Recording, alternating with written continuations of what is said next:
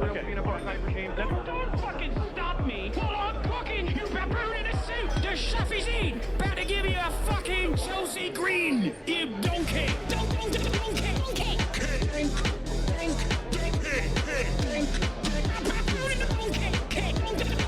Listen to what I'm saying, and you will understand, perhaps, what I'm trying to imply. Patronizing.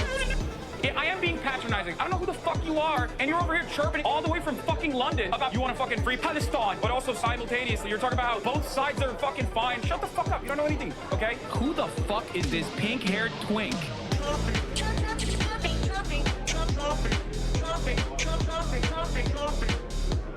Dissolve the apartheid. So what would you like to see happen, Hassan? Do you not understand the English language? What's going on, everybody? I hope everyone's having a fantastic evening, afternoon, pre-noon, no matter where you are in the world. I'm Hassan Piker, and this is the Hasanabi broadcast coming to you live from rainy but now sunny California, Los Angeles. Folks, we're live and alive, and I hope all the boys, girls, and Emmys are having a fantastic one, because today's a beautiful day. Today's a wonderful day. Today is a hump day. That's right, ladies and gentlemen. It's hump day 10/15, Wednesday, October 15th, 2025. And it is 11:24 a.m. I am a little late, and I apologize for the tardiness, for the delay, but I had a very long morning this morning, as always. It is cold as hell in the West Coast this morning. It was actually sub 60, if you can believe it. Trigger warning for all of the West Coast Andes. The weather was sub 60, which you know is cold jacket weather. It's winter coat time, okay? It's winter coat time. It's cold as shit, bro. It was cold as shit this morning, but that doesn't stop me from obviously getting a couple lifts in, as always. Leg day today.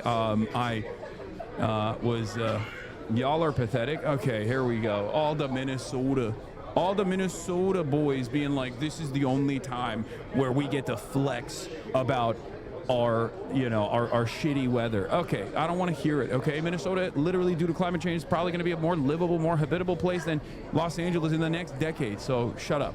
Anyway, how'd you ever survive Jersey? Well, I got the fuck out as soon as I could. So that's all you need to know. Two places that I've chosen to live in this life. Okay. One was Miami, when I chose to live go to the University of Miami, and then one was Los Angeles. That's all you need to know about me, okay? In any case, ladies and gentlemen, boys, girls, and MBs, you already know what it is. This is part of the broadcast where I tell you about my personal news about what's going on in the world of Hassan. I've been Piker in between the time period where I press the stop streaming button and press the start streaming button, so help me God, that's exactly what I'm gonna do. You already know what's up. Anyway, I assume Kyle loves the colder weather. Honestly, I don't think she gives a shit. I mean, she doesn't mind the cold. She likes the cold, obviously, but sometimes it'll be hot. It'll be hot as hell outside, and I'll have the AC on indoors, but she would rather sit in the sun. It's very weird. Like, she is an outside dog. She has perfect insulation, both for the cold and for the heat. I don't know how to explain it.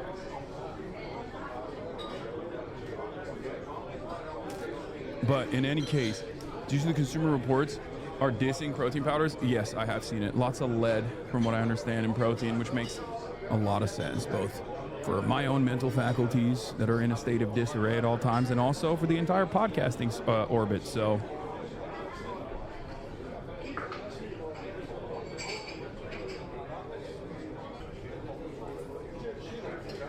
you know.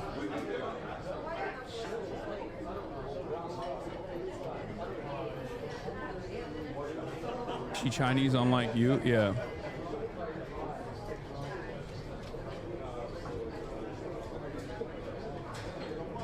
This explains everything about the manosphere.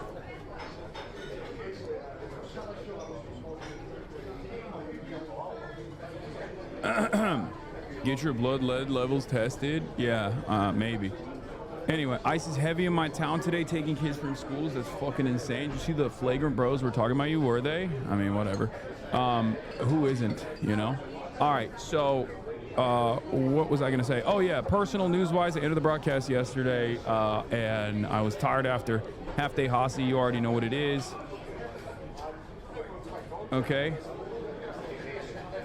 It's to the point now that all the hog trolls are just fucking ESPN breaking down every single little decision you make with your dog. Yeah, I saw. It's very, very stupid. And you know, they're just gonna keep pushing it over and over again when they're like, they're talking about like regular socialization and all this shit. Who gives a fuck? Who cares, man? Let him fucking chirp, okay? You know the truth. You know what's going on. That's all that matters. The goalposts keep moving. Yeah, I'm a bad dog dad, bad trainer. I'm bad. And it's like most of the people that are doing that, obviously, most of the people that are doing that unironically are oblivious to how, one, dogs behave, and they anthropomorphize how dogs behave, and two, they're oblivious to training in general because they've never trained a dog, even if they do have dogs. Ultimately, it doesn't matter. They don't understand it. And then there are people who do actually train dogs or have trained dogs in the past who are like, hey guys, I think you're getting a little out of hand here. This is normal socialization. And you're just looking for any reason that you can to continue this narrative that he's like, you know, abusive, or now you've moved away from he's abusive to he's a bad dog dad.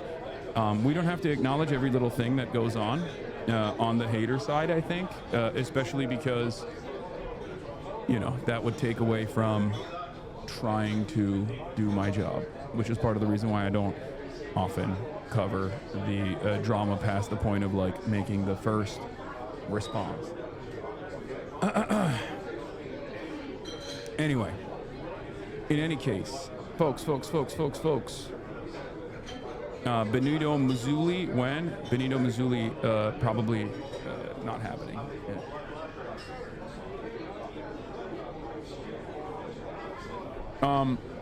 What was I saying? Oh, personal news-wise, I finally finished Code Geass, okay? I finally finished Code Geass, and I have questions. For those of you who don't know, I watched Code Geass, I finished it, and it was a really interesting ending. It was a really cool ending, but I think Season 2 was nowhere near as good as Season 1. And I don't know if that's just me in general. I don't know if it's like, if it's specifically my thing. Like, maybe it's just I don't personally, I don't personally like the heavy-handed, like, religious undertones as much as I like the terrorism angle, you know? Because, like, the first season is, like, entirely about, like, doing revolutionary war against like a colonial occupation. So I think Season 1 is better than Season 2. Yes, I'm wearing the new merch.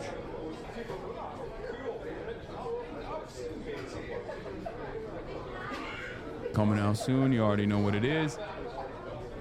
But yeah. I, Lelouch v. Britannia, command you. Now all of you, die.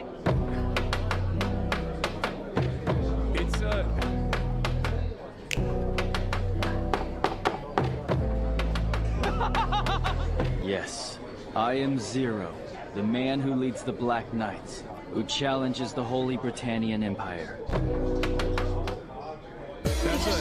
That's a fucking vibe, dude. That's a vibe, dude. Bro, I hate that character design. Yeah, I mean, there was a lot that I don't, there's a lot that I would say are not my favorite things in Code Geass. I would say that I'm not like a big mecha fan, for example, so all the mecha stuff I didn't really like, but it wasn't enough for me to pull myself out of it, basically, because like the politics of it I really enjoyed, and I didn't necessarily appreciate the art style that much either. Like, it's just not my favorite. Like, I think that there are different art styles that I enjoy more than that, but even then, it was endlessly watchable, almost exclusively because of the politics of it all, because like you rarely have that direct of a anti-hero that is engaging in like revolutionary war against colonial occupation and all of the ups and downs of this process, where like they basically say Lelouch is crazy, you know, but sometimes you need like a crazy person to finally to overcome tremendous hardship like that, overcome colonial occupation like that. So I really appreciated that. I really, really, really appreciated that. Overall, great stuff. Like I said, not the biggest fan of the art style in general. I know people will yell at me for it, and not like the biggest mecha fan in general either. And I didn't like the second season as much as I appreciated and enjoyed the first season. The first season was like chock full of mostly just the kinds of politics that I enjoy, and and then the second season, on the other hand, had like more of this like, you know, the Gias, like what is it, you know, God, and how humanity should move, you know, that type of thing. Subbed or dubbed, the ending changes depending on which. Wait, what? I watched it dubbed. What do you mean the ending changed?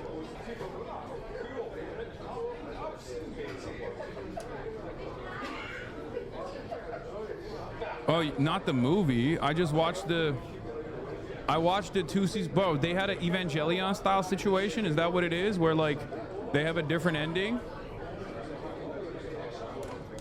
What the hell? What the heliante? It's like they did the Evangelion thing. What's this? Huh? What's this?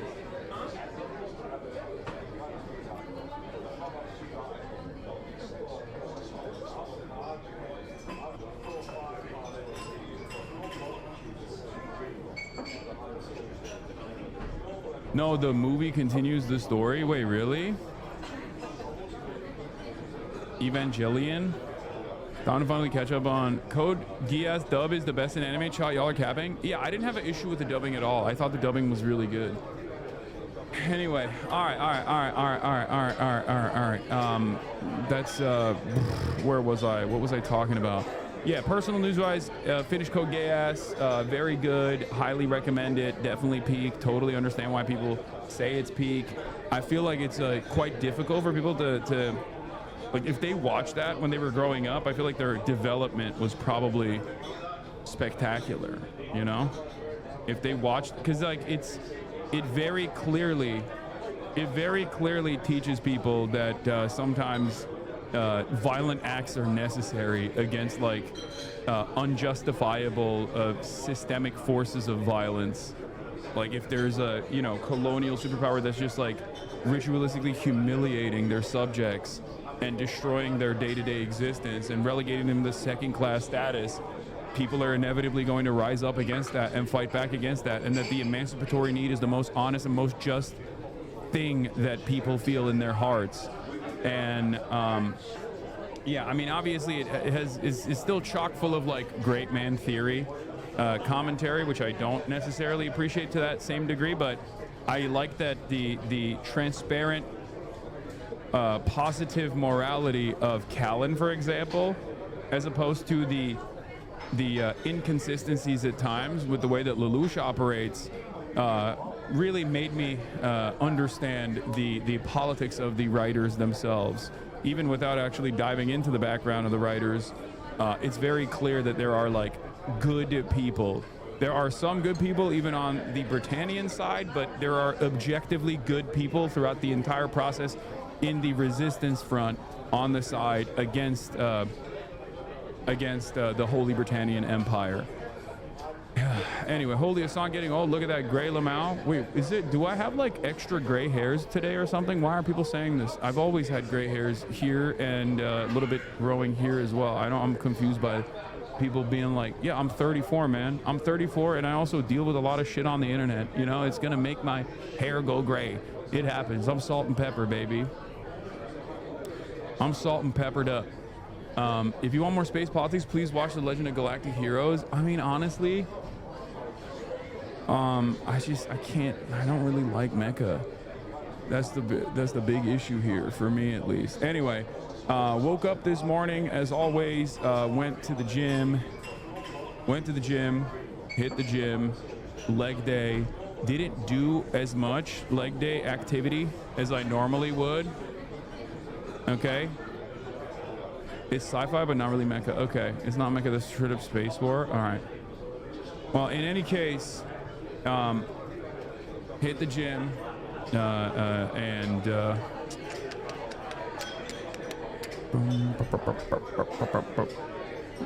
What was I gonna say? Oh, yeah, hit the gym. Had an interview. Later tonight, I'm gonna have to end it early again today. Well, not early, but like around 6:30, around 6-7. Part because I have to do like a thing. I'm on the Hollywood Reporter's top 50 hottest influencers on the planet list, and I suspect that that'll make people go extra crazy, considering that this was probably chosen a long time ago. And when they asked me to send in a photo, I, of course, as I always do, sent a photo of myself and Kaya. And so I suspect that people will lose their fucking minds over this. My haters will lose their goddamn minds over this. You know, it is what it is. Anyway, so where were we? Ceasefire equals Palestine ceases, Israel fires, SCOTUS redistricting, THR top 50 influencer, everything's getting worse. Trump, government, shutdown, abuse, continued, and more. Get in now. I know there's a CNN town hall with Bernardo Sandernista and also AOC. But do we have a blast off meme? EA bought by Saudi Arabia? Yeah, I know. Zoran Fox interviews today at 3 p.m. Eastern, but Trump Patel press conferences at the same time. I thought the Zoran thing was yesterday. And not today.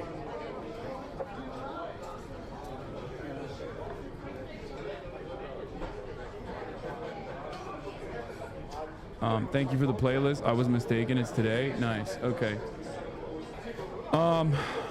It was Monday, lol. No. Zoran did a rally on Monday with like Gianmarco, who, by the way, is going to be on the broadcast tomorrow. Okay. Gianmarco is finally coming on the broadcast and the podcast, for the record. Okay. So get excited about that. But isn't the debate tomorrow? Wait, what time is the debate tomorrow? Is it? No. When is the debate? When is the Zohran debate? Is that tomorrow? Fuck, what time? 4:30. The mayoral debate is 4:30 PST. Shit, that's not good.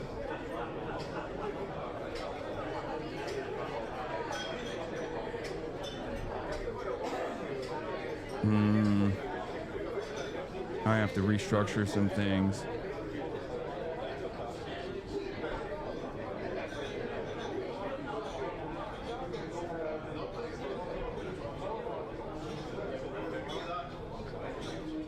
Are we sure it's 4:30 PST?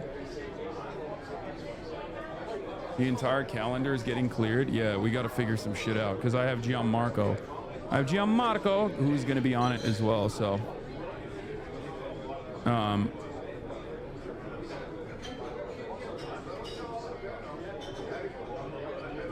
The debate is not that important. You can just watch the highlights the day after. No, I think the debate is important. Anyway, we'll watch it with Gianmarco. Honestly, we'd rather see Gianmarco than the debate. It's 7 p.m. EST, 4 p.m. PST. Okay.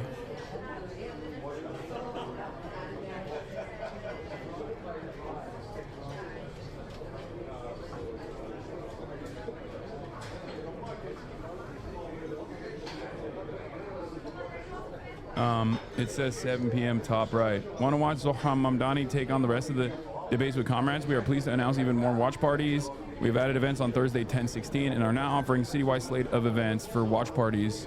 Okay, nice. Debate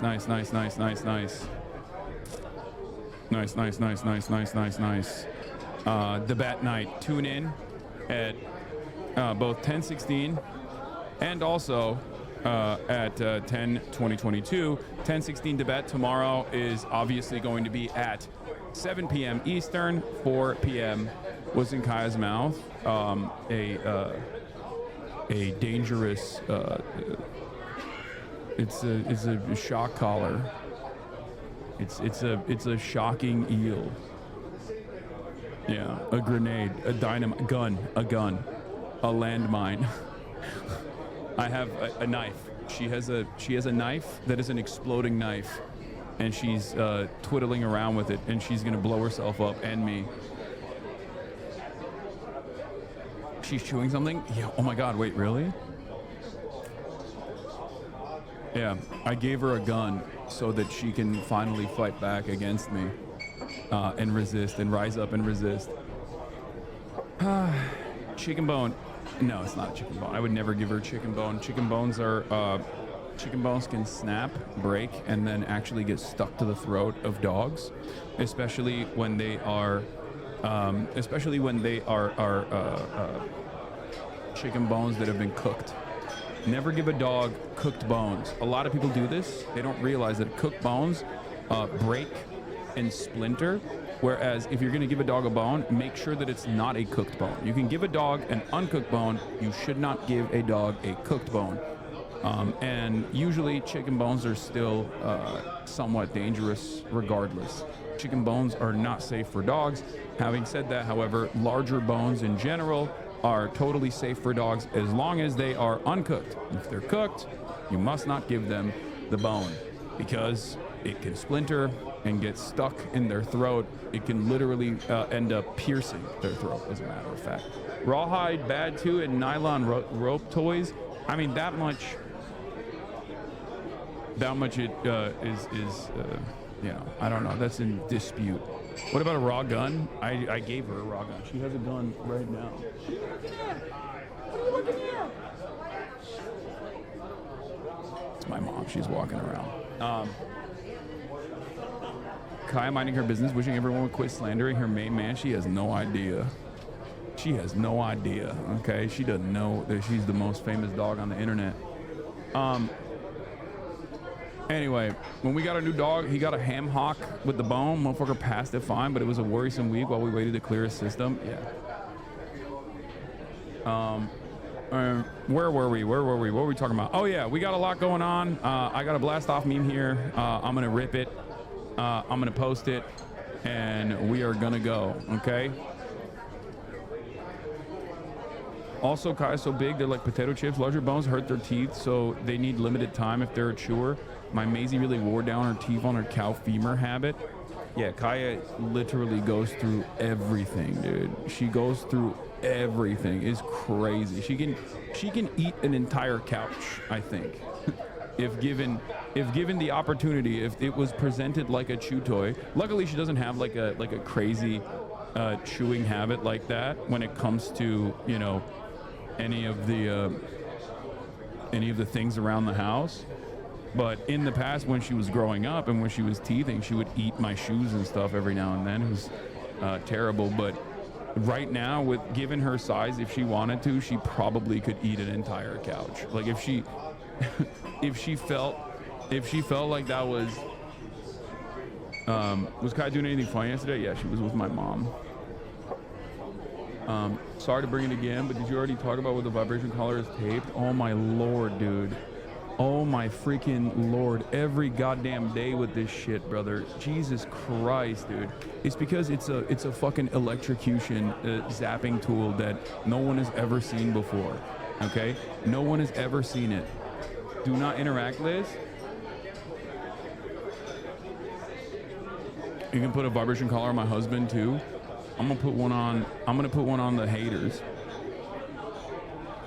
You haven't given her any Tylenol, right? I want her to be gay and autistic, so I vaccinated her.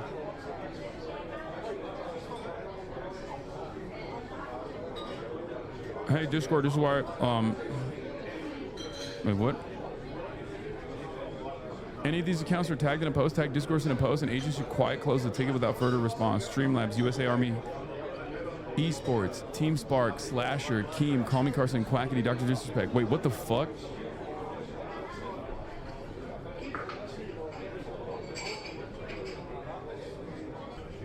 Hey, did you hear? What? Infamous radical extremist and charlatan Hasan Piker electrocuted his dog while streaming live to his thousands of brainwashed fans. Seriously?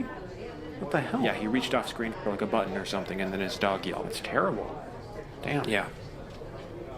Well, I'll see you tomorrow.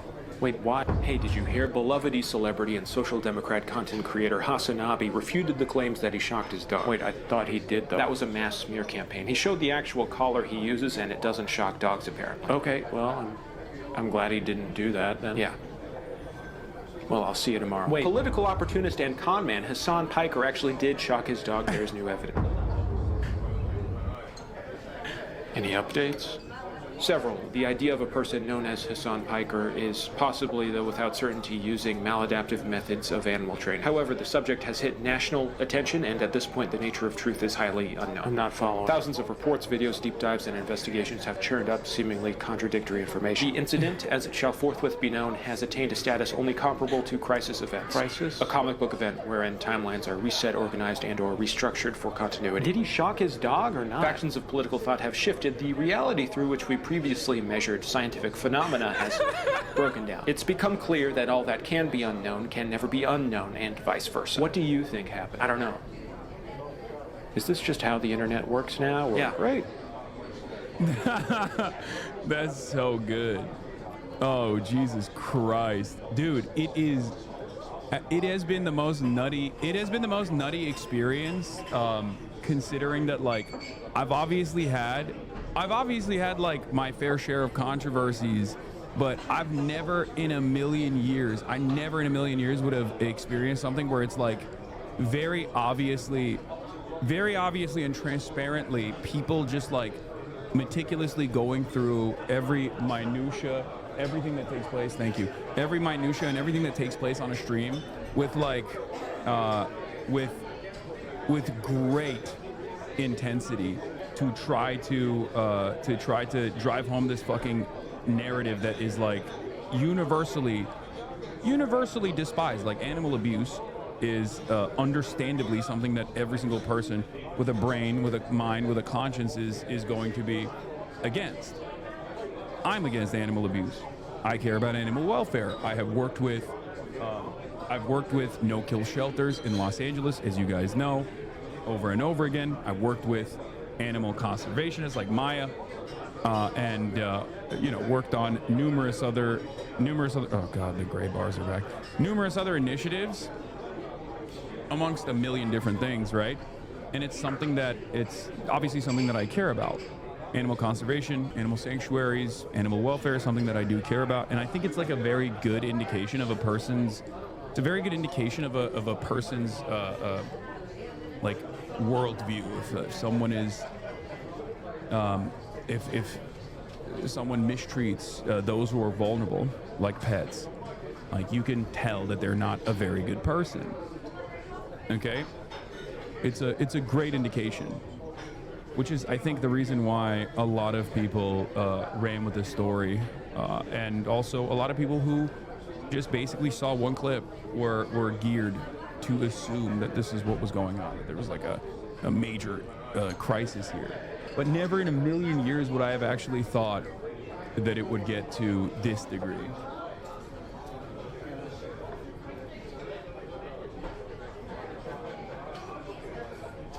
Anyway, it was 10-7. Troll farms were primed.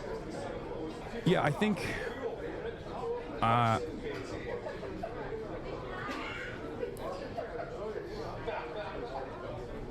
Finn said it was the modern blue and black or white and gold dress on NMP's podcast.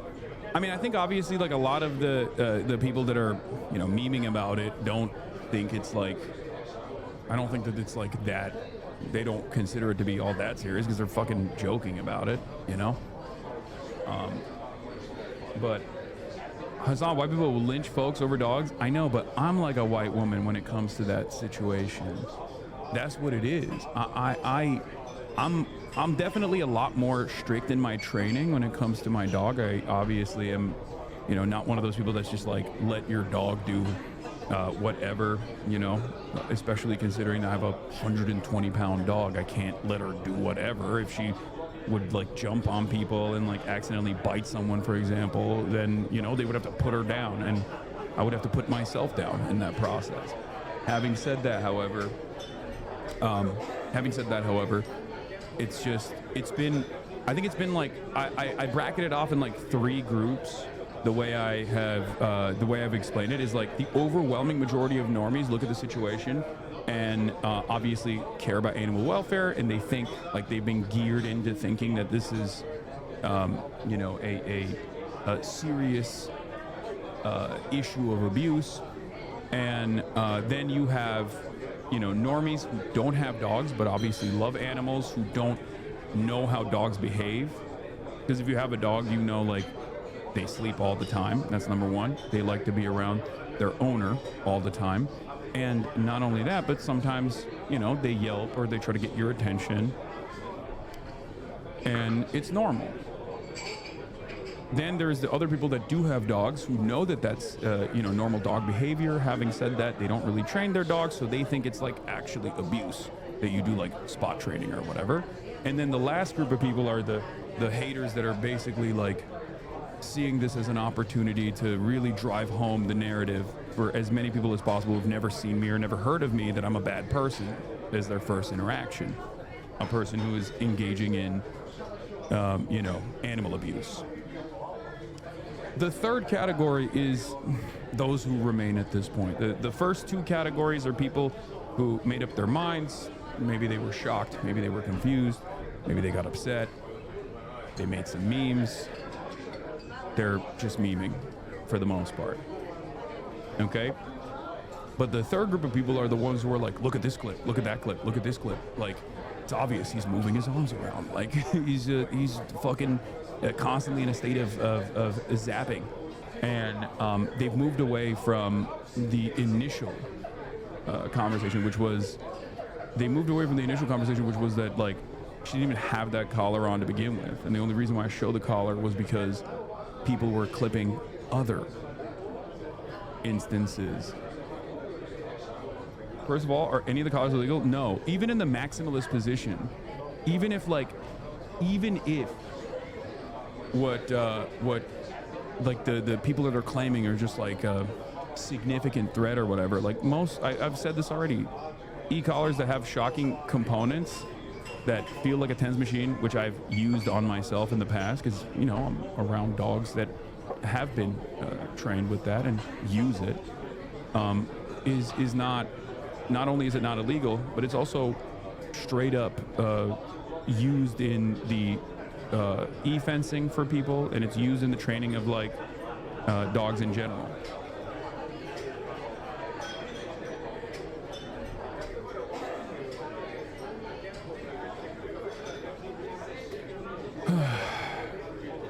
But yeah.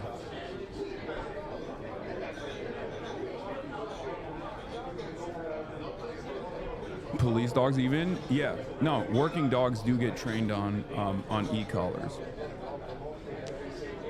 Anyway, there's a good bit of like anthropomorphizing going on. Anyway, it doesn't matter. It is what it is. One of your worst takes on Israel has finally been confirmed as wrong.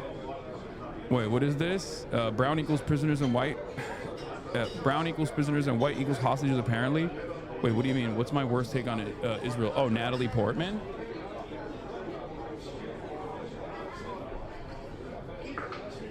So Kai is harboring illegal enemies of the state. Got it? Yes.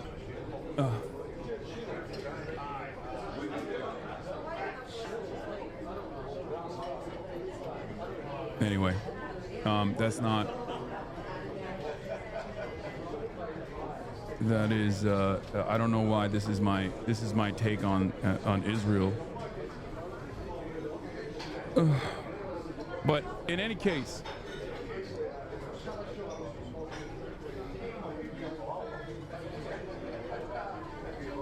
Jamie Dimon, CEO JP Morgan, thinks it's wrong. The financial industry can get involved in local New York City politics. Wow, that's crazy. All right.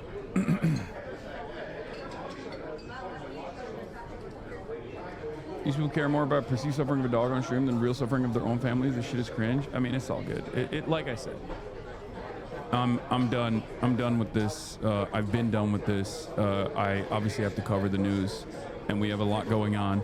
So, there have been hostage swaps. We're going to start off with Israel. Number one, Israel has, once again, as it always does, in the event of a ceasefire, the opposition to Israel ceases its fire, and Israel continues to fire. Israel has engaged in. Remember, Israel is still occupying 53, or I think it's like 58%. Some people say 58, some people say 52%. But Israel is still occupying half of Gaza. Okay?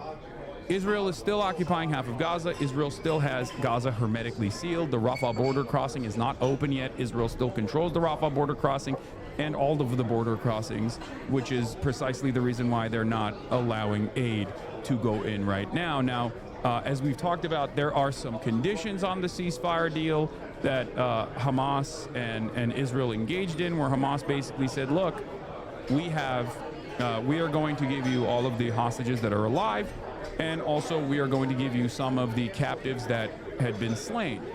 But the problem is we can't give you all the captives that have been slain because we have to go and find them.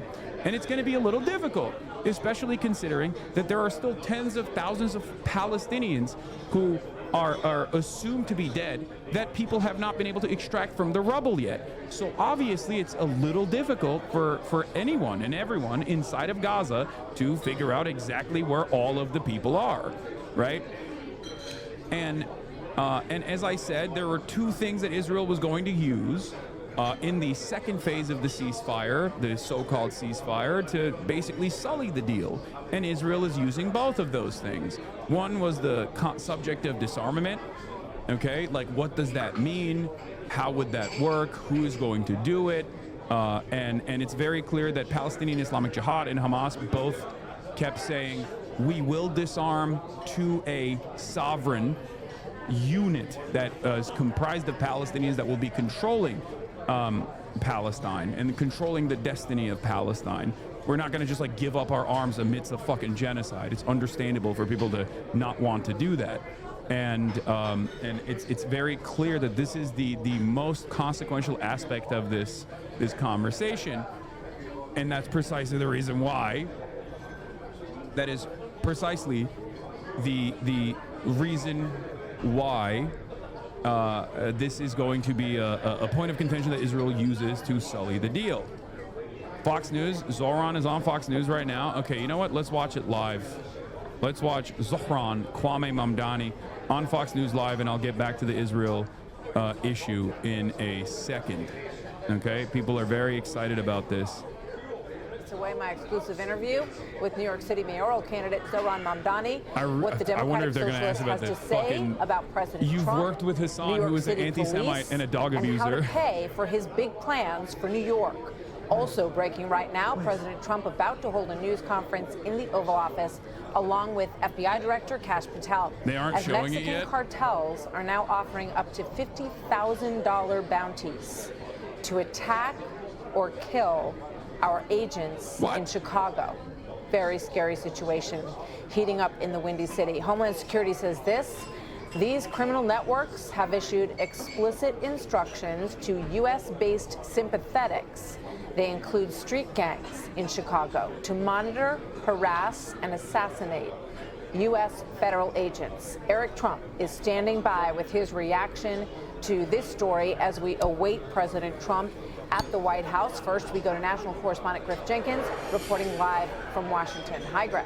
Okay, Hi, so Martha. Breaking right now, a federal grand jury in Illinois has just indicted an... Okay, we got debated. Suspect indicted for murder for hire plot targeting Border Patrol commander. What? Bro, these guys are making movies out of this, bro. Like, this is crazy. They're like, Eddington is real, man. Eddington is real. They got hits out. They got cartel-style assassinations. They're trying to kill our big, beautiful boys in the ice or some shit. It's just... HSI Chicago receives tip for bounty hit on CBP chief. I'm sure chat will spam once he's on. Yeah. All right. Anyway, let's get back to it. Let's get back to the actual issue at hand here. As I was talking about before. So, Where was I? So we were talking about how like Israel violates ceasefires all the time. Israel, one, leading up to the last moment of the ceasefire, before it's initiated, will increase the intensity of its bombing campaigns, as it did in Gaza, as it did in Lebanon, as it did everywhere else, as it tried to do in Iran as well. Israel then, in the aftermath of said ceasefire, will still continue its bombing campaigns. Remember, Israel still occupies 50% of the Gaza Strip. So in the aftermath of this ceasefire initiation, the first 72 hours were very significant. Hamas actually delivered all of the alive captives back to Israel. And Hamas said that they would start the extraction of the bodies of those who were slain, the captives who were killed, right? And release that the captives that were slain. But Hamas also communicated to Israel in the process that this would be a timely endeavor, considering that it's very difficult to find exactly where some of these bodies are.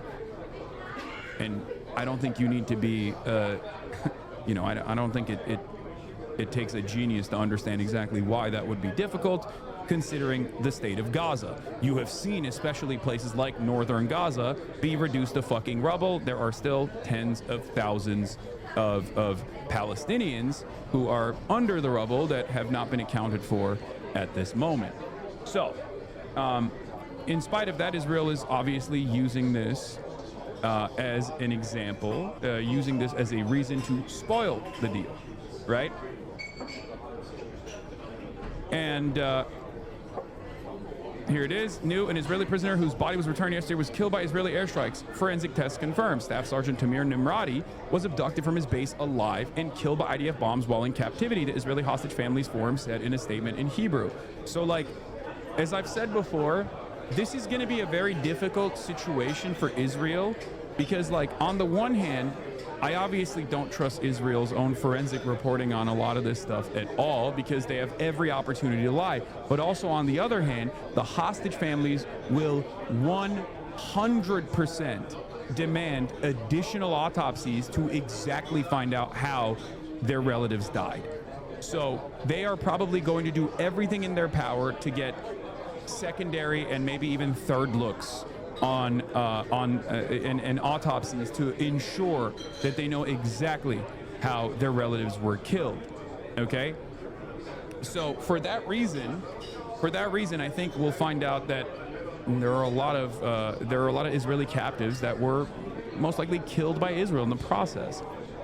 Why wouldn't they go along with the state? Because I think depending on what their attitude is, like there are some people who obviously are first and foremost beholden to the interests of the state. I'm sure there are. There's hogs everywhere. There's hogs in Israel. There's hogs who might say, you know what, the government narrative on this is totally valid. I'm fine with it. But there are still going to be people who say, I don't give a fuck about the government narrative. I want to know exactly what happened. And we've seen this with hostage families already. There have been some hostages that were potentially gassed inside of tunnels, for example. This was a major point of contention early on because once that hostage was extracted, the family members actually suspected that Israel was responsible for the death of the hostage because the hostage the captive was inside of a fucking tunnel and Israel had potentially gassed the tunnel. This was revealed through additional autopsies that the families actually pushed for. So it's something that you need to it's something that hostage families have very clearly demanded. Just like Nimrod Cohen's parent, for example, Nimrod Cohen, whose father has been like a major voice in, and not an anti-Zionist, but like a major voice in the anti-war initiative, who have said over and over again that like his son should not be used in this way and that like there needs to be an end to this war. Like, yes, his name is Nimrod Cohen. Okay, calm down. But his father has been a very big voice. His father has been a pretty loud voice in the anti-war advocacy, definitely on the anti-war side, not more, like maybe not an anti-Zionist, but definitely on the definitely on the let's stop this genocide side. Okay, so there are, as is the case with every unit, as is the case with every group, there are going to be a lot of people with a lot of people demonstrating a diversity of opinion on the matter, but ultimately I think a lot of families will want to know what the truth is. The truth matters more than anything else for a lot of families, and that's precisely the reason why, like I said, you'll see stuff like this coming out, regardless of what the Israeli government's interest is in propagandizing, you know, how these captives were treated and whatnot. So, anyway, where were we? So, Israel is, like I said, claiming that Hamas is not holding on their end of the bargain. There's also a little bit of chaos taking place in Gaza in the reconstruction efforts that are taking place as well. Millions of Palestinians are moving around the Strip. They're moving back into the areas that they are from, where they used to have their homes. I say used to have their homes because their homes have been reduced to rubble, as we've seen already. There's obviously like a rebuilding effort that's taking place as well. And in the process, because there were a lot of different factions within Gaza, some of which that actually worked alongside Israel, for example, that did a lot of, contributed a lot to the chaos that was going on at the point of aid distribution, deliberately because Israel had armed these factions, armed these gangs. In that process, the interior security, which is, you know, sometimes also known as Hamas or controlled by Hamas, is now trying to create an environment of stability, and in the process, they have executed in broad daylight. Well, not this is nighttime, but like they've executed some of the collaborators that have actually engaged in direct forms of violence. Now, the reason why this is important is because Israel obviously is using this to say these guys are brutal, they're barbaric, look at them, they're killing people. Now, it's actually really interesting to see Israel talk about like Palestinians being killed. It almost feels like they're saying only we get to kill Palestinians. How dare Hamas kill any Palestinians whatsoever, which I find to be very strange. But the other reason why they're using this chaos, or they're using the Hamas reassertion of control as an opportunity to say like Hamas is really fucking barbaric or whatever, is hold on. The talk about Salah the journalist. Yeah, I'm gonna give you all of that in a second. Here's the thing, okay? Throughout the 2 years of genocide, Israel didn't just like directly bomb Gaza, which they did obviously using 13 atomic bombs worth of munitions on this 2-mile strip of land, the Gaza Strip, that is hermetically sealed by Israel, that Israel is the belligerent occupier of, which is obviously not only a genocide, but you know, it's all of the war crimes combined. But they also utilized internal political turmoil within different factions inside of Gaza, Palestinian tribes like the Dogmash tribe that has had like a long-standing beef with Hamas, for example. They've heightened the polarization, or 25-mile strip of land, sorry.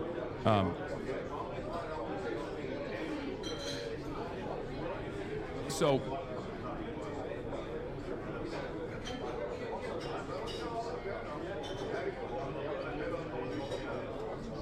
as I was saying, they have utilized like internal conflict among clans in Gaza. They have also simultaneously used criminal elements within the Strip that are like ISIS affiliates, like Yasser Abu Shabab. Zoran is on Fox News right now, so I'm going to obviously tune into this to see what this live, to see what this interview looks like. City, and he but I will get back to the internal. His views on hot topics like the NYPD and Israel have been a constant source of controversy, but he is ahead by 13 points right now. You are struggling to form a claim down with him to wait, executions are okay. Wait, what? They're also executing people. You're struggling to form a claim? No, I'm not. I'm not having a hard time with that issue at all. I'll explain the exact background in great detail after Candidate this. for mayor of New York City, you're up by 13 points. It looks like you've got the wind at your back. You've got a big debate coming up tomorrow night with the other candidates, Andrew Cuomo and Curtis Sliwa. Obviously, New York City policy is front and center, but I would imagine that some of the big headlines recently are going to come up tomorrow night as well. So I want to get to all the policy issues in New York, but I wanted to ask you this first. If you are asked tomorrow night, if you give credit to President Trump for the ceasefire between Israel and Hamas and the return of the 20 living hostages, would you raise your hand? You know, first I want to say it's a real pleasure to be here. Thank you for having me. And it's an honor to have this opportunity to speak to so many New Yorkers and Americans across the country. And when it comes to the ceasefire, I am thankful and I have hope that it will actually endure and that it will be lasting. And I continue to have concerns because I've seen reports still, just this in the last few days, that 5 Palestinians were killed by the Israeli military. And that's what gives me pause about issuing any kind of praise or celebration at a moment when it is still so in its infancy.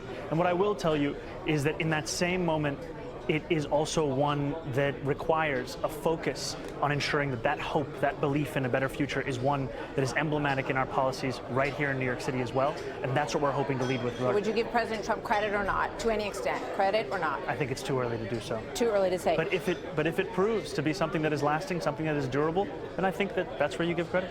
Absolutely. So, good call. You've denounced Good answer. Israel and the United States for the response to the slaughter on October the 7th. In fact, at times you've called it a lasting stain, the response, and at times you have left October 7th out of your statements completely around this issue. Brother. Right now, you just talked about Israelis killing some tough. Palestinians, but Hamas is killing Palestinians within Gaza.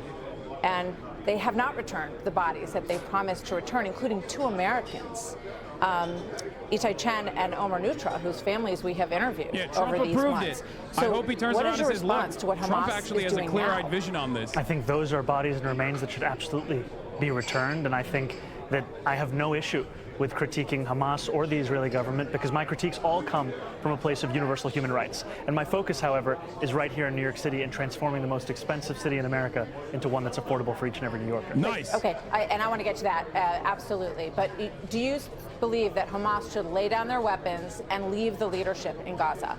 I believe that any future here in New York City is one that we have to make sure that's affordable for all. And as it pertains to Israel and Palestine, that we have to ensure that there is peace. And that is the future that we have to fight for. But you won't say that Hamas should lay down their arms and give up leadership in Gaza. I'm running for mayor of New I don't really have opinions York. about the future of Hamas and Israel beyond the question of justice and safety and the fact that anything has to abide by international law. And that applies to Hamas, that applies to the Israeli military, applies to anyone you could ask me about. Okay. One last thought on that. You have said that you would arrest Netanyahu if he came to the United States. You've been very outspoken in your criticism of him. Do you stand by that? You would arrest him if he came here, if you were mayor? I've said that this is a city that believes in international law, and this is a city that wants to uplift and uphold those beliefs.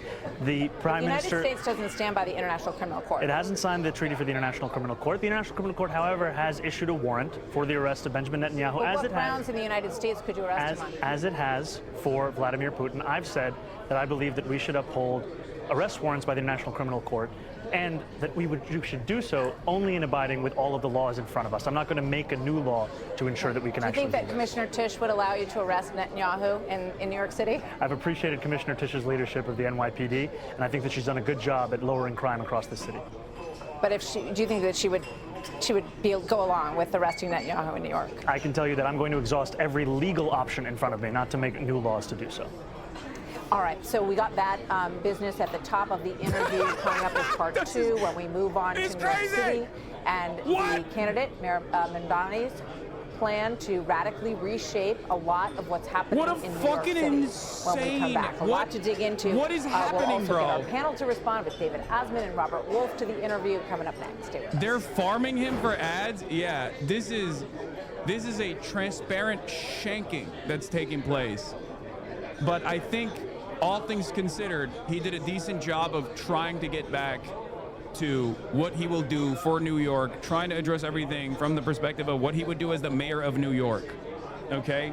Jesus Christ, dude. Jesus Christ, what an insane situation. What an insane situation, man. I cannot... I'm telling you, man. I'm telling you, just like with the why won't you go to Tel Aviv? Why won't you go to Tel Aviv narratives that blew up during the primary debates, this kind of stuff and his dancing around the issue is going to make people go, why are they fucking being so annoying about Israel? Okay? I think this helps him. I don't think he should have any issues. I don't think he should have any issues whatsoever just being like, guys, why are you asking me about this? Okay? I'm running for mayor of New York. I'm not running for mayor of Tel Aviv. Please stop. I think Israel is doing a whole bunch of awful stuff. And I think that, you know, I want to abide by the international standards presented by the International Criminal Court and the ICJ. Please stop asking me about this ridiculous nonsense when there is a mayoral election, a mayoral race coming up. Okay? So that was good. That was good. He didn't also, I didn't see him like concede tremendously. Like he's doing the classic, like my issue here or my advocacy here revolves around human rights, which is appropriate. It's an appropriate way to handle it. Okay. It's not bad at all. It's not bad at all. It's actually good. Lamau, how awkward are these commercial breaks for them? It's not that awkward. It's actually a good opportunity when you're in the studio to like directly talk to the person and have them be a human being. I've done stuff like this before in contentious debates, and usually when it goes to commercial break, you usually be like, what are you doing? You know? Like, what the fuck are you doing? Anyway, idiots on Twitter are saying that he's getting cooked. Yeah, because they're fucking idiots. They're idiots. It was pre-recorded. That was a cut. Oh, okay. No, they're gonna, there's more after the commercial break. They're just farming it for commercials. But even when stuff is pre-recorded and it's not live in real time, they still put a cut in between commercial breaks for the record.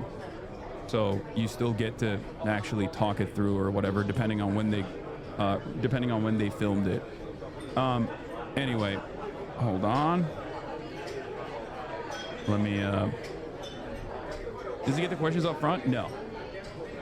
No, he doesn't. I don't think, unless you're like Joe Biden or something and you're getting a non-hostile interview from a pliant media, you're not going to get that kind of information ahead of time.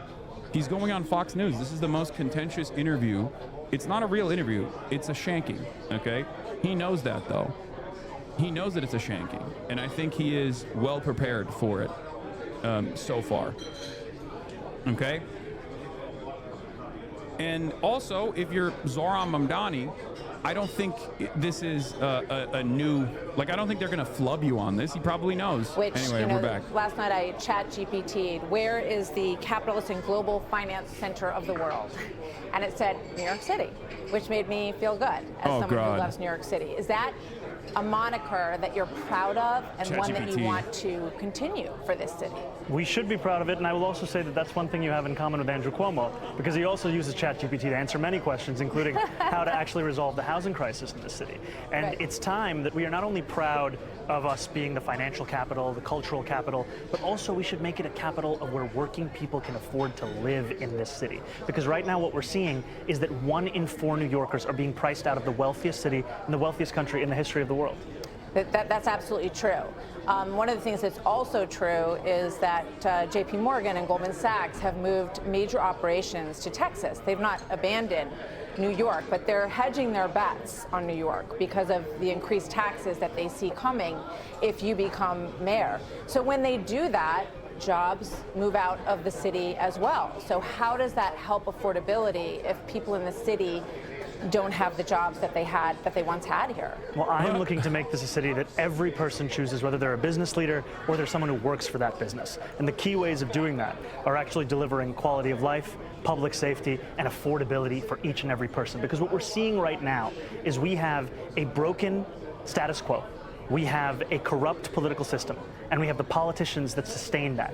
That's really what's on the ballot, is whether New Yorkers want to continue that, or whether they actually want a city they can afford. That's what I'm going to deliver. So, Governor Hochul, you would have to get approval from the legislature to raise individual taxes, income taxes, and also corporate taxes in New York, which you've said you would like to do in order to pay for the free buses and the free childcare and the different programs, the government grocery stores and the like. She says no new taxes in her governor's race. So what are you going to do if she won't allow taxes to be raised? How will you pay for these programs? You know, I've said time and again that I believe these are the most straightforward ways that we can actually fund universal childcare, making buses fast and free. And I've said that the two clear ways to do so, raising personal income taxes on the top 1% by 2%, and raising the corporate tax to match that of New Jersey's corporate tax of 11.5%. Now, if there are other ways to raise this money to fund this agenda, the most important thing is that we fund the agenda. I still think that these are the most important and clear ways we can do it. Okay. And I'm thankful to have Governor Hochul's support in this race, and the fact that she said we have a shared commitment to delivering universal child care for New Yorkers across the city and the state. I think that's great. I think everybody would love to have free health care and free buses and all these things, but the question is, how do you pay for it? The city's already in debt. Oh, the my governor God. says no to new taxes. Like Margaret Thatcher said, you know, socialism's great until you run out of everyone else's money, other people's money. Well, what Andrew Cuomo said is that if he had $959 million, he'd give it to Elon Musk in tax credits, because that's exactly what he did. And I bring that up to you to say that it's often a question of whether you have the willingness to spend that money to benefit working class people, not where that money is in the first place. So what would you cut? What would you draw from to do it? I don't think we have to cut. I've spoken about raising taxes on the wealthiest. And frankly, this is an issue that we have here in New York City, and frankly, even across this country. When I've spoken to Trump voters right here in New York City, Hillside Avenue in Queens, Fordham Road in the Bronx, they've told me it was cost of living that drove them to vote for Donald Trump. They've told me it was a promise of a lower actual, whether it be cheaper groceries, whether it be childcare, whether it be rent. Right. And what we're seeing time and time again is we're more focused on the question of billionaires and the most profitable corporations than we are on people who can't even afford to make ends meet in this city. Well, we know affordability is an issue, and I think that all politicians are getting to an understanding of that, and I think that you've done a lot, actually, to bring people's attention to that issue. Let's take a look at the free buses issue just for a moment, because I know you said that the pilot project that you did was one of the biggest accomplishments of being an assemblyman. The Washington Post said this in an editorial about this. Quality inevitably declines when a service is offered for free. Vagrants and drug addicts would camp out all day on New York's buses, especially in the winter. Parents would go afraid to let their children ride alone. Wealthier residents would find another way to get around, but poor New Yorkers who depend on the bus would suffer the most. What do you say to that? Do you agree with that? Well, I would say that they should actually look at the report of the 5 free buses we delivered across New York City. We didn't see an increase in homelessness. We did see an increase in New Yorkers riding the bus. We did see demons, bro. They're demons. They will use the working poor against one another saw a decrease in an effort to stop the working poor from getting better buses. It is so fucked up. We're doing so. That's why we care so deeply about this, because of the fact that it can actually deliver economic, public safety, and even congestion relief to New Yorkers who are looking to take these buses. I know that you're turning 34 on Saturday, and I want to talk about your qualifications. You know, some say you have never run a business in your life, so I'm curious. Why is that a qualification for mayor? Then you never worked a day in your life. You've worked as an assemblyman, and you've had other positions in the government. Andrew Cuomo's entire qualification was he was the son of a famous New York politician. Experience to run his the whole largest city in the country. You know, I want to take this moment because you spoke about President Trump, and he may be watching right now, and I just want to speak directly to the president, which is that I will not be a mayor like Mayor Adams who will call you to figure out how to stay out of jail. I won't be a disgraced governor like Andrew Cuomo who will call you to ask how to win this election. I can do those things on my own. I will, however, be a mayor who's ready to speak at any time to lower the cost of living. That's the way that I'm going to lead this city. That's the partnership I want to build, not only with Washington, D.C., but anyone across this country. I think it's important because too often the focus on the needs of working class Americans, working class New Yorkers are put to the side as we talk more and more about the very kinds of corrupt politicians like Andrew Cuomo that delivered us into this kind of crisis. So the question I asked you was what specifically in your background gives you the confidence that you can run a $115 billion budget and run this city specifically from your personal experience and your background? I've been a state assembly member here in New York City. I've represented 130,000 people in Queens. And in the time that I've done so, I've not only delivered more than $100 million in increased bus and subway service, I've also secured $500 million in debt relief for working class taxi drivers. President Trump knows this, New Yorkers know this across the 5 boroughs.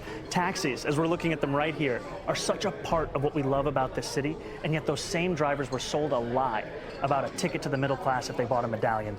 I stood with those drivers. I organized with those drivers. I went on a 50 15-day hunger strike with those drivers, and we secured $500 million in debt relief that allows those drivers to do more than just think about struggle. How many employees would you be overseeing in the New York City government? More than 300,000. That's a lot of people. But thank you for answering the question. I know that you want to stimulate small business in the city, and we all walk around the city that we love, and we see a lot of empty storefronts. So give me your plan on how you would do that. You know, I've spoken to a lot of New Yorkers for whom their aspiration, their dream is in that small business. More affordability. And I've told them that we are going to make it easier to not only open it, but keep it open. We're going to cut fines and fees by 50%, because as you said, we have a city government that has a $116 billion budget. It's not funded by charging a restaurant $25 a year for the right to sell a frozen dessert. We're going to streamline the regulations and rules that these small businesses have to adhere to. Because today, if you want to open up a barbershop, you have to fill out 24 forms, go to 7 agencies, 12 in-person activities, and furthermore, we're going to have a mom and pop czar, someone that'll help these businesses navigate through this. Because while we are holding these kinds of businesses to these kinds of rules, we're letting the most profitable corporations walk all over us here in New York City. And it's part of the problem where so many New Yorkers look around at the wealthiest city in the wealthiest country in the history of the world and asking themselves, there's all this money, why can't I afford $2.90 to even ride the bus? So let me just quick question on that, and I want to get to public safety, because it's obviously another big issue for New Yorkers. So a lot of individuals in this city pay more than 50% of their income in taxes. When you talk about a fair share, how much more than, what is the fair share? What's the number?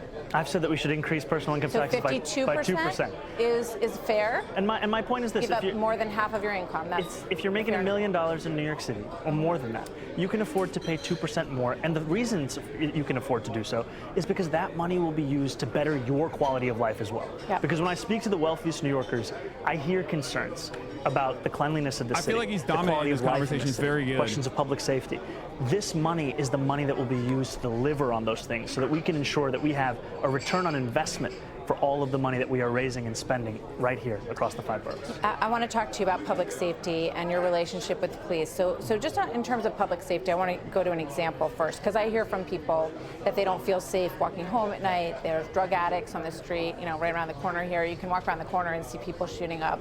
A lot of garbage on the streets right now. The subway is something that people are really They invented garbage cans last year, bro. Nicola Tanzi, who was a church leader, a pillar in his community, was brutally beaten to death. I tried to watch this video in preparation. It's very hard to watch in a subway station in Brooklyn. 25-year-old David Mazarregos had a 20-inch sword. He's the suspect in this case. He was out. Okay, if the wealthy want to appreciate a beautiful city that's well run, they have to fucking open up their wallets a little bit. That's how this works. A lot of these crimes are crimes born out of people not getting the appropriate treatment that they need. It's that fucking simple. People want to live in New York City, but they don't want to pay New York City taxes. It's fucking ridiculous. There's a reason why it's one of the best cities in the United States of America, okay? I say that as someone who doesn't live there, but I love New York City. The necessity of providing public safety in our New York City subway system and across the 5 boroughs, and also how do we end the revolving door? Because when you look further into the case of whether this individual or so many individuals, especially those suffering from mental health issues, what we find is so often the only mental health system that we have that's functioning in the city is Rikers Island. 40% of the incarcerated population there are suffering from serious mental illness. Why was he on the street is the question. Why was he on the street? Because we have a broken system. They lowered his bail. He had a bail he couldn't pay. Then they lowered the bail, and then he could pay it. Imagine if you're this family, and they look at 33 prior arrests, and why? Why was this man on the street? What would stop him in your administration from being on the street? Because what we would do is actually address the systemic problems that would ensure that someone who goes through the system this many times is actually, his issues are addressed, the services are provided. Right now, all we have is going in and out, especially when it comes to mental health. I'll give you an example. Where would he be in your world? Where would he be? In a mental institution? He would actually be getting services from the first time that he was arrested, as opposed to having to go through them 33 times. If you look at the New York Times, they did an investigation on 1,000 different incidents of violent crime in the city tied to mental health episodes. They found that so many of those same New Yorkers were failed by the interactions they had with the city when they went for help for mental health assistance. And that failure is a blight, it is a stain on our city, and it's a failure that I'm looking to fix by actually transforming this with the only comprehensive plan for public safety of any of the candidates. Because what we are going to do is put out a plan and a proposal that we have shared with New Yorkers to create the Department of Community Safety that would bring together all of these pre-existing silos that address mental health crisis, that address homelessness into one department, provide it with the funding necessary, and actually address Where do crisis. these people go, though, is my question. Are you going to put them in a mental institution so they can be taken care of? Or are you going to leave them at home on medication? What's the plan? There's a plan right now that allows for involuntary confinement, which I think should be a last resort because of the fact that when you look at the actual results, this is something that so often doesn't actually have what has been spoken about. But what we have today that actually works for New Yorkers with serious mental illness, there are things like Fountain House. This is a clubhouse model, peer-led rehabilitative treatment for New Yorkers with serious mental illness. It costs $4,000 to have someone in Fountain House for a year. That's the cost of being on Rikers for 3 days. And what we see, however, is that those services, they increase employment by 50%, they reduce hospitalization by up to 45%, and they actually reduce the cost of healthcare as well for those same New Yorkers. This is what we're looking at. This is why we say that Rikers is broken, the system is broken. You can just see people who are suffering up and down 8th Avenue, just as one example. And I hope we'll have a chance to talk more about that next time. But I don't want you to leave without me asking you about your relationship with the police, because obviously this is a big issue. You said in the past, and I almost don't need to go through it, it's been said many times, but that you called the police force racist, said they were a major threat to public safety, called them wicked and corrupt. And now the report that you apologized to 24 members of the NYPD. What did you say to them? I apologized for the language that I used, and I spoke to them about the fact that I want to work with them to deliver public safety. Because what we're seeing in the city right now is we're asking officers to do nearly everything we can think of. We used to ask officers to focus on serious crimes. Now we're asking them to focus also on the mental health crisis, to focus also on homelessness. In 1 year alone, the NYPD receives 200,000 mental health calls. 1 year. Yeah, and you know what they told me? That 1 out of 3 of those, the person has, they're very, very dangerous interactions. You're going to send a social worker in there? You can always have a police officer actually come to address that. But look, you're saying 1 out of 3. 2 out of 3 times. If you don't need the police and you're sending them to do that, then why aren't you sending them to respond to shootings and murders? 5-6 years ago, the response time for officers was closer to 10 minutes. Now it's closer to 16 minutes. New Yorkers deserve a police department that is asked to do the things that it can possibly do, not one that covers the failures of every break in the social safety net. So police officers that I spoke to, they don't want a behind closed doors apology. They want a broad public apology for the things that you suggested about them. Will you do that right now? Oh my God. I'll apologize to police officers right here, because this is the apology that I've been sharing with many rank and file officers. And I apologize because of the fact that I'm looking to work with these officers, and I know that these officers, these men and women who serve in the NYPD, they put their lives on the line every single day. And I will be a mayor that What changed your mind about it? You know, I moved to the city when I was 7 years old. I grew up here. And 2 of the things that I thought often about was safety and before justice. People say, before and people growing get up mad, here, learning about the case of the exonerated trying to win the election. learning. This is him already after winning the election, governing. Okay, this is not for winning the election. It doesn't fucking matter. He could be like, the cops can suck my cock. He's still gonna win, most likely. This is not for winning the election. This is for governing as a mayor. That justice? A lot of people don't understand. Anyway, I'll get into it in a second. 100,000 people in Western Queens. Is that to deliver that justice, you have to also deliver that safety. And that means representing the men and women in the NYPD. It means representing the black and brown New Yorkers who've been victims of police brutality. It means representing the Muslim New Yorkers in my district who are surveilled on the basis of their faith. 68% of independent voters want more police officers on the street. And Cuomo tomorrow night in that debate, he's going to say, I'm going to bring 5,000 more police officers to the street. Will you match that and agree with him on that? I don't look to Andrew Cuomo for leadership. And will you put 5,000 more cops on the street? I've been very clear. I want to keep the number of officers that we have, and I want to make it easier for those officers to do their job.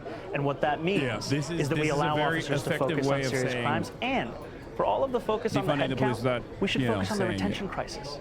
When I started running for mayor, 200 officers were leaving the department every month.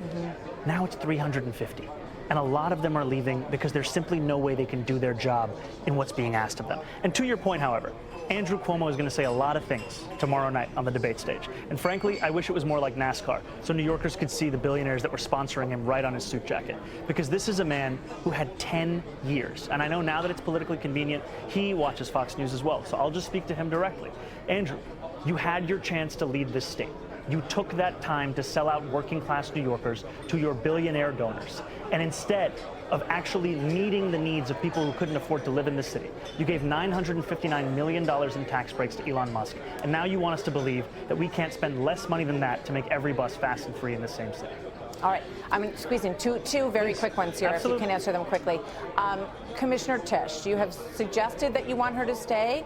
Have you asked her to stay, and has she said yes? Because I think that is one issue that would go a long way towards police retention. I think she absolutely. I've said that I appreciate Commissioner Tisch's record of uprooting corruption in the upper echelons of the NYPD.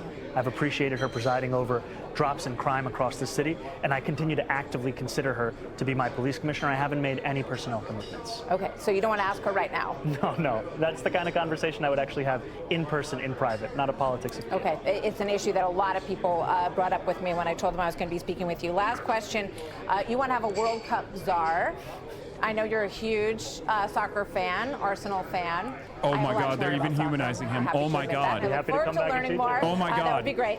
A brown Muslim 34-year-old socialist getting humanized on Fox News. What are my eyes seeing? And it's as if no one has been thinking or talking about it here in New York City government. It's coming next summer to this city. We're going to have billions of people watching. The World Cup czar is going to ensure that this is a tournament that New Yorkers remember as well, not just those who visit us. That it's a tournament that will signify an increase, not only in tourism, but for small businesses and an exploration of the city. Because for too long, we have had these kinds of opportunities that we've just passed up on. I mean, we recently had the 400th anniversary of New York City. Most people have no idea. Right, good point. Because the city didn't do anything about it. Well, you know, President Trump's going to make a huge deal out of the 250th anniversary of New York City. So maybe there's an example there. And he and his family, his son is a huge soccer fan. So would you welcome them to New York to enjoy the World Cup with you? I would welcome them to come to New York City and also to talk about how we can actually lower the cost of living. Because that has to be the focus. And frankly, that's a promise that's been broken. It's time to fix it. And that's what I'm running to do. Saron Mamdani, thank you very much. Pleasure to talk to you. Hope we can continue the conversation. We'll be watching the debate really closely tomorrow night and the whole race as we head in. Brother, that was fucking nutty mode, okay? That was actually crazy. That was very good. That was very, very good. Okay, so that started off incredibly hostile and actually ended on a very positive note where she literally talked about him. She literally talked about him being a sports fan. Like, that's humanizing. That's humanizing someone that level of humanizing doesn't take place for most Democrats.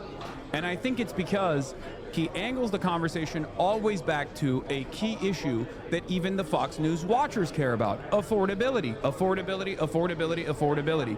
When you constantly go back to the major issue in American politics right now, which is material, okay, which is affordability and the cost of living crisis, it is very difficult for people to navigate that. It's very difficult for people to try and navigate that in a way where, like, you're gonna look bad. Because then you're gonna look like you're against affordability, against fixing the affordability crisis. And even the most elitist Fox News commentator is going to have a hard time openly stating that the affordability is not that big of an issue, right? So, couple things that I need to explain to you here. And this is left populism in action, okay? This is left populism in action. Democrats, take notes. When you are constantly talking about the winning issues that you are going to focus on, affordability, fast and free buses, things that people can actually pay attention to, things that people want, things that people want to vote for you on, they don't talk about transgender people all of a sudden. Notice how there was no conversation about, like, why won't you eviscerate trans people?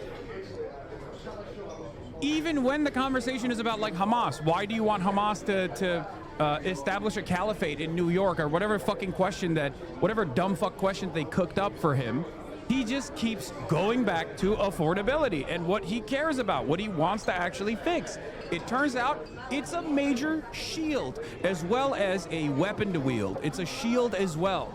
It's a defensive shield. It's a parry. It's a riposte. You can use it. Remember that. You should be earnestly, constantly communicating about how you are going to improve people's fucking material circumstances. Oh my God. Oh my God. That was a spectacular performance in an incredibly contentious environment, in an incredibly contentious media landscape and environment. Now, the parts about the cops where he's like apologizing. Peak woke 2020. Everyone's saying fuck the police. Zoran is an activist. Of course, he's also saying that. He's saying that the police are racist. Are the police racist? Abso-fucking-lutely they are. As a unit, regardless of how diverse the NYPD actually is, they operate in a white supremacist fashion. We're talking about a fucking institution that did stop and frisk for decades, okay? The reason why he has to suck police penis as hard as he possibly can is not because he wants to fucking win the election by doing that, even though policing as an institution is unfortunately unimaginably popular in this country, despite the reality that they are a brutal force that is unaccountable and very consequential reforms must be made, okay? The reason why he has to suck police penis, get down on his knees and give it a heavy suck, okay, and gargle on it, is because it is literally a fucking army. And he doesn't want to be Bill de Blasio, okay? He doesn't want to be a mayor like Bill de Blasio. That's it.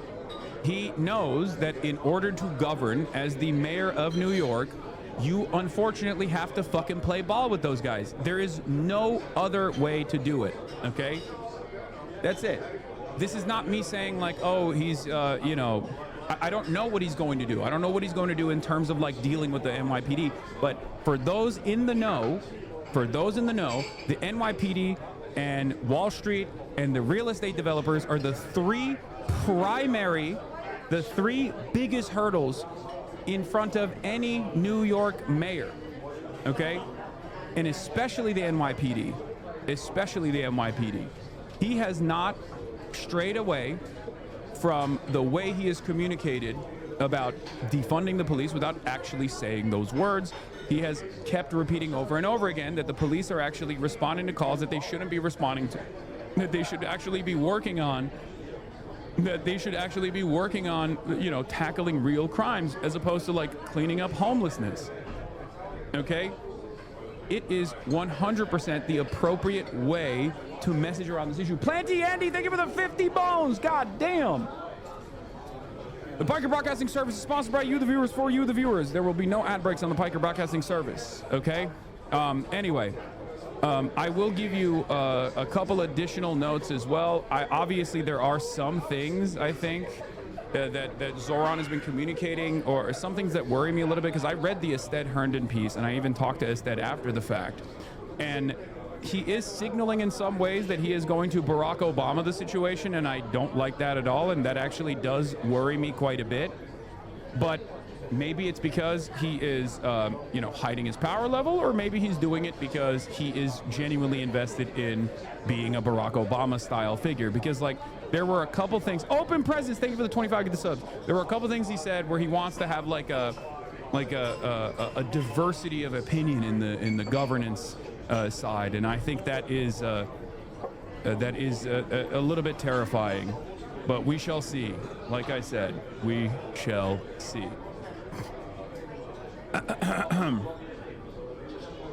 No politician in American history has ever hit power level coming from the left, brother. No hope.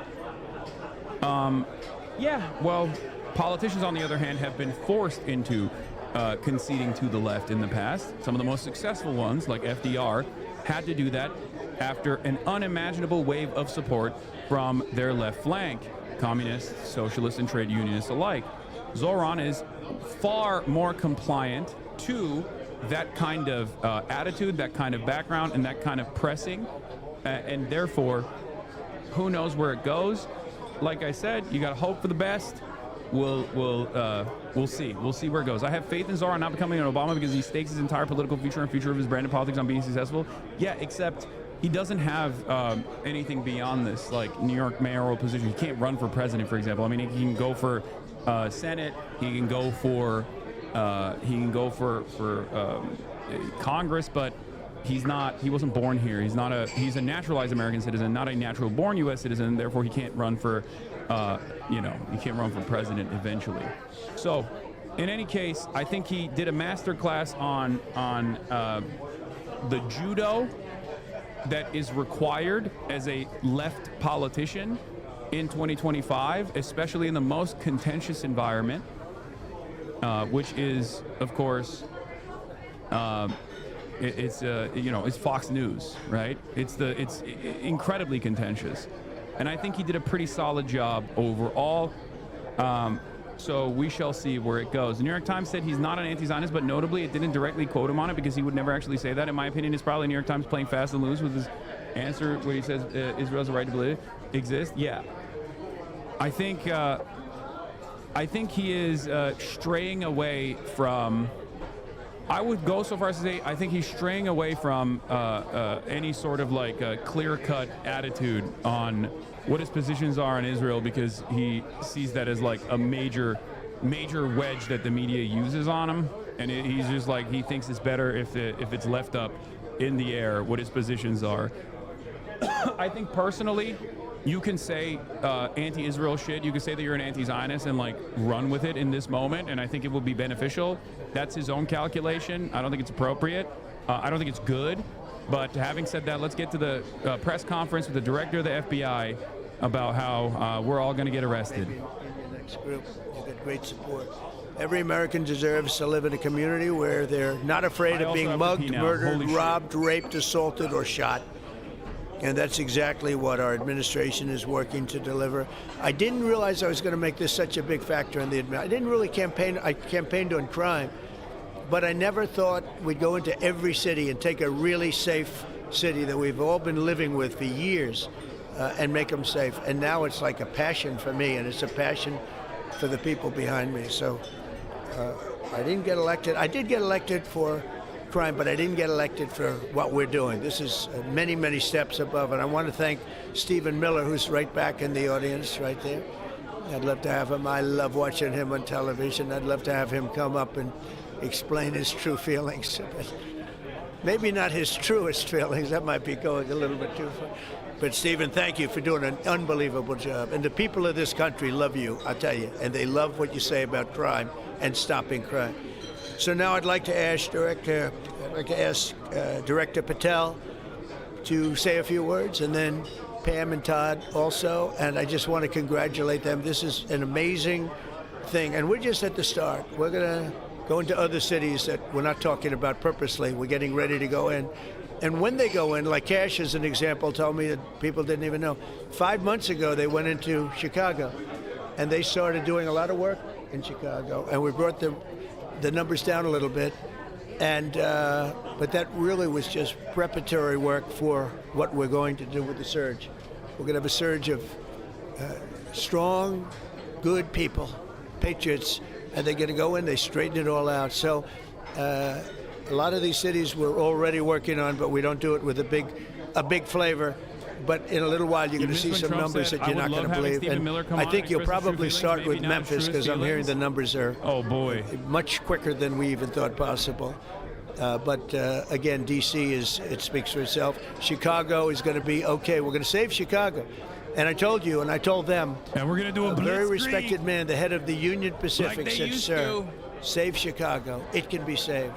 And the way he said it was like, we're going to do a blitzkrieg like Stephen Miller's favorite, and that's what we're going to do. Favorite army used to. That's right. And we're going to make them essentially crime-free, like other countries have crime-free. It's a big surge. If you go all over the world, you go to the world, you hear Afghanistan and you hear all these different places. Our crime in certain cities is worse than anything they can even imagine. And we're not going to have that any longer. It's going to stop, and it stops right here. Only white refugees allowed? What is this? Breaking news, President Trump is considering an overhaul of the U.S. refugee program that will favor mostly white people. Documents show.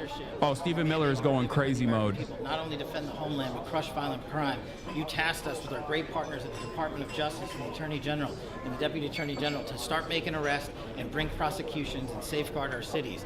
And you said it, this is just the beginning. In just 7 months, I hope the media takes a look at every Capitol Hill police were called to investigate a swastika displayed inside of a Hill GOP office. The flag appeared to be pinned to a cubicle wall behind the Representative Dave Taylor Stavers. Taylor called it vile and deeply inappropriate and is investigating it. Operation Summer Heat, which the FBI architected to go after violent criminals. And in just a 3-month span, you had 8,700 arrests of violent criminals.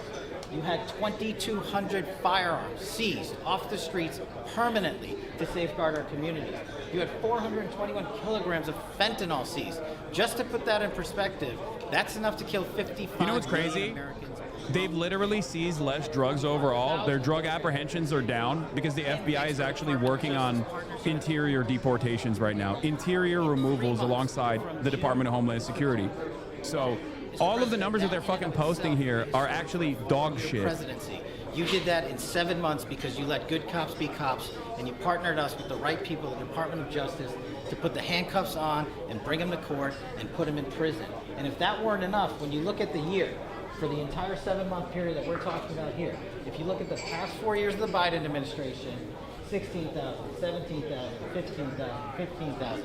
That's the number of arrests year over year of violent felons in this country for the Biden administration. Mr. President, in 7 months, you have 28,600 arrests of violent felons in just 7 months alone because of your leadership and the dedication of the men and women at the FBI who want to go out there and do the job they were prevented from doing because that department used to be weaponized and politicized. And this is what happens when you take out the fangs of weaponization. This number is historic by every metric. 28,000 people have been arrested, violent felons alone. And then when you go over there and look at some of these charts, if you don't mind, I'll just hop over here. Look at the metrics for not just violent crime, but the homeland. Mr. President, during your administration, the FBI... It's pretty funny because he's just so ass at this. He's so ass at this. Bro, the FBI could be doing an incredible job of like violent criminal apprehension right now. And even Donald Trump's biggest fucking dick riders would listen to Cash Patel and go, I don't trust him. He's doing it. He's doing it again. He is the worst guy for the job. And you know what the best part about this is? Donald Trump thinks he's awesome. Donald Trump literally does not consider Cash Patel to be one of the worst people in the administration. National security mission, Mr. President, your leadership has never been stronger. We have gone after espionage activities against our main counterparts in China, Russia, and Iran. In China alone, we've had over a 50% increase in espionage and arrests alone in prosecution. In Iran, we have had a 50% increase, again, in espionage cases. And in Russia, we've had a 33% increase in espionage cases alone. When it comes to counterterrorism, a dumbass. Why are you so charitable? Wait, what? Arrests this year. I don't think you understand what I'm saying. Year I'm saying not only is Cash Patel a dumbass, but he's also a horrible communicator, and he just always looks like he's flubbing. Even if he had something positive to show, which he doesn't, he would have a very hard time communicating that positive force. You already have 252 arrests. 52 arrests, violent cyber criminals, or stealing from senior citizens, or I don't understand why you think I'm being charitable to Cash Patel, where I'm saying he's the least trustworthy person. These programs are record. And some of the two of the things I'll finish with that I'm most proud of, Mr. President, this FBI. Fentanyl. As you know, it's a scourge that is killing our youth, 100,000 plus a year. To date, the FBI has seized 1,900 kilograms of fentanyl. That's enough lethal doses to kill 127 million Americans alone. To date. And if that weren't enough, Mr. President, you said we have to go after the worst of the worst. And you empowered our Department of Justice, our Attorney General, Deputy Attorney General, and the Deputy Director at the FBI, led the charge, not just on Summer Heat, but he also led the charge to the FBI's 10 most wanted fugitives. These people have been on the run for years. And in 7 months, you captured not 1, not 2, not 3, but 4 of the FBI's most top 10 fugitives. 4. Just to put that in perspective, Mr. President, the Biden administration captured 4 in all of 4 years. You're on 7, and we're going to get to 10. We're going to get to 10 of 10. This includes a lady who murdered her 6-year-old. Notice how he doesn't mention fentanyl deaths going down? Yeah, fentanyl deaths went down under Biden because they actually did all of those like safe needle and rehabilitation initiatives, ironically enough. Not because of like drug apprehension. That destroyed our communities. You came in and the mandate said, go after the worst of the worst. This is just the beginning.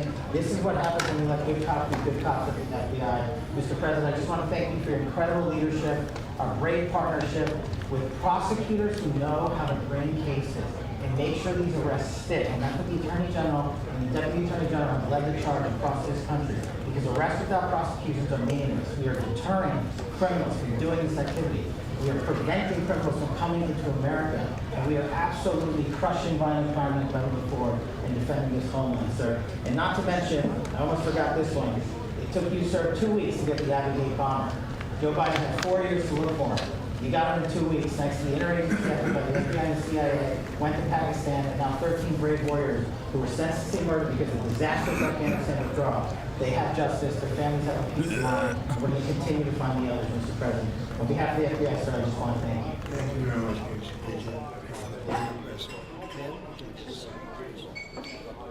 President Trump, the men and women of law enforcement say two things to me repeatedly. First, you have taken the handcuffs off them and let them do their jobs, and you let cops be cops. That's why all this is happening.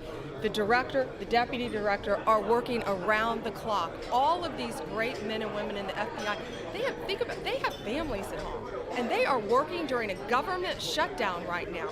Many of them have small children. Many of them, I was talking to an agent this morning, many of them have babies at home, and they are working around the clock to not only keep our country, but our world safe. And that's what Operation Summer Heat did. Thank you, Director, and to the Deputy Director for everything you did on behalf of the Department of Justice, and you're going to continue to keep doing. And they set the stage for what we're doing in Memphis. You're going to hear a lot more about that, our joint task force next week, but they set the stage for Memphis. And last night alone in Memphis, there were almost 70 arrests, there were 12 guns seized, and there was a 70-year-old man arrested as a result of our operation in Memphis who raped a child under the age of 3. That one case makes everything we're doing worthwhile. Dude, of course. Dude, this is so stupid. Of course, like, fucking child rapists are supposed to be arrested. And they were being arrested under the Brandonian leadership as well. What are we talking about, dude? This kind of shit is so dumb where it's like, wow, look at this one heinous crime that we actually brought the criminal to justice on. It's like, yeah, that's your fucking job, dumbass.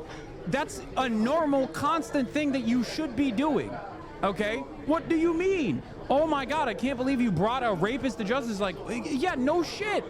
No shit, that's your fucking job. That's the reason why you're getting paid billions. That's the reason why there's billions of dollars of fucking funding on this stuff. Jesus Christ, dude. Ruining a community. The problem here is how much you are exhausting the resources that law enforcement has at the federal level, at the local level, on immigration detention and mass deportations, interior deportations. That is fucking ridiculous. Focus on this shit. Focus on the stuff that you're supposed to. Also, obviously, when a Republican's talking about, like, how they're apprehending child rapists, it's like, okay, well, there's a couple in the fucking room, you know? Have you thought about that? No. Your administration is forever tarred, forever scarred by your active, deliberate cover-up on Jeffrey Epstein and his connections to the financial elite and also specifically to Donald Trump. A child rapist, a serial child rapist sex trafficker who was the second in command of the most prolific known child rapist sex trafficker, was given leniency and moved to a facility where she's getting extra attention and extra liberties because she's playing ball with the administration in participating in the fucking cover-up of the Epstein files. It is ridiculous. It is fucking ridiculous. And the people that are doing this cover-up are Donald Trump's own lawyers, including the Attorney General. The Attorney General, Pam Bondi, was a lawyer for Donald Trump. The Deputy Attorney General, Todd Blanche, also was a defense attorney for Donald Trump. It's a mandate, so I know the American people thank you for that. In terms of the guns that have been taken off the street, do you have a number of how many guns were taken away from someone that had a prior felony or a previous crime that perhaps we can prosecute that? Because I know that wasn't the case with Joe Biden. Donald Trump's very own Christian spiritual advisor is getting a sweetheart plea deal to only go to fucking prison for 6 months after he was caught trying to rape a minor. What are we talking about? We're taking rapists, child rapists off the street? Like, what the fuck do you mean? Yeah, off the street for 6 months, maximum. It's lawfully allowed to happen. So every single one of those guns were taken off of people that aren't allowed to have. And not including the FBI, all of the other agencies. ATF alone, since January 20th, has removed over 25,000 illegal guns off our streets, just since President Trump's been in office.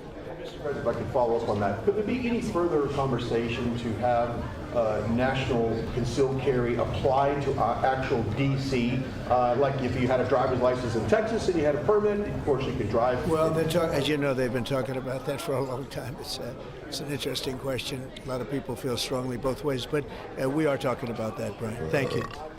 Mr. President, on Venezuelan votes, I want to ask you, why not have the Coast Guard stop them, which is empowered by law to show you what good microphoning this way looks you can confirm who's on the boat and ensure that they're doing what you suspect. Because we've been doing that for 30 years, and it has been totally ineffective. They have faster boats. Sean Hannity would never. Some of these boats are seriously, I mean, they're world-class speedboats, but they're not faster than missiles. But we've been trying to do that for years, and so much of the drugs, 25-30%, would come in through the seas. Right now we have, I would say, none coming in through the seas. In fact, I don't know about the fishing industry. If you want to go fishing, a lot of people aren't deciding to even go fishing. We've almost totally stopped it by sea. Now we'll stop it by land. But it never worked. It never worked when you did it in a very politically correct manner. What's the next step in this war on cartels, and are you considering options, are you considering strikes on land? Well, I don't want to tell you exactly, but we are certainly looking at land now because we've got the sea very well under control. We've had a couple of days where there isn't a boat to be found. And that, I view that as a good thing, not a bad thing. But we had tremendous amounts coming in by boats, by very expensive boats. You know, they have a lot of money, very fast, very expensive boats that were pretty big. And the way you look at it is every boat that we knock out, we save 25,000 American lives. So every time you see a boat and you feel badly, you say, wow, that's rough. It is rough, but if you lose 3 people and save 25,000 people, these are people that are killing our population. Every boat is saving 25,000 lives, and you can see it.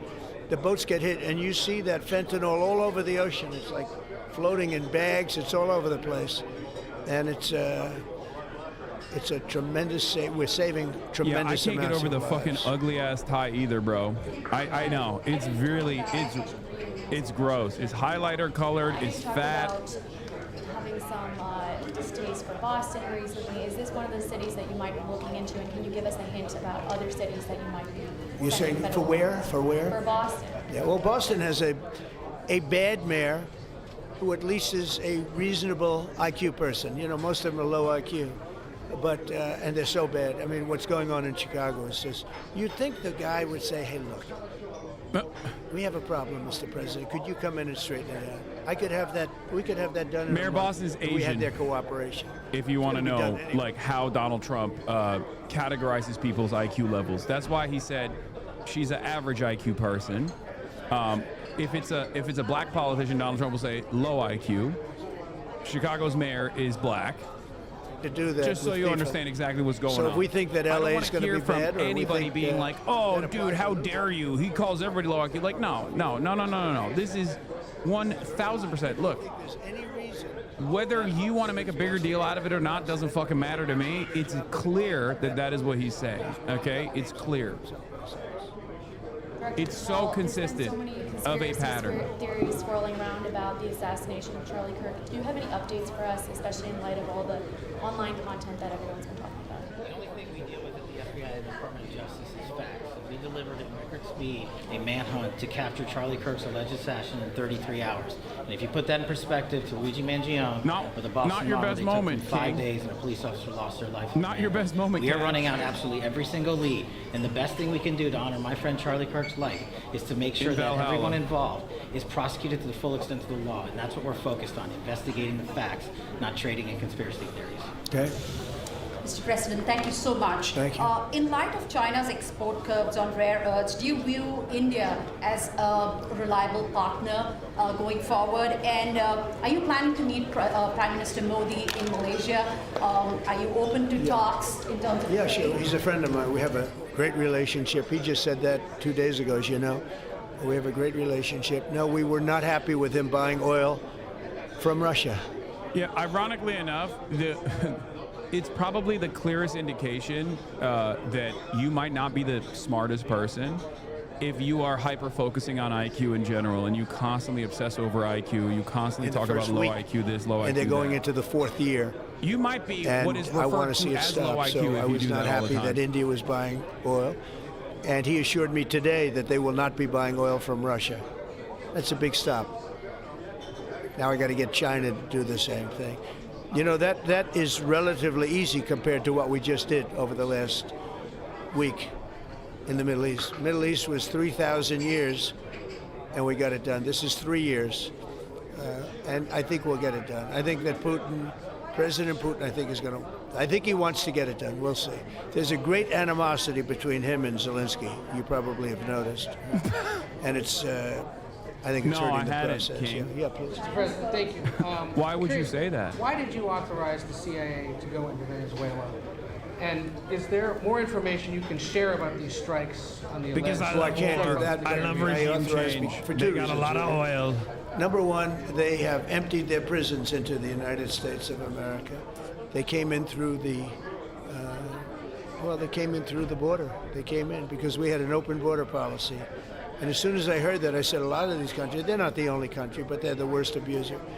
And they've entered they've allowed thousands and thousands of prisoners, mental institution, people from mental institutions, insane asylums, emptied out into the United States. We're bringing them back, but that's a really bad, and they did it at a level that probably not, many countries have done it, but not like Venezuela. They were down and dirty. And the other thing are drugs. We have a lot of drugs coming in from Venezuela. And a lot of the Venezuelan drugs come in through the sea, so you get to see that. But we're going to stop them by land also. Does the CIA have authority to take out Maduro? Oh, I don't want to answer a question like that. That's a ridiculous question for me to be given. Not really a ridiculous question, but wouldn't it be a ridiculous question for me to answer? But I think Venezuela is feeling heat, but I think a lot of other countries are feeling heat too. We're not going to let this country, our country, be ruined because other people want to drop, as you say, their worst. They have given us their worst. They've loaded up our country with prisoners, with mentally ill people that are seriously ill, criminally ill, and we're not going to take it. And so, I mean, it's just one of those things. And I can tell you, we've taken care of the sea. There's nobody, and we're watching. We're watching. And if we see it, we'll save it. Yeah, please.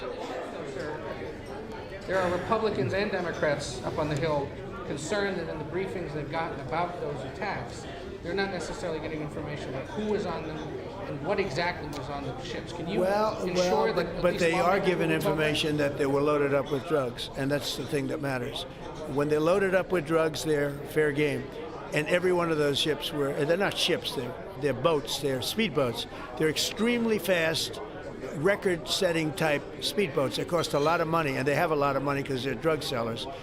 But they know one thing, and they all have the same thing in common. There's drug dust. They call it drug dust. They call it fentanyl dust all over the boat after those bombs go off. And you can take along. We know before. We know when they go out. We know we have much information about each boat that goes out. Deep, strong information. Yeah, please.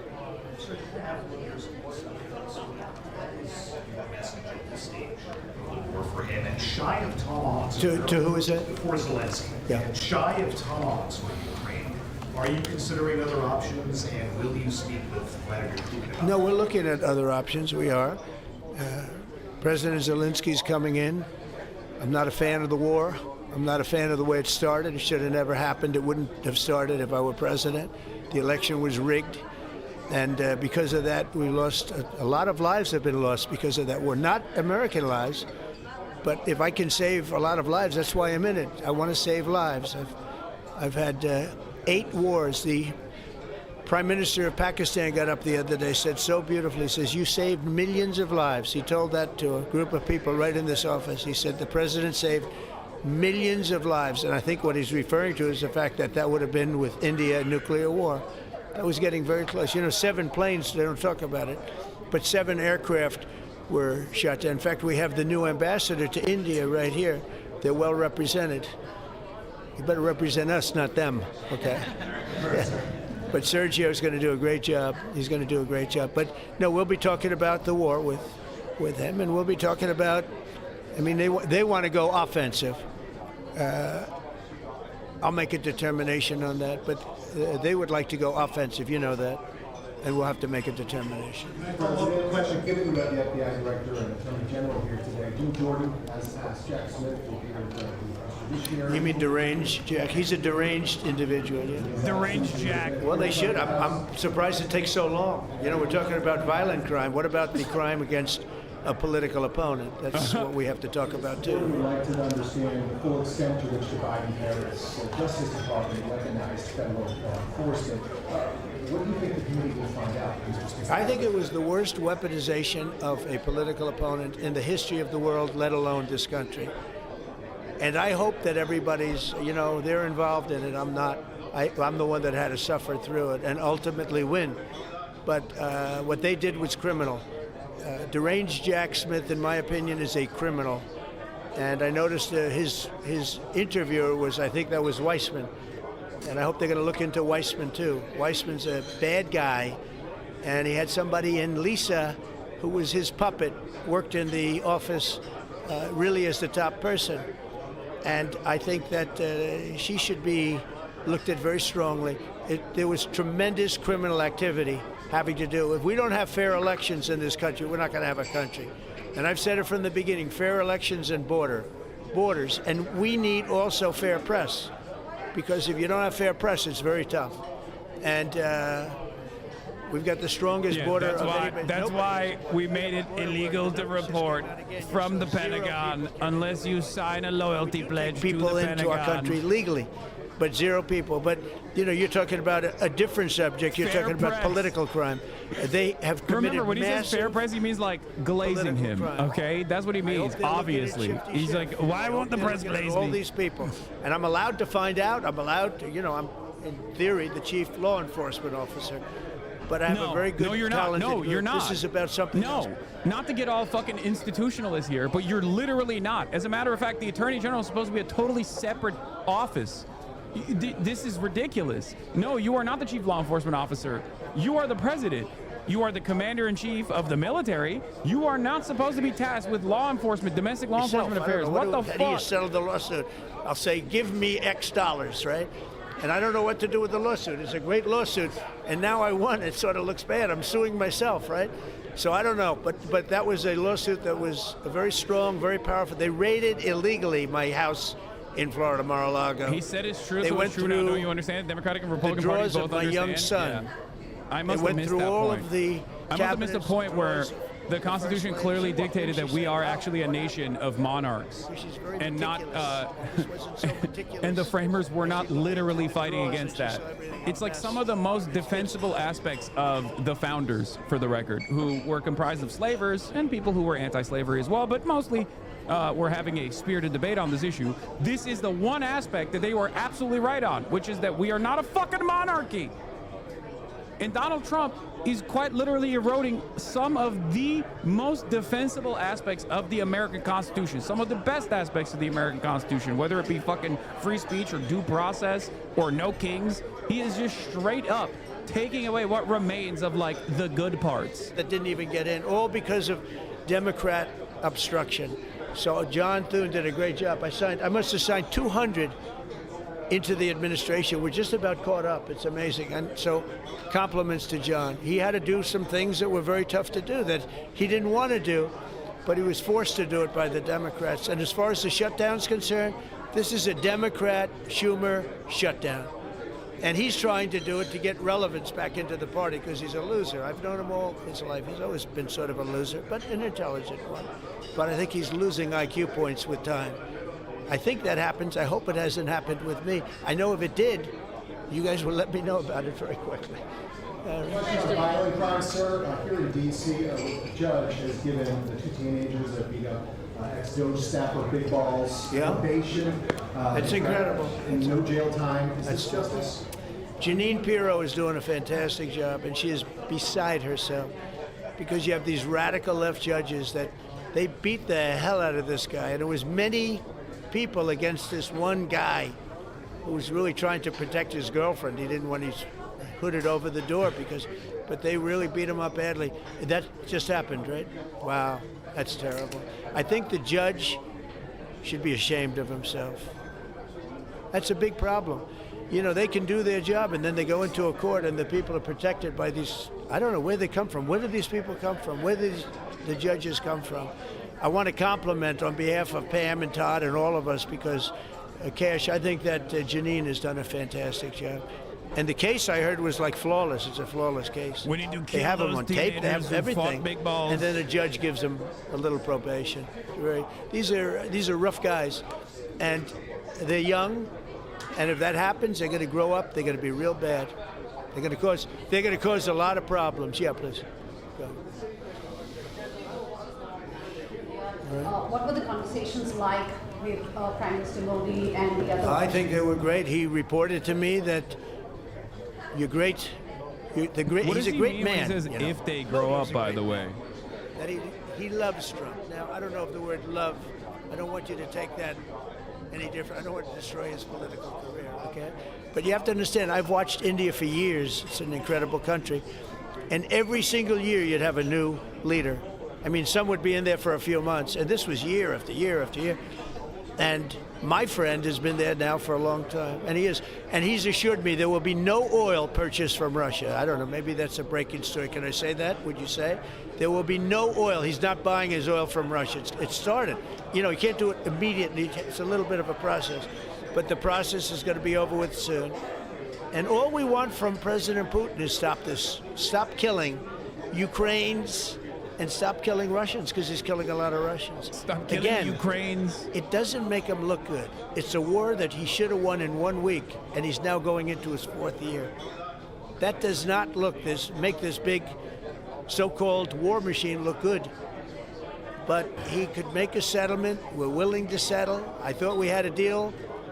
The hatred of the two leaders is it's an obstacle. It's an obstacle. There's no question about it. But I thought we had a deal 2 months ago. Who would think I created peace in the Middle East and can't get the two guys to settle? But I think we'll get them. But if India doesn't buy oil, it makes it much easier. And they're not going to buy. They assured me they will. Within a short period of time, they will not be buying oil from Russia. And they'll go back to Russia after the war's over. Jennifer. On the shutdown, sir, are FBI officials being paid right now, or all the FBI employees being paid? Well, that's what I understand. I hope so. Thanks to your great work, Mr. President, the 1811. Got a lot of people paid, actually. We got the people that we want paid, okay? And we want the FBI paid, we want the military paid. We got the people that we want paid. And I'll tell you, the Democrats, they don't talk about this. You know, we're getting rid of programs that we didn't like, but that were negotiated in, but we didn't like. We're terminating those programs, and they're going to be terminated on a permanent basis. And it's thousands of people, and it's billions of dollars. We're getting rid of a lot of things that we never wanted because of the fact that they made this stupid move. And they don't want to talk about it. You know, they have their day coming up. I hear very few people are going to be there, by the way. But they have their day coming up, and they want to have their day in the sun. But they should really make a deal. So what we're doing, I mean, they call him Darth Vader, but he's actually a very nice person, Russell Vogt. But Russell Vogt is really terminating tremendous numbers of Democrat projects. In a normal universe, with a competent leadership on the Democrat side, they would literally go crazy over this. They would be running this as a soundbite. Has worked 20 years to get. It's terminated. Tell him it's terminated, Jennifer. Please, I'm begging Democrats to please use this. Please. He's giving a gift. He believes, he literally is like, this guy is a villain and I love it. We're doing villainous shit. We're doing all the bad shit. I almost hate to talk about it, but they're digging. They're actually digging. There are areas where they're digging and they're finding a lot of bodies. Then they have to separate the bodies. You wouldn't believe this. And some of those bodies have been in there a long time. Well. Cutting your and some of them are under rubble. They have to remove rubble. But there are graves. And some are in tunnels that died in tunnels that are way down under the earth. And the tunnels are like 3 feet. Can you believe it? 3 feet high. They lived like this for a long period of time. It's a horrible atrocity. At the same time, we, meaning Israel, but I knew everything they were doing pretty much. I knew most of the things they were doing, but they've killed probably 70,000 of these people, Hamas. And I said, it's time now. So we'll see what happens. We'll also see what happens. Your next question is going to be the weapons. We want the weapons to be given up, sacrificed, and they've agreed to do it. Now they have to do it. And if they don't do it, we'll do it. CENTCOM today suggests that Hamas needs to hurry up and disarm and follow your comprehensive plan. Yeah. That it was the head of CENTCOM saying that. Is that not a signal to Hamas, to the rest of the world, that at some point the U.S. military may more directly engage? We won't need the U.S. military. We won't need it. Why not just you? Because we're very much involved in it. If we weren't involved, there wouldn't be peace. If we didn't destroy the nuclear capability of Iran, that deal would have never happened for two reasons. The Arab nations would not have felt bold enough to do it because you have a very powerful, at that time, Iran. It's not powerful anymore between what Israel and us did. You know, the attack was, if you look at it, we helped them very much. They will be the first to tell you, including shooting down thousands of drones that were coming into Israel. You know, we shot them down. We were shooting them down like it was target practice, but we shot down thousands of drones and missiles also going into Israel. But between what we did to Iran that way with the, conventional, we will call it, and what see that beautiful plane, that B-2, I noticed it on the desk. I always thought it was beautiful, but I never understood it. Now I understand it. It took in hundreds of thousands of bombs in the form of two, but hundreds of thousands of pounds of bombs. And every single bomb hit perfectly. Then they sent Tomahawks in. They sent 30 Tomahawks on top of it. And that was totally, CNN said, well, maybe it wasn't as bad as, as Trump said, because I said obliterated. Obliterated is not a strong enough word, actually. And you saw the Atomic Energy Commission came out and said the word obliteration is very, very... Think of it. They came in under potential fire. They entered Iran airspace late at night, in the dark, no moon. The moon was low for a reason. That's what time we picked it. Couldn't see anything. And they hit every target, and they weren't hit. Nobody saw that plane. That plane is stealth. Nobody saw it. The problem with that is it may be stealth today, but tomorrow it won't be. And we just ordered about 20 brand new B-2 bombers. It's unbelievable as a weapon. I know Putin, when I was riding with him in Alaska, we passed a lot of them. And he said, that really did the trick. I said, yeah, it did. It's amazing. Flying wing. No reason for the U.S. military to get involved in Gaza. No, I don't see that. No, I think we're going to handle it very well. We'll be helping Israel. But we have other countries that are now. We signed, many countries signed. And many of those countries relatively are very strong military powers. And Hamas has no support. See, Hamas had the support of Iran, and now Iran says, don't get us involved. Yeah. The last time they got them involved didn't work out too well. So they used to have the support of Iran. Today, Iran they're trying to survive. It's very strange watching him maneuver through this, because on the one hand, he's like, we got to bomb Iran, it's good, and we killed Iran, and we did the best. But also on the other hand, whenever asked about Hamas directly, he's like, they're doing a good job. They're doing, some might say, the best job in extracting bodies. It's not easy. Lots of bodies under the rubble. They're keeping the peace. They're dealing with violent drug criminals like the way we want to deal with it. Like, it's so strange to watch him navigate this discourse. Well, you're in one now. Look, we have 100% tariff. If we didn't have tariffs, we would be exposed as being a nothing. We would have no defense. You know, they've used tariffs on us, but we've never had anybody sitting in that chair that for homophobia. That's felt awesome. the need to do it, and they've allowed us to be $37 trillion in debt, et cetera, et cetera. Tariffs are a very important tool for our defense, for our national security. If we don't have tariffs, we're not going to have national security. As an example, if you look at Pakistan and Iran, I told them I was in the midst of negotiating a trade deal with Iran, and Pakistan was going to be in line. And because of tariffs, they all want to negotiate much differently. We're making a good deal, and then I heard that they're shooting at each other. And I said during one of my conversations, are you guys going to go to war? 2 nuclear powers. We are thinking about, I said, here's the deal. You go to war, I'm going to put a 200% tariff. I'm going to stop you from doing any business in the United States. I said it to both of them. Within 24 hours, the war ended. That would have been a nuclear war. And again, the Prime Minister of Pakistan, who was here 2 weeks ago, said that man saved many millions of lives in front of a whole group of people because he thought it was going to be war. But when it came to war or having to pay massive taxes... I don't think he meant Iran and Pakistan. I think he meant India and Pakistan. He's just a fucking idiot. Not only Even though Iran and Pakistan have had their bouts as well, I don't think that's what... I don't think Trump is talking about, like, Balochistan Liberation Front. You know, I think he means India and Pakistan. Didn't understand tariffs. It's also made us very rich. He's just a fucking idiot. We have a big case coming up in the Supreme Court, and I will tell you, that's one of the most important cases in the history of our country. Because if we don't win that case, we will be a... No, he doesn't. He probably doesn't even know about the border clash between Afghanistan and Pakistan. He's not talking about that.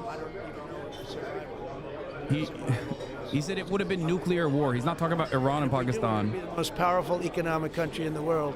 And all we're doing is using them as a defense against what took place for many years.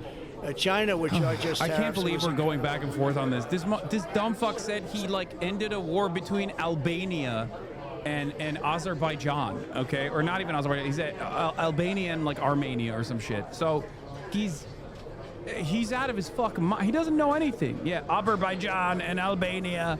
Albania and Azerbaijan. They fought so much, ended the wars, 7 of them, now 8, counting. But who's counting? Who's counting? I've ended like 20 wars now. We've made a lot of good friends, too. Tariffs are so important to our national security. If we don't have tariffs, we don't have national security. Our country would suffer a level that we have not, because they use so strongly on us. As an example, the European Union. They won't take our cars, they won't take our agriculture, they won't take anything. But yeah, I wonder why. Because they have fucking sovereignty. They have food safety standards. And they have road standards. They have road safety standards. They have car safety standards. We don't make vehicles for them to purchase, and then we fucking complain. We make food that is poison. We make cars that are monstrosities, and then we fucking complain that they're not buying it. Yeah, no shit, dude. $650 billion they pay us, and we've evened it out. It's really a good thing to see. And you have to understand, they've all signed. Japan, South Korea. No, they have allergies. South Korea, $350 billion up front.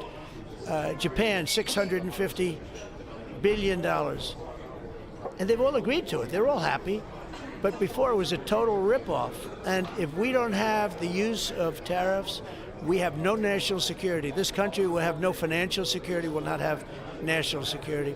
And the people that brought the lawsuit are people that are aligned with foreign nations that are now being treated fairly, as opposed to just ripping us off and ripping us asunder. So, but if we are not allowed to use what other people use against us, there's no defense. It'll be a disaster for America. That's why I think I'm going to go to the Supreme Court to watch it. I've not done that, and I had some pretty big cases. I think it's one of the most important cases ever brought, because we will be defenseless against the world. Ripping us asunder is a porn. Did you have one? Yes, please. Thank you, Mr. President. I want to ask you about the Georgia Senate race. I know it's very early, but there's several Republicans in that field that are vying for your endorsement. A lot of good people in that field. Yes. I know all of them, actually. I haven't made a decision on that, but you have some very good people in the Georgia Senate race.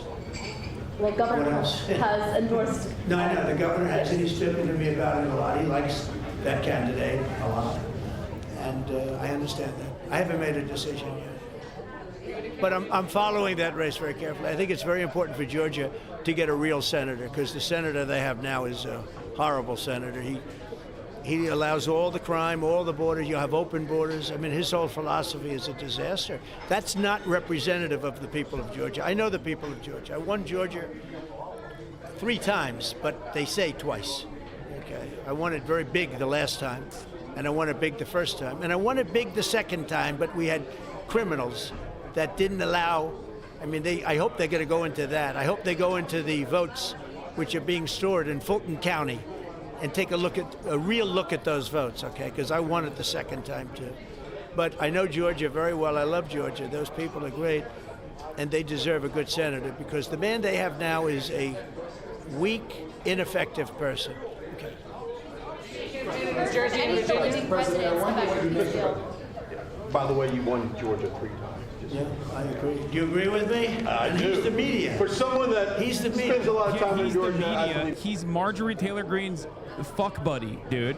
And also notoriously so alcoholic that his face explodes like a balloon half the goddamn time. Newt, you agree with us?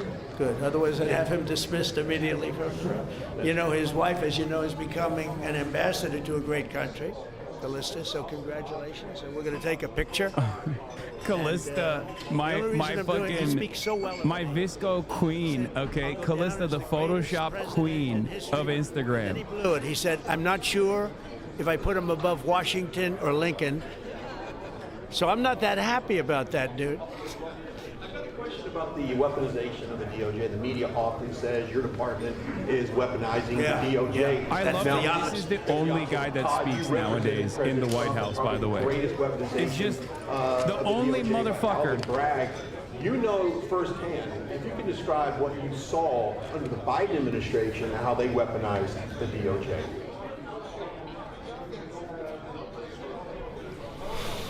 What happened in those last 4 years since President Trump. Alvin Bragg, a local prosecutor, his office staffed by someone who's Jack Smith, picked as a special counsel. Bro has answered, bro has asked 4 fucking questions, bro. Bro has asked every question in that room. It's fucking nutty. We have the dumbest dick riders commanding the conversation. Any kind of journalism that you're supposed to get from this is always coming from dick eaters in that room. From the largest dick eaters in that room. It's always like, Mr. President, why are you so handsome? Why is your dick so fat? Why are the Democrats so jealous of your fat cock? What the fuck? Eerily silent about what happened for the past 3 years. I mean, you read these articles. United States at dick riding. Because it cannot be true that people really think that what they did to him, not once, not twice, I'm still counting 3, 4 times. But we're the ones that are weaponizing. So this man is not weaponizing the Department of Justice. We're not weaponizing the Department of Justice. It's the opposite. I mean, it also... Dude. They're not even saying that like the Dems weaponized this, so we're doing it as well. They're just straight up saying they weaponized it against us, but we're not weaponizing it. Bro, Trump literally directed the previous Attorney General to go after his political enemies, okay? He couldn't find enough prosecutable, indictable evidence, right? So he fired the person, and then the next person with no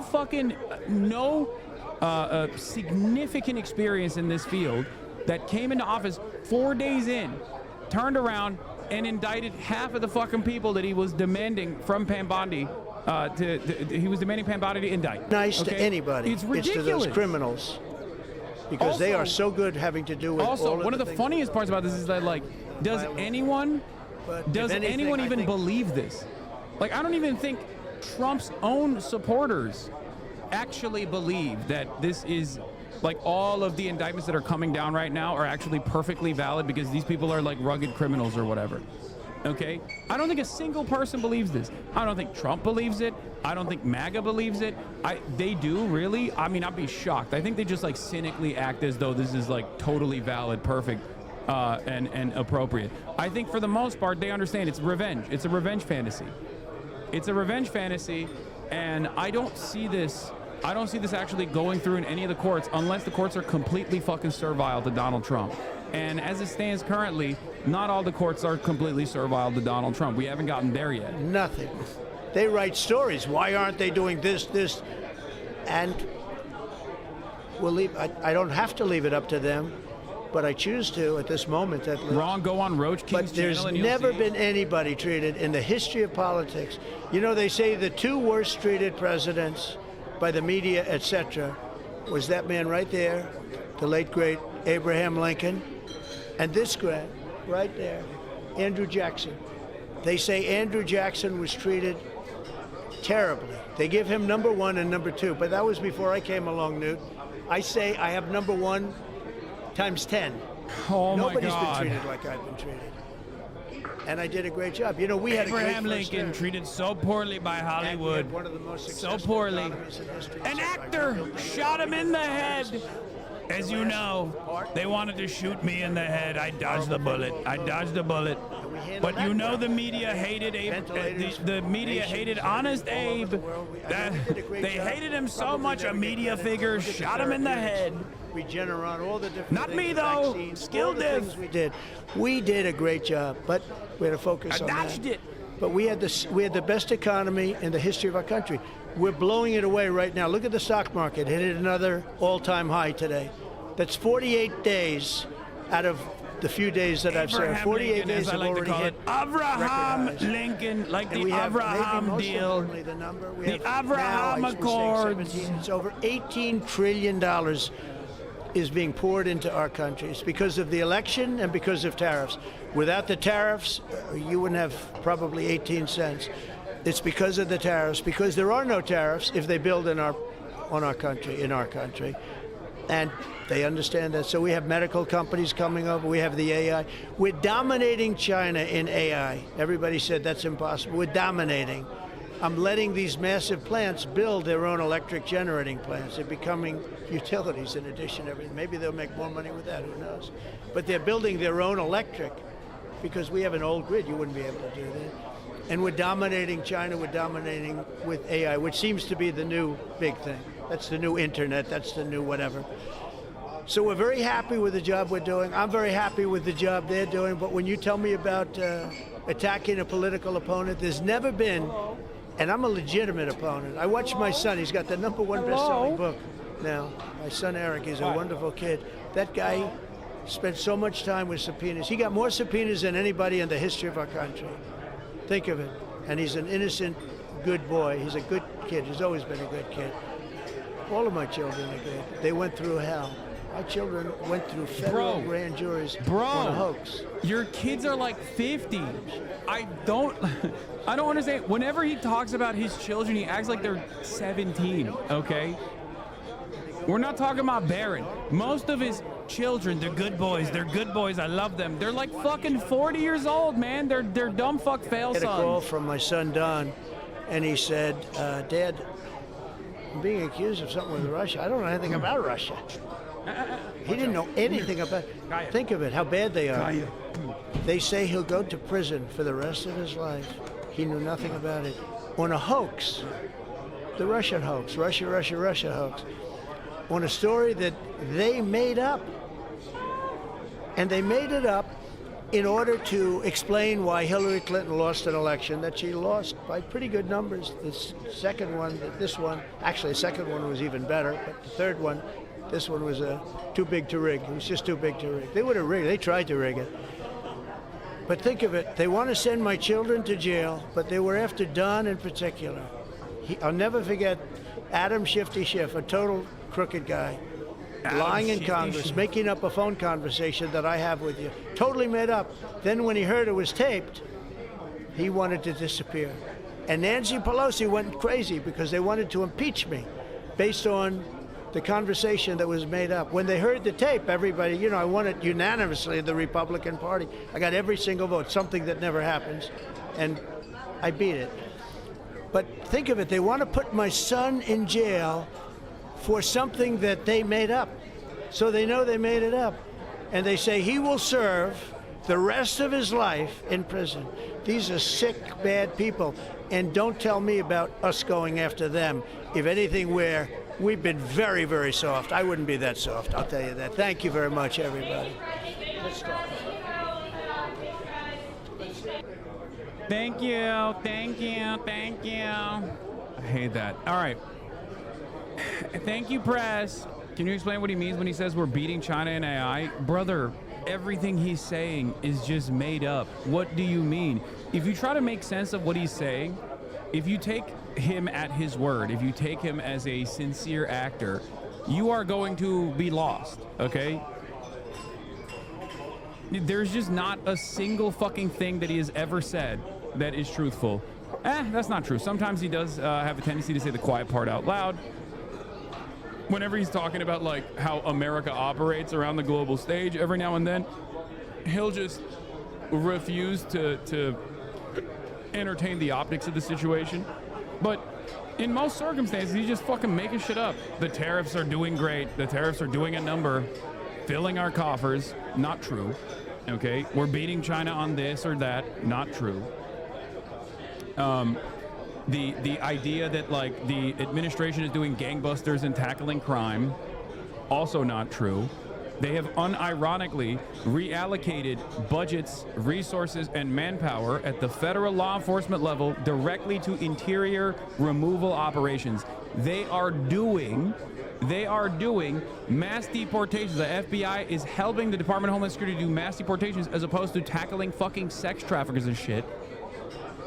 On top of everything else, he is using the government shutdown to try to fire further federal, like people that work in federal agencies.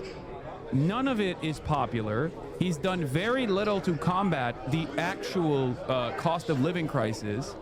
Done very little to actually tackle that. Motherfucker said India had a new leader every year until Modi came along, for fuck's sake, Lamau. I mean, it's just, well, on the India front, he says, you know, he's stopped all the wars. He stopped all the wars. That's another one. He's just, everything he says is fucking bullshit. There's nothing criminal about drugs. These are made up crimes. I mean, dude, it's just one of the many different crimes that the administration doesn't actually tackle, despite the fact that they're saying that they're combating this stuff, okay? Obviously, the best, most resilient, most successful way to lower the number of overdoses, for example, is to not incarcerate people for drug crimes, but instead to actually rehabilitate people.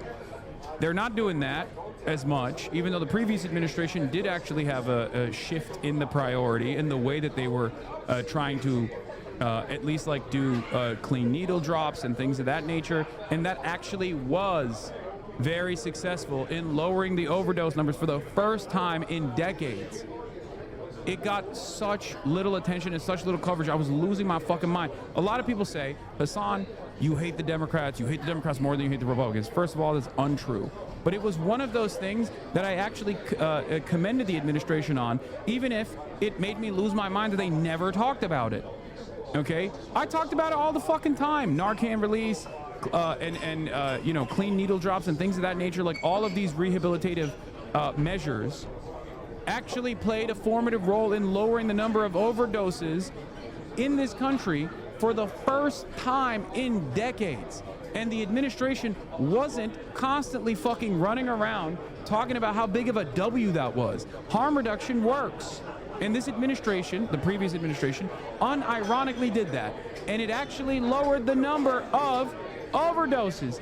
Meanwhile, the Republicans, in their endless fever pitch to ensure that only bad things happen in this fucking country, constantly fucking criticized the administration. They were like, oh, they're giving drug They're giving druggies clean needles. How dare they do that? How dare they do that? It's really fucked up. That's what they said over and over again. Meanwhile, it was the first instance where we saw a drop in overdose deaths, man. That was under the Brandon administration. Did you hear that from the Brandon administration ever? Did they ever talk about that? No, they didn't, because they're fucking bad at their jobs, okay? That's just the reality. There are plenty of wonderful people that work in the federal agencies. There are plenty of wonderful people who want to do right by others. Even down to like USAID, for example. Even if an institution is established specifically for destabilization or specifically to initiate soft power for American dominance around the globe, ultimately there is still a lot of good that these people do at these institutions. And there's a lot of good people that are working at these institutions trying to do right by others, okay? And that's something that I recognize all the time. Ironically enough, I have defended the Biden administration more than the Biden administration has defended itself, over and over again. Anyway, I don't even know why the fuck I don't even know how I got here.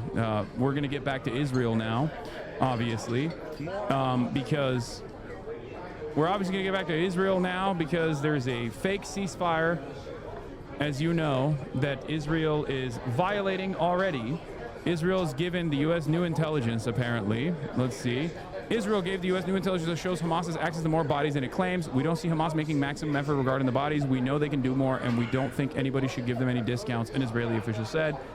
They're most likely still using fake intelligence, as they've done over and over again, in an effort to fucking make it seem as though it's perfectly valid to cut aid into the Gaza Strip, which they have already done so. They've cut the aid in half. Okay? I don't believe Israel even for a brief moment. Okay? I do not believe Israel at all. They are genociders and they are liars. And the UN is now calling on Israel to open the border crossings. Obviously, there's a couple different things that we're going to talk about here, but one of the things that has taken place in terms of the extraction of the slain captives and what the resistance groups have done so far is they said that this would take time, this initiative of finding where the bodies are and then, like, you know, removing the rubble and extracting those bodies, they said would be an endeavor that takes a lot of time. It's understandable. Israel fucking destroyed Gaza, okay? Israel destroyed Gaza. Obviously, it's gonna take a while for people to fucking find even their relatives, let alone the Israeli captives that were killed, okay? And in the process, yesterday Hamas delivered 8 bodies, okay? In the second round, in 4 body batches, okay? In the second round of 4 bodies that were delivered, okay? Israel claimed that one of the bodies that was released was actually not an IDF soldier. Palestinian resistance source told Al Jazeera Arabic that a body returned by Hamas that Israel claimed was not one of their captives, is actually an IDF soldier, was taken by Qassam fighters in an operation in Jabalia in May 2024. Qassam released a video of it at the time. The identity of this soldier was never publicly confirmed. There's been speculation that the captured soldier was a mercenary rather than an official IDF soldier, but Israel has never publicly acknowledged or identified him. So what's interesting about the second round of 4 was 3 of them were immediately confirmed as Israeli captives. The 4th one, on the other hand, was not. And Israel last night, while we were all sleeping, was going back and forth on whether or not the 4th captive was actually an Israeli citizen or not. Hamas said that the 4th captive who was killed was actually extracted in an operation in the month of May, in May 2024, okay? Here it is. Al Jazeera source in resistance leadership operation to capture and drag soldier's body to one of the tunnels was carried out by a Qassam operation in Jabalia camp in May 2024. This obviously is a major blow to Israel's confidence. It's a major blow to the mighty security force that the IDF presents itself as. The very fact that amidst this genocide, that the Al-Qassam Brigade was still able to conduct military operations that struck a blow at the heart of the occupational forces while simultaneously extracting the body of one of the slain soldiers is a major ordeal. So in that process, Israel turned around and claimed that, as a matter of fact, the person that they had extracted in that operation in Jabalia camp in May 2024 was actually a Palestinian human shield. Israel does use Palestinians as human shields. Sometimes Palestinians that they've actually kidnapped in the West Bank, that they send over to the front lines in Gaza, and they actually give them some IDF fatigues. Okay, so there's a little bit of confusion on whether or not this was actually a mercenary, that was an armed combatant, that was extracted in this operation and brought into the tunnels, or if it was actually a Palestinian that was being used as a human shield. For those of you that are oblivious to this reality, that is right. A Palestinian human shield is normal process for Israel. Okay?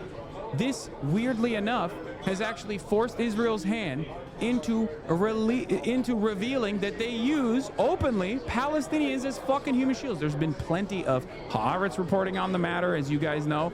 There's been plenty of Israeli reporting on the matter. It's called a mosquito protocol. That's what they call it, where they will take Palestinians, they'll apprehend and detain Palestinians in both the Gaza Strip and maybe sometimes even in the West Bank, and they will put them in front of their teams. They will like forcibly handcuff these Palestinian prisoners, Palestinian hostages, and will push them in front of their teams in order to draw out Hamas fighters or resistance fighters. Okay? Someone in Gaza that followed went back to find his father's body that he put in a shallow grave until he couldn't get back to him, and it was safe. And then the IDF had exhumed the body. They're stealing bodies.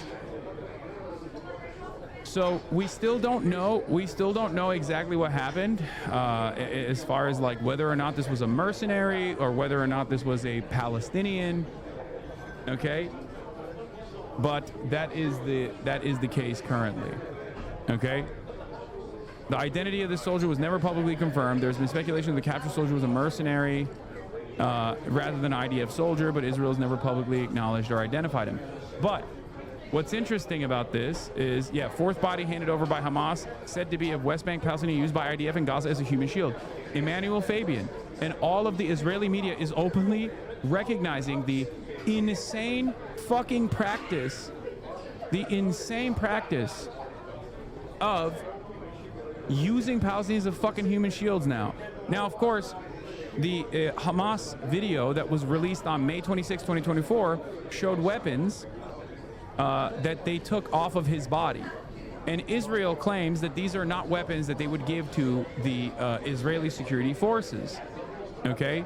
Which is why the speculation is either that he was a Palestinian, he was a member of the PA, like a part of the Palestinian security apparatus that seemingly was operating in the Gaza Strip alongside the Israeli forces. But the very fact that he had Western gear on implies, because Palestinian collaborators like Yasser Abu Shabab, for example, do not get this level of gear from Israel.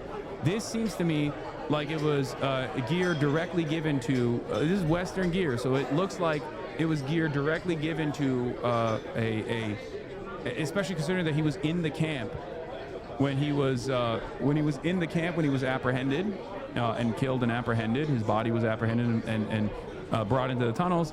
It seems more likely that he was a mercenary. The terror group had aired a video showing a bloodied person being dragged along the ground in a tunnel and published images of military gear and submachine guns, which are not commonly used in the Israeli military. Hamas later also published a picture of the man's face without naming him. Palestinian media at the time identified the man as Khalil Dawaz, a Palestinian from the West Bank's Aqabat Jabr camp near Jericho. The report said Dawaz had been detained by Israel in the past. The Public broadcaster reports, without citing any source, that the man whose body returned operated alongside security forces in searches of underground tunnels that was killed by Hamas terrorists a year and a half ago. Now, the reason why I don't think this was a Palestinian human shield that they were using is because of the weapons that he had on him. Because Palestinians, under the mosquito protocol, are used as human shields by the Israeli occupational forces in the Gaza Strip all the time. Having said that, however, they do not get arms. They do not give armor to the Palestinians that are being used as human shields, and they do not give weapons to the Palestinians that are being used as human shields. The Palestinians that are being used as human shields oftentimes don't even have shoes, as a matter of fact. They literally will put them with their hands cuffed in front of the Israeli troop positions, okay? Because obviously if they were to give those guys weapons, they could just as easily turn around and start fucking slaughtering the occupational forces, obviously.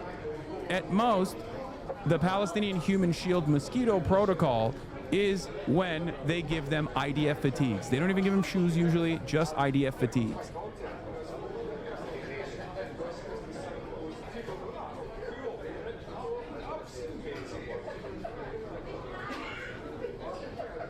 Anyway. Have you seen the thing about Motaz Aziza? Parasocial for me to say, but be careful about having guests at your home. Wait, what? I don't think that Motaz is like a collaborator or something like that. Okay? I think he has disagreements with, as a Palestinian born and raised in Gaza, he might have disagreements with Hamas from time to time, but I'm not going to fucking sit here and act like he is an Israeli state collaborator or something like that. He's a fucking survivor of genocide. Okay? You're an American. Calm down.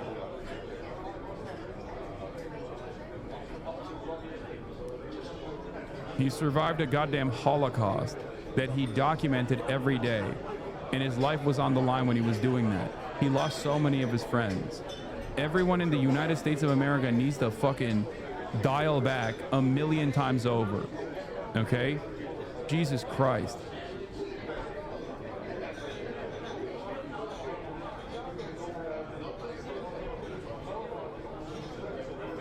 Palestinian here to say, unfortunately, there's a very different message in English than in Arabic where he blames the resistance.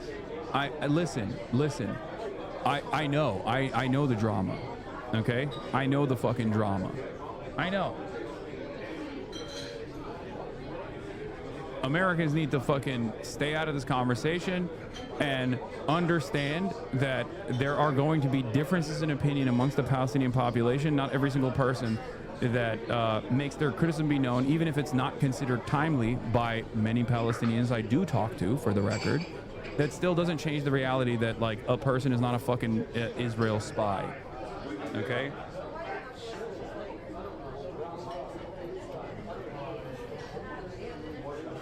Like, this is different than, like, even Ihab Hassan or whatever.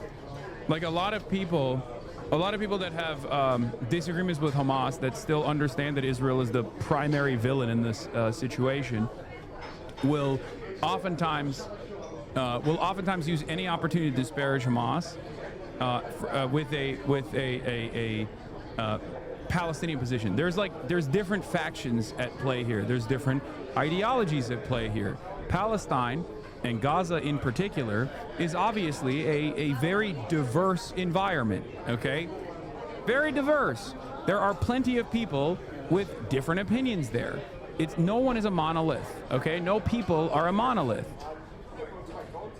And Palestinians certainly are not monolithic in their approach to governance under Hamas, for example. If that was the case, then Hamas's approval ratings would consistently be much higher in Gaza than it has been, okay? You need to understand that.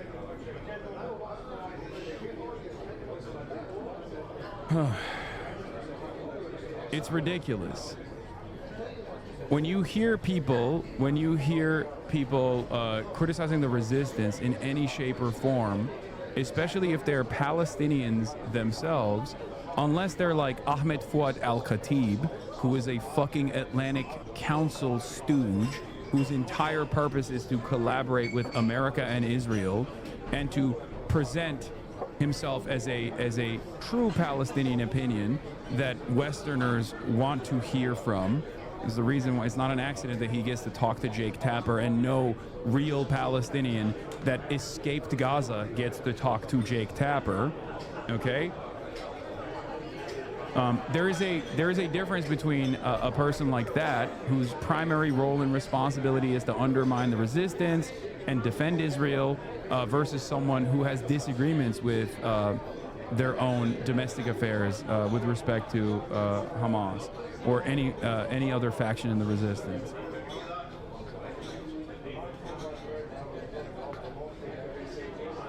Anyway, I understand your frustration, but what do you mean Americans shouldn't join the conversation? I thought the point was to engage. No, the conversation, you can join the conversation. I'm just saying that throwing around statements like someone is a fucking collaborator, especially when they have literally survived the Holocaust in the hands of Israel and had so many of their family members and their livelihood destroyed by Israel, so many of their friends and colleagues killed by Israel, is ridiculous.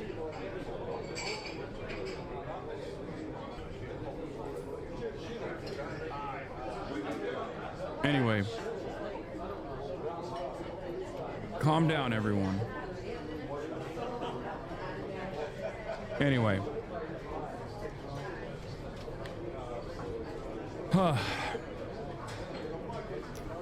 But that's neither here nor there. I'm not gonna entertain that shit. Walking buzzword generator? Yeah, I know. It must hit so hard to be this dumb. Like, just living your day-to-day existence being like, I'm not going to engage with the conversation here. I'm just going to say that you're generating buzzwords. Found out about the situation from my white boomer coworker from the comment. Looks like Hamas gave Israel a body that doesn't belong to them, to which I responded with another excuse Israel will use to continue breaking the ceasefire and continue the genocide, to which he said was not a genocide. What's more upsetting was having to stop the conversation as he sits directly next to me every day. Keep pressing him. You'll eventually get to him. There's always, Israel does so much fuck shit in American domestic affairs as well that it's obvious that you can get people to be frustrated with the way that Israel operates. Like, it's not that hard. Anyway, yeah, the Public Broadcaster reports without citing any source of the man whose body was returned operated alongside security forces in searches of underground tunnels and was killed by Hamas terrorists a year and a half ago. Amid the war, there's been a commonplace but officially prohibited practice of soldiers sending detained Palestinians to search buildings and tunnels before troops enter, endangering their lives. Interesting.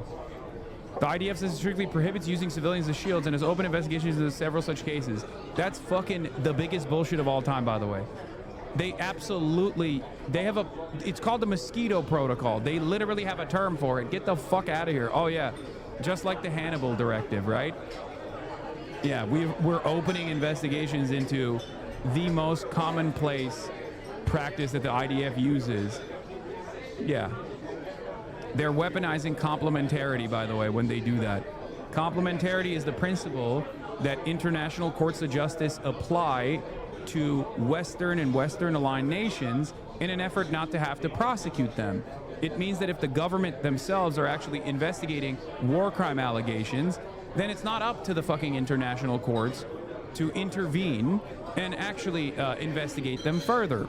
When a government, even one like Israel, refuses to do that sort of internal investigation, then the ICC says, well, or the ICJ says, it's our jurisdiction now because you're not doing it. This is called complementarity.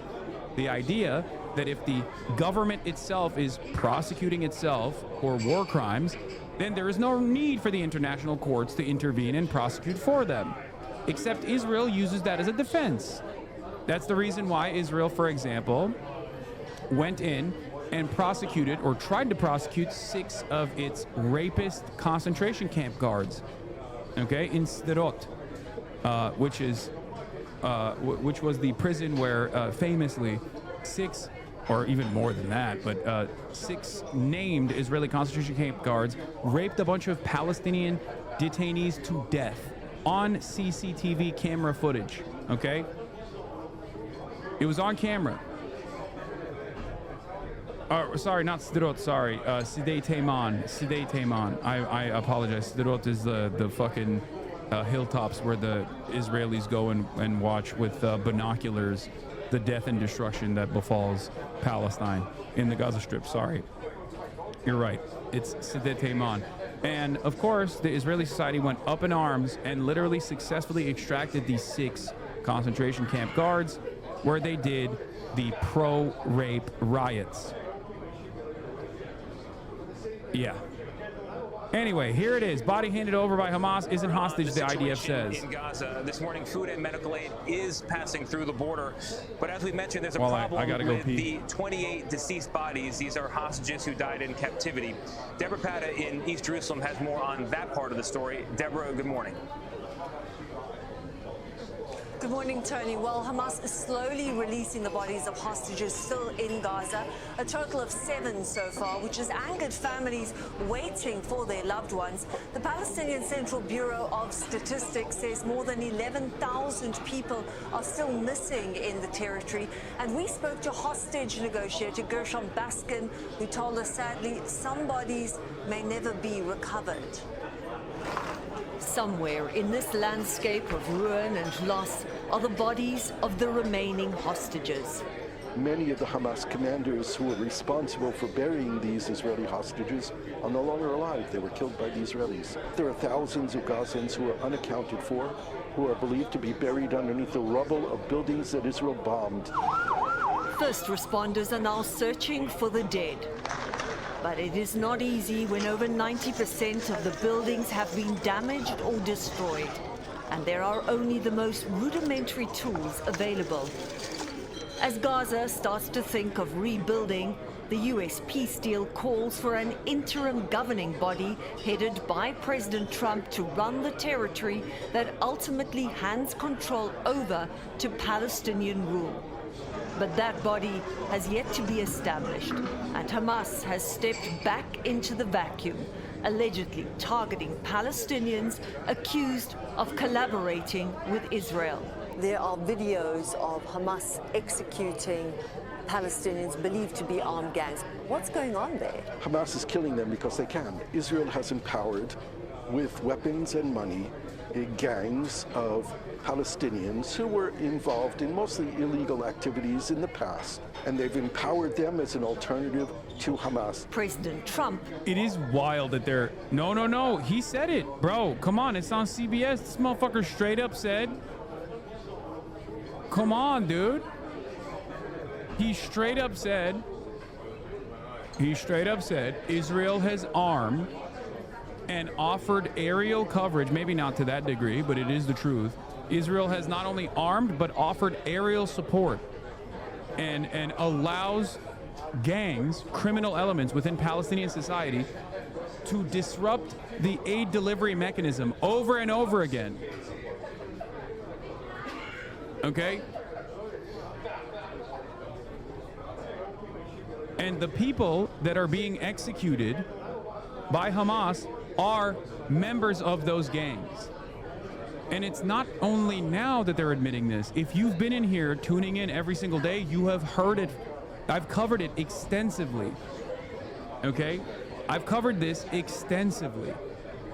Israel has openly admitted that they've done this, for the record. Netanyahu has said he has done this, for the record. Why else do you think a person who dropped out of 2nd grade, Yasser Abu Shabab, wrote a fucking Wall Street Journal opinion editorial? Yasser Abu Shabab is the leader of the fake popular forces, okay? This was a gang of criminals and ISIS affiliates, drug traffickers and ISIS affiliates that were previously in prison.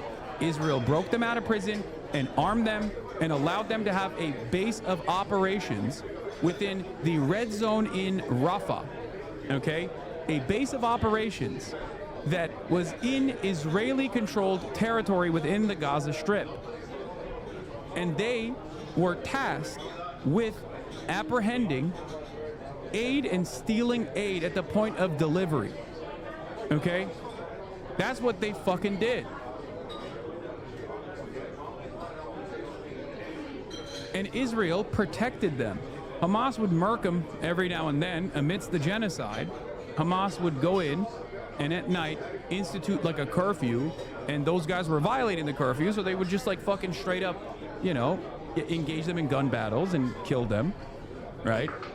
And there were many different operations that took place, except now that the territory, 50% of the territory has been given back to the Palestinians, Hamas is obviously restoring control. The entirety of the Palestinian resistance forces are playing a formative role in creating interior security.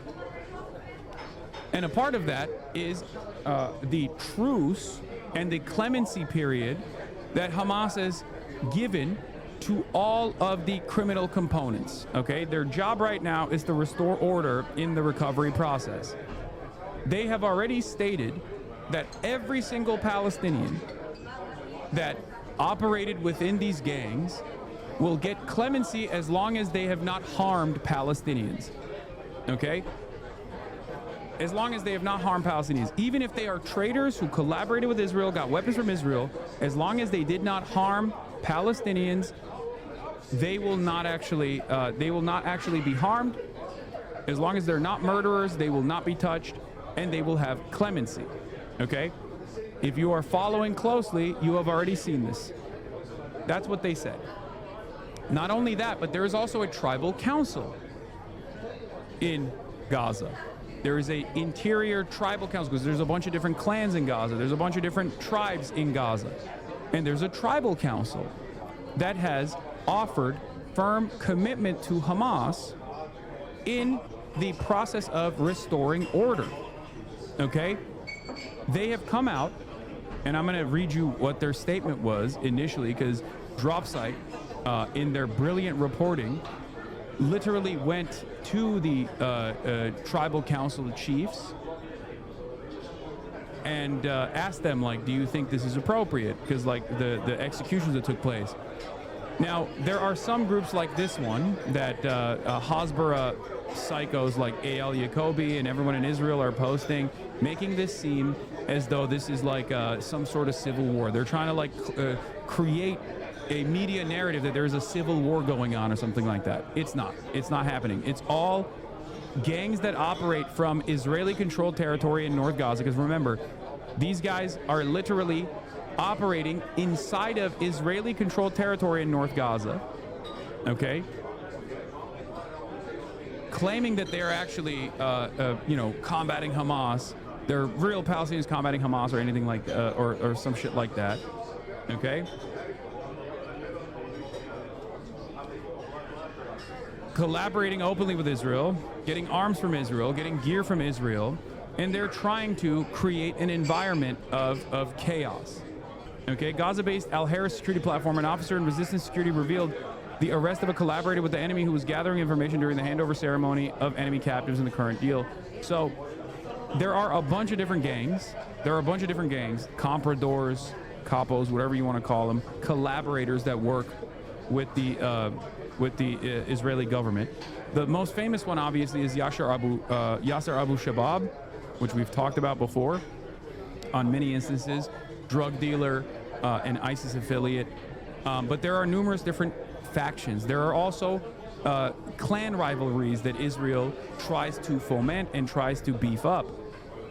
One of the most notorious clan rivalries, from what I understand, from all of my conversations that I have with Palestinians that are literally in Gaza and Palestinians that have been able to escape the U.S. Israel-funded Holocaust of Gaza, have told me that the number one clan that has always had some kind of like beef with Hamas is how do you say it? Dogmash?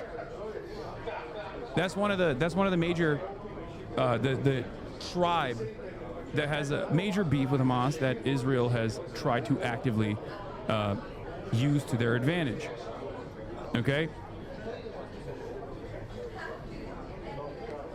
Hamas promises amnesty to any outlaws who turn themselves in, except murderers. Gaza Security Ministry opened the door for repentance for 1 week for any gang members, collaborators, aid looters, or robbers to surrender and receive amnesty for their offenses, as long as they didn't shed anybody's blood. Hamas's government had done similar campaigns multiple times in the past as a way of giving a second chance to Gaza who were being blackmailed or coerced by Israel to act as informants. Now, the real reason why they have to be more open-minded about this, yeah, I think the clan originally might be Turkish, yeah, Damush, that's the, yeah, they're like a Turkic Palestinian clan. So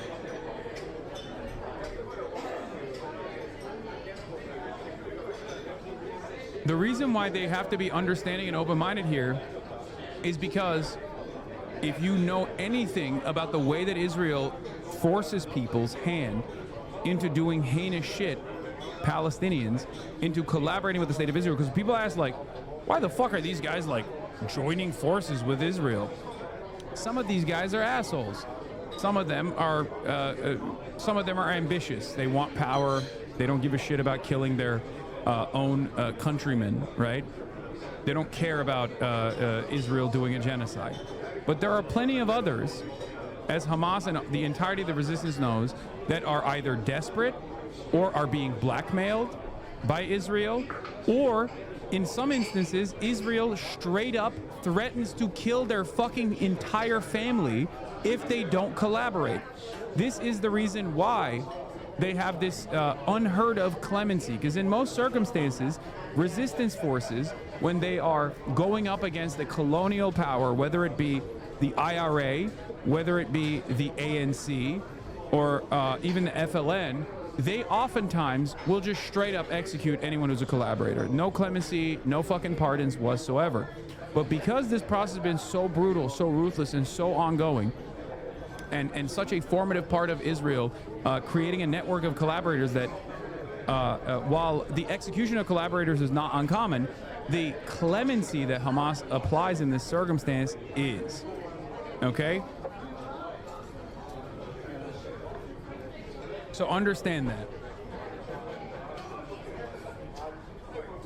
And yes, the appropriate measure in this circumstance is to obviously properly adjudicate these issues and go through a normal process in a criminal justice system, okay? Obviously that's the normal process. But if you're a fucking adult or even remotely aware and not oblivious to the ways in which you know, the ways in which, like, resistance forces have historically operated, you know, there's not much bandwidth there for them to design a court system instantly when all the fucking ministries are blown up. There's no courthouses. For the Palestinians right now, they're still in war. They're still under a genocidal apartheid forces occupation. They have to quickly restore order so that the recovery efforts can begin. Okay? Victimhood / oppressor fetishist? Are you saying I'm doing that? What, because I have sober analysis on how resistance forces have operated throughout history, given the limited confines that they have? That's why I said Donald Trump's comparison to, like, what he's doing in Venezuela is not an apt comparison. Even though he was defending Hamas's actions, it is not a fucking apt comparison at all, because America does have a proper investigative authority here before they decide to start lasering fucking boats off of the Venezuelan coastline, okay, thousands of miles away. It's ridiculous.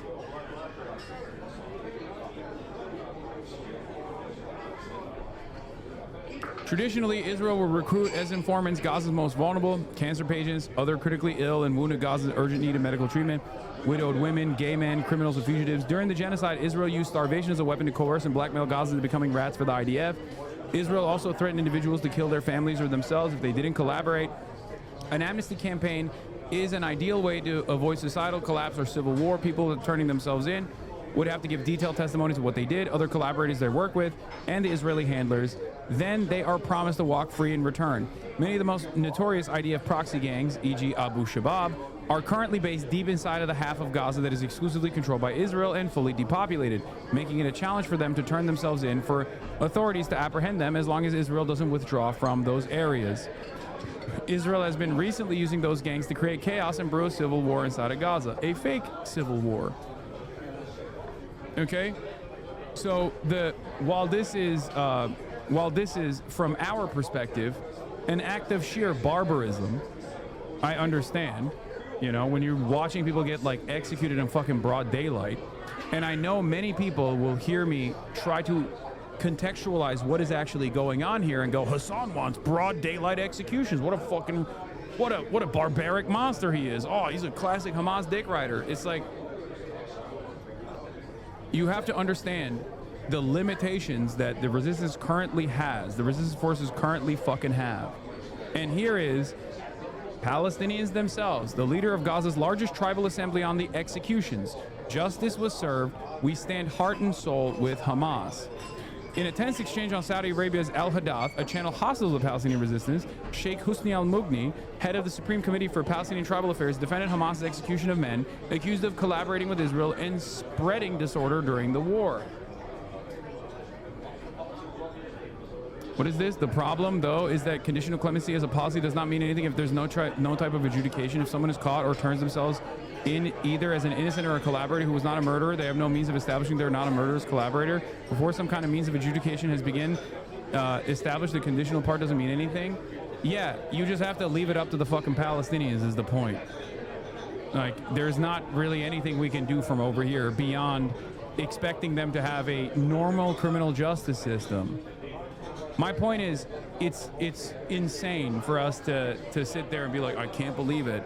I don't agree with public executions no matter what, Brodagy. I don't either. I don't even believe in capital punishment. What are we talking about? Okay, I don't. But if you want to understand what the situation looks like, there is no resource to undergo a normal criminal justice process, and time is of the essence. And in this circumstance, I can only look to other historic formations of resistance against, like militant resistance against colonial powers, and how those groups have chosen to deal with collaborators as swiftly as possible. That's why there is a heinous practice known as necklacing that came up in apartheid South Africa. Do you know what necklacing is? It's when the ANC would take collaborators that were working with the white Afrikaners to continue the apartheid regime. They would have tires placed around their necks, doused with gasoline, and then lit on fucking fire. Do you think I agree with that practice? No, of course not. That's fucking insane. Do they have a proper adjudication method to ensure that these guys were collaborators? No, they didn't. Okay? What do you think Kneecap's name comes from? The Irish rap trio. Where do you think the name Kneecap came from? It's a practice called kneecapping, where the IRA would go to collaborators, Irish collaborators, that were working with the British colonial occupation and would shoot them in the fucking kneecap. Children too, by the way. Not just adults. Literally children as well. Okay? That's where kneecap gets his name from.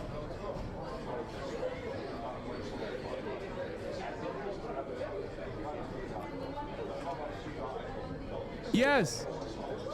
This is why I always stress the standard of violence is set forth by the colonial entity, the occupational power.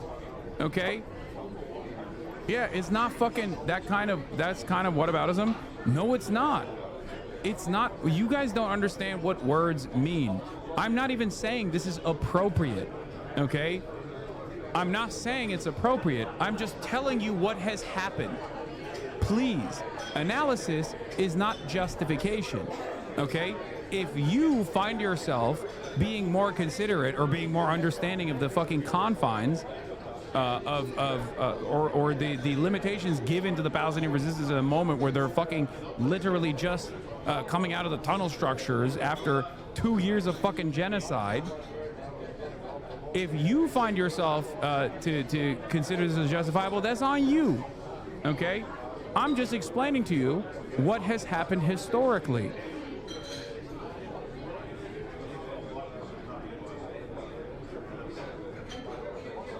Jesus Christ. Anyway, pressed about the absence of courts or due process, Al-Mughni, who represents a key voice of Palestinian civil society, said Gaza security forces imposed field justice against gangs that killed, looted, and terrorized dozens of civilians. The accused were long known to the public, he said, adding that they had stolen aid convoys and were disowned by their families under tribal law. Abu Shabab is another great example of this. His own tribe has disowned him. Hamas warned these people several times through mediators and family members to surrender and face justice. Those who did were investigated. Those who resisted fought the police, leading to what happened, he explained. Rejecting al-Haddad's framing of lawlessness, al-Mughni replied, "There are no courts now, but when someone murders a 10-year-old child for a bag of flour, he deserves death or worse." He said that the tribe stood heart and soul with Hamas, calling the executed a deviant, corrupt faction created by Israel. Asked who holds Hamas accountable, al-Mughni said internal mechanisms exist to punish violations, but warned that leaving such justice to rival clans would mean civil war. He closed bluntly, "We are fully satisfied. These criminals violated every custom and every tradition while our people died under the rubble." For the record, if you want the full transcript, it also exists here, okay? But that's the summarization.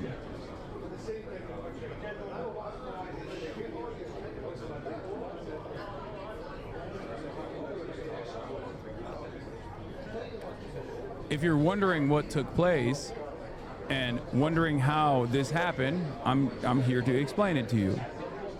Okay? Security service in Gaza publicly executed Israel's collaborators who were recruited to and used by the Israeli military to steal aid, attack starving aid seekers, destabilize internal front, monopolize goods, damage medical aid, blackmail people, kidnap resistance fighters.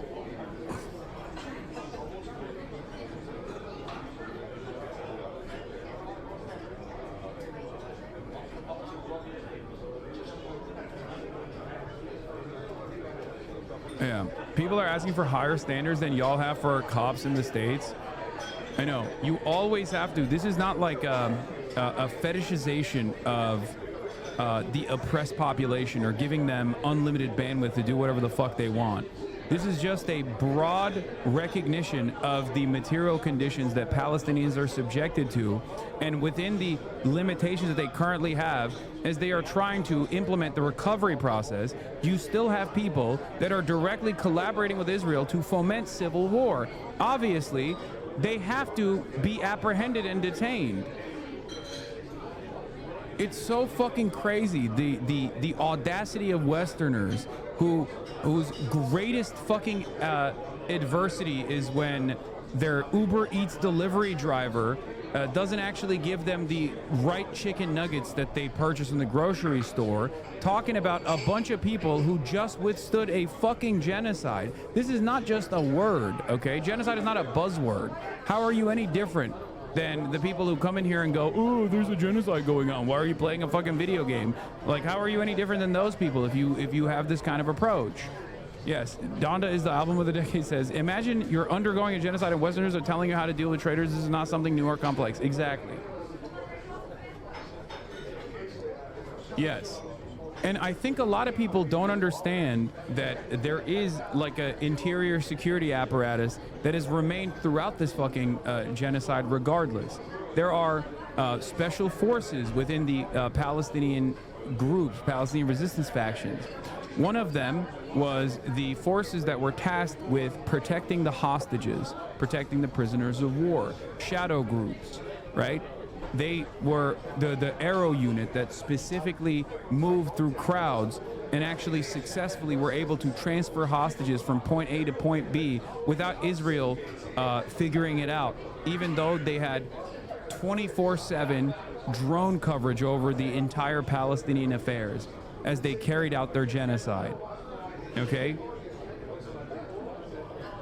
Like, they were still capable of operating under a brutal blockade, hermetically sealed by the oppressive, nuclear-armed apartheid forces.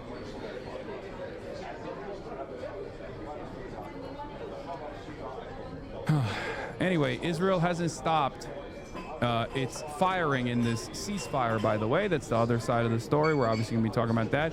Israeli Air Force aircraft killed 2 Palestinians in Gaza this morning who approached clan-opposing Hamas in the Shajaya area. Israel is allowing one of the clans that oppose Hamas to remain in the Israeli-controlled area beyond the yellow line for fear of retribution. Palestinian resistance factions. Our message to all criminals and criminal gangs fueled by the Zionist entity and its intelligence apparatus is that there's no place for agents killers, criminals, or bandits, they will be held accountable. We extend our salute and pride to the members of the Palestinian Security Institution and the Ministry of Interior for their tremendous efforts and valued sacrifices, which are a source of pride for every Palestinian and free patriot.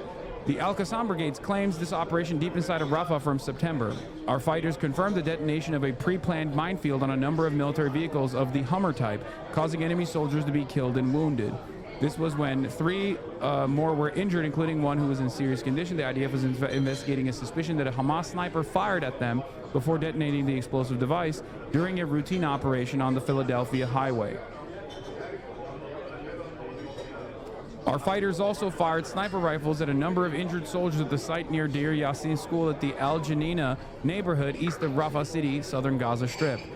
Families of the prisoners, the autopsy showed one of the bodies of a soldier who was killed after being captured in Gaza due to an airstrike by the Israeli Air Force. Israeli media claims that this decision has been reversed and 600 aid trucks are supposed to enter today. By the way, Israel informed the UN that 300 aid trucks will be allowed to enter the Gaza Strip starting tomorrow, and fuel and gas would not be allowed.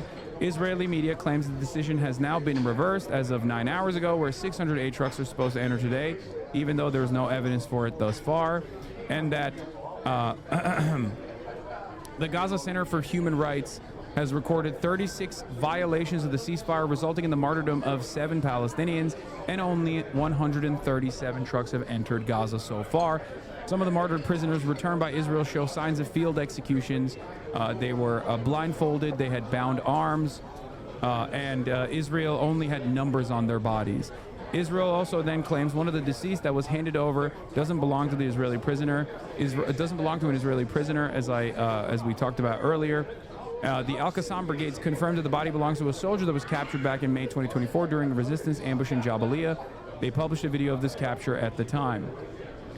Following Trump's expression of support for the stabilization efforts, CENTCOM issued a statement demanding that Hamas cease the acts of violence both in its own areas and in areas secured by Israel, or in other words, they demanded the crackdown on collaborators and bandits end.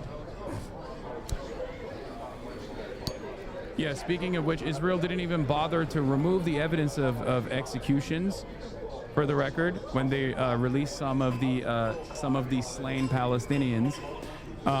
What's extraordinary about the story is that Israelis didn't even bother to remove the evidence of execution, bound hands, blindfolds, before handing the bodies back. Some of the bodies were crushed by tanks.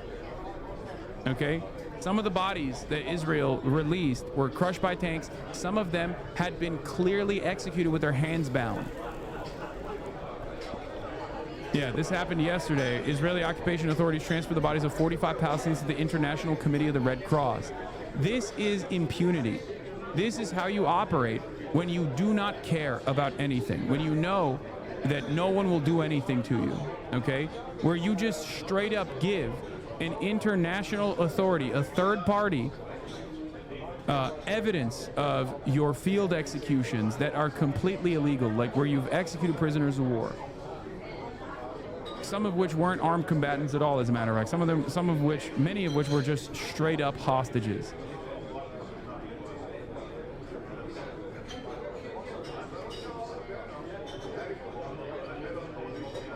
Anyway.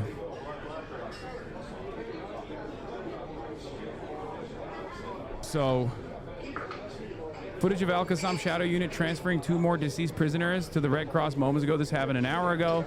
Quds citing Channel 15, the Al-Qassam Brigades contacted the families of the Israeli prisoners on the day of their release through Israeli SIM cards, which are the video calls that everyone later saw. The SIM cards were placed by the army in locations outside of Gaza to gather intelligence about the Israeli prisoners, but several of these SIM cards were activated just a few hours before the prisoner handover operation, and the families of the prisoners received phone calls from them.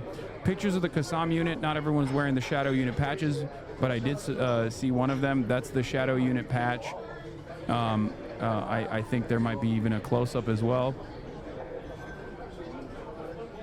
Anytime you see militants this up close, wearing their, I mean, obviously still hiding their faces, but like wearing their, what seems to look like combat gear, which they put on for ceremonial instances in most circumstances, you recognize that these are literally fucking, like, barely teenagers, okay?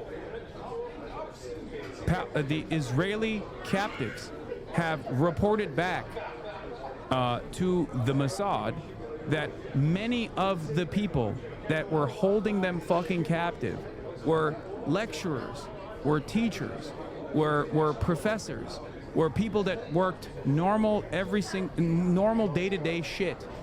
Okay? Now, obviously, if you're pro-Israel and you hear that and you go, the entire Palestinian society is Hamas. And to me, when I hear that, I think, yeah, no shit. What do you think is going to happen when people are forced to call to arms to defend themselves? Of course, these people don't want to fucking fight. These people don't want to take up arms. Do you think people want to run up to tanks in their fucking flip-flops and dump IEDs that they made from unexploded Israeli ordnance? No, they don't want to do that. They want to be cooks. They want to be teachers. They want to live their fucking regular lives. These are people who have been forced into this position. These are all the orphaned sons, okay? These are all the people that are taking up arms as an act of final desperation, who choose to die on their feet rather than die begging on their knees.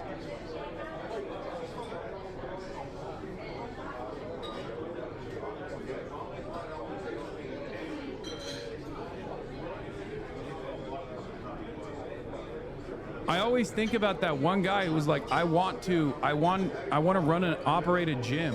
Like I think he was like one of those dudes from the West Bank, actually. He was one of the Tulkarm. I think he was in the Tulkarm brigades or something. I forget. But like, there was that one guy I think about all the time that was interviewed where he was like, I want to own and operate a gym. But like, this is what I have to do. This is to protect to protect my loved ones. Fidel Castro, 1967. Revolutionaries didn't choose armed struggle as the best path. It's the path the oppressors imposed on the people. And so the people only have two choices, to suffer or to fight.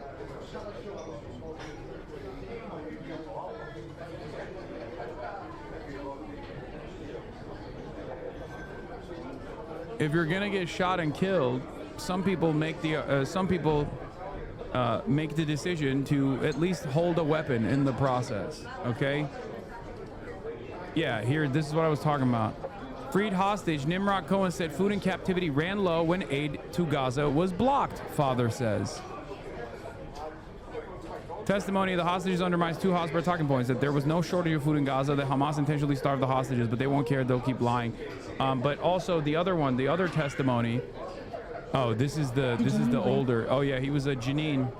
He was a member of the Jenin brigades, this guy. Refugee camp to speak to a member of the Jenin brigades.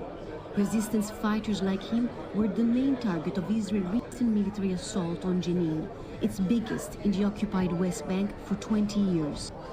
This guy, for the record, this is the video I was talking about. This dude, for the record, is literally engaging in, once again, no holds barred, 1,000,000% totally legal and totally moral resistance against the illegal Israeli occupation in land that the international community recognizes belongs to Palestine and Palestinians. This is a person who is in the West Bank. This is not even Gaza, okay? This is a person who is in the West Bank, in his own internationally recognized territory, standing firmly and committed against the illegal and unjustifiable Israeli occupation, okay? Every single step that the Israeli occupational forces take in the West Bank is illegal. Every single step that he takes is perfectly moral, perfectly just, and perfectly legal, okay? وفشلوا انهم بدهم يعملوا اقتحام واسع ويعتقلوا اكبر عدد من المطاردين ويتم قتل اللي هو اللي راح يواجههم اللي هو اكبر عدد برضه من المطاردين. هذا الشيء فشل 100%. He says he used to be a gym trainer, but life under Israeli occupation made him change course. اكثر شغله اثرت فيه اللي هو استشهاد صاحبي. الناس تاريخ استشهاده بجزء 2013 استشهد. اثر فيه كثير يعني. احنا اللي عايشين مع اسرائيل واحنا بنقدر نقدر شو اسرائيل شو بدها. اسرائيل بدها كل فلسطين، بدها تقتل الشعب الفلسطيني وتشرده، وبدها ايانا نبقى عبيد عندها. احنا نقاوم الاحتلال مستحيل إسرائيل تعمل لنا حل ثاني غير المقاومة، إنه حل سياسي أو إنه في هدنة أو سلام. مستحيل مستحيل. هسه لو تجيبي كل السلام اللي بالعالم تحطيه بدولة إسرائيل راح تلاقيهم ثاني يوم بيعملوا مستوطنات، ثاني يوم بقتلوا، ثاني يوم بيأسروا، يعني بيأسروا نسوان وبنات صغار وشباب صغار أشبال. واحنا بنطلب من الشعب كله يكون ضد إسرائيل مش بس السلطة. He says his dream is to see Palestine free, so he can lead a regular life. أعيش حياتي الطبيعية وبطش وبروح على البحر. I would live my life. I would live my normal life and go out to enjoy myself. I would go to the beach. And I would do everything I wanted, whatever I desired. Palestine's nature is stunning, and I'm someone that loves to go out and see nature. So I'd go climb mountains and go to the beach.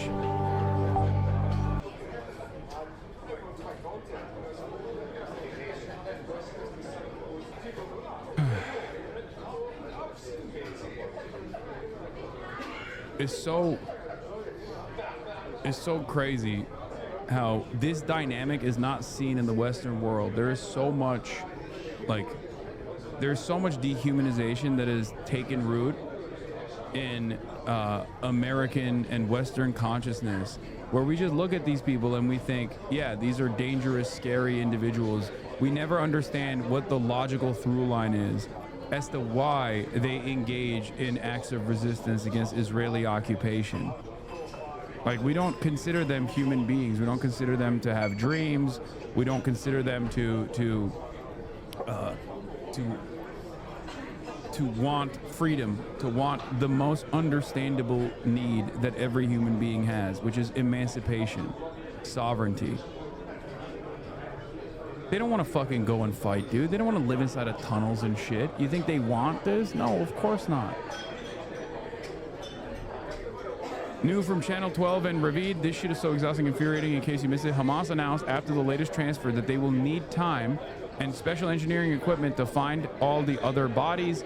More from Ravid, a senior American official. The U.S. wants to begin rebuilding the city of Rafah, which is not under Hamas control, and turn it into a model area that shows how the Strip can be without Hamas control, which is also where the Abu Shabab compound and passage is.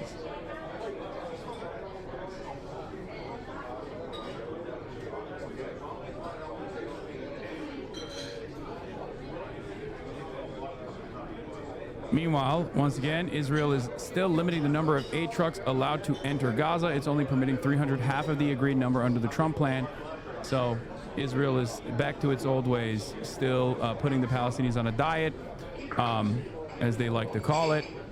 The UN relief chief has said Israel must immediately open all the Gaza crossings. Tom Fletcher, the UN's Under-Secretary General for Humanitarian Affairs, said in an interview with AFP that Israel should immediately open all crossings to allow aid into Gaza. We want this to happen now within the framework of a ceasefire agreement between Israel and Hamas. He is scheduled to visit the Rafah crossing on Thursday from the Egyptian side, the vital entry point that has remained closed for several months.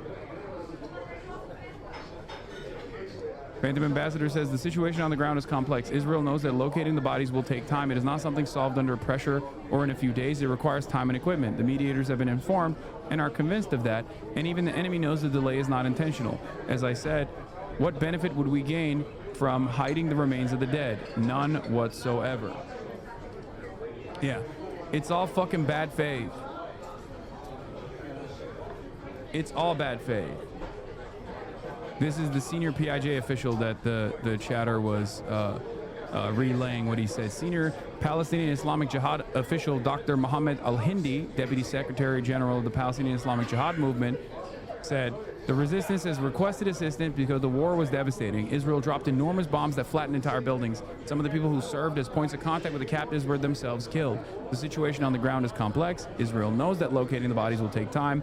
It is not something solved under pressure or in a few days. It requires time and equipment. The mediators have been informed and are convinced of that, and even the enemy knows the delay is not intentional. As I said, what benefit would we gain from hiding the remains of the dead? None whatsoever. Okay?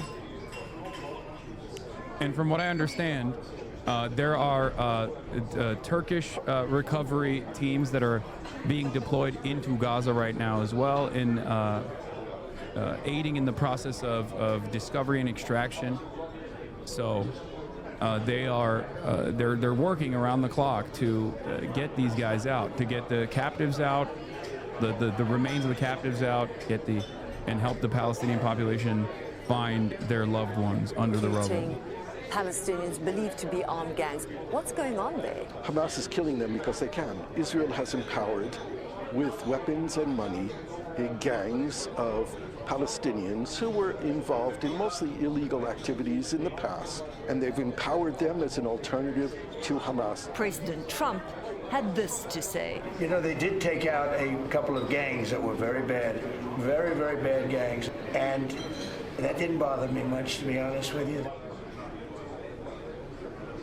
The Palestinian Authority has condemned the Hamas executions as extrajudicial killings. President Trump also said yesterday... Yeah, fucking Abbas.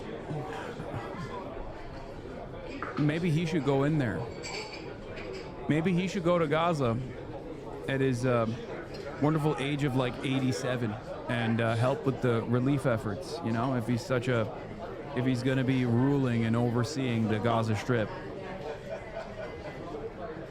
It's so crazy to me that one of the main belligerents here is the United States of America, and the American president is outflanking Mahmoud fucking Abbas, bro. That is crazy.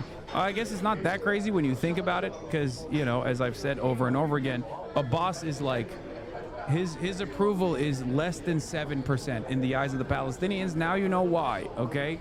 Palestinians always fucking say over and over again that the PA and the Fatah party is seen as lower than fucking dirt.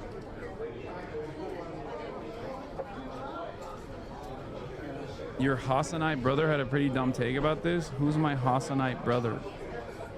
Oh, you mean Mehdi Hasan?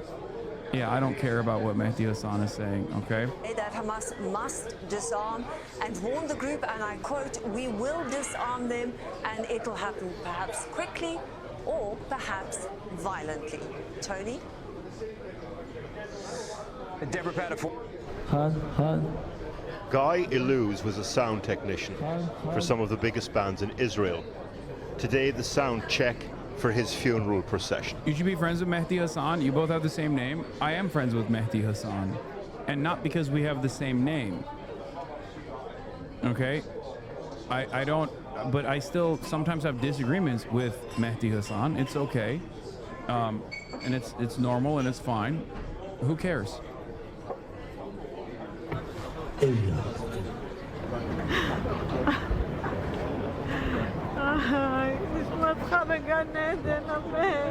26-year-old was shot by Hamas fighters at the Nova Festival, brought into Gaza critically wounded, held in Al-Shifa hospital, and died soon afterwards. On Monday, 2 years later, his body was released. No sound checks required in his hometown for this stereo center. Why she have to die so young? So I can't understand this. Last night, the bodies of 4 people were released by Hamas and brought to the forensic center in Tel Aviv. But one of the bodies was not that of a hostage. 3 deceased captives have been identified at the National Center of Forensic Medicine. Staff Sergeant Tamir Nimrodi, Uriel Baruch, and Eitan Levy, may they rest in peace. They joined 4 deceased captives who were identified yesterday here: Guy Illouz, Bifin Joshi, Yossi Sharabi, and Captain Daniel Peretz. May they rest in peace. The remains of the 4th body that arrived yesterday from Gaza Strip is not associated with one of the deceased captives. The future of the ceasefire and the fate of thousands of people could now depend on the scientific work being done in this center. During a previous exchange, Hamas handed over a body they said was that of a hostage, which turned out to be that of a Palestinian in Gaza. Now, if that sort of thing starts to happen this time round, it could actually derail the entire process. Last time round, the correct remains were handed over to Israel eventually. And in the last hour, Hamas has said they will hand over 2 hostages' bodies tonight. The text of the current ceasefire deal acknowledges that the location and identification of bodies will be difficult, but given the levels of distrust here, everything becomes more fragile. Hamas, the terror organization, is required to uphold its commitments to the mediators and return all of our hostages as part of the implementation of this agreement. We will not compromise on this. In Gaza, the bodies of dozens of Palestinians were returned by the Red Cross, released by Israel. Work to identify the deceased is ongoing. The setting, what's left of Gaza's health system. This afternoon, the funeral procession of Guy Illouz made its way along the highway to Tel Aviv, guards of honor on the overpasses, and finally to the Ra'anana cemetery.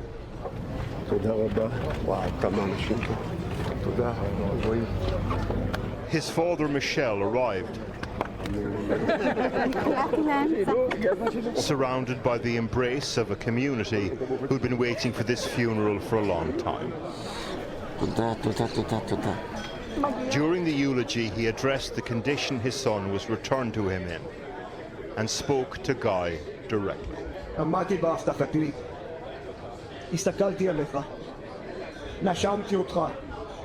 נשמתי אותך בפעם האחרונה, וכן, נשארתי אותך במצח, והצלחתי לראות את היופי שלך, גם במצב שבו חזרת אלינו. אוהב אותך גלייטות שלי, בני בחורי אהובי, סגרו לך משתפך בשלום.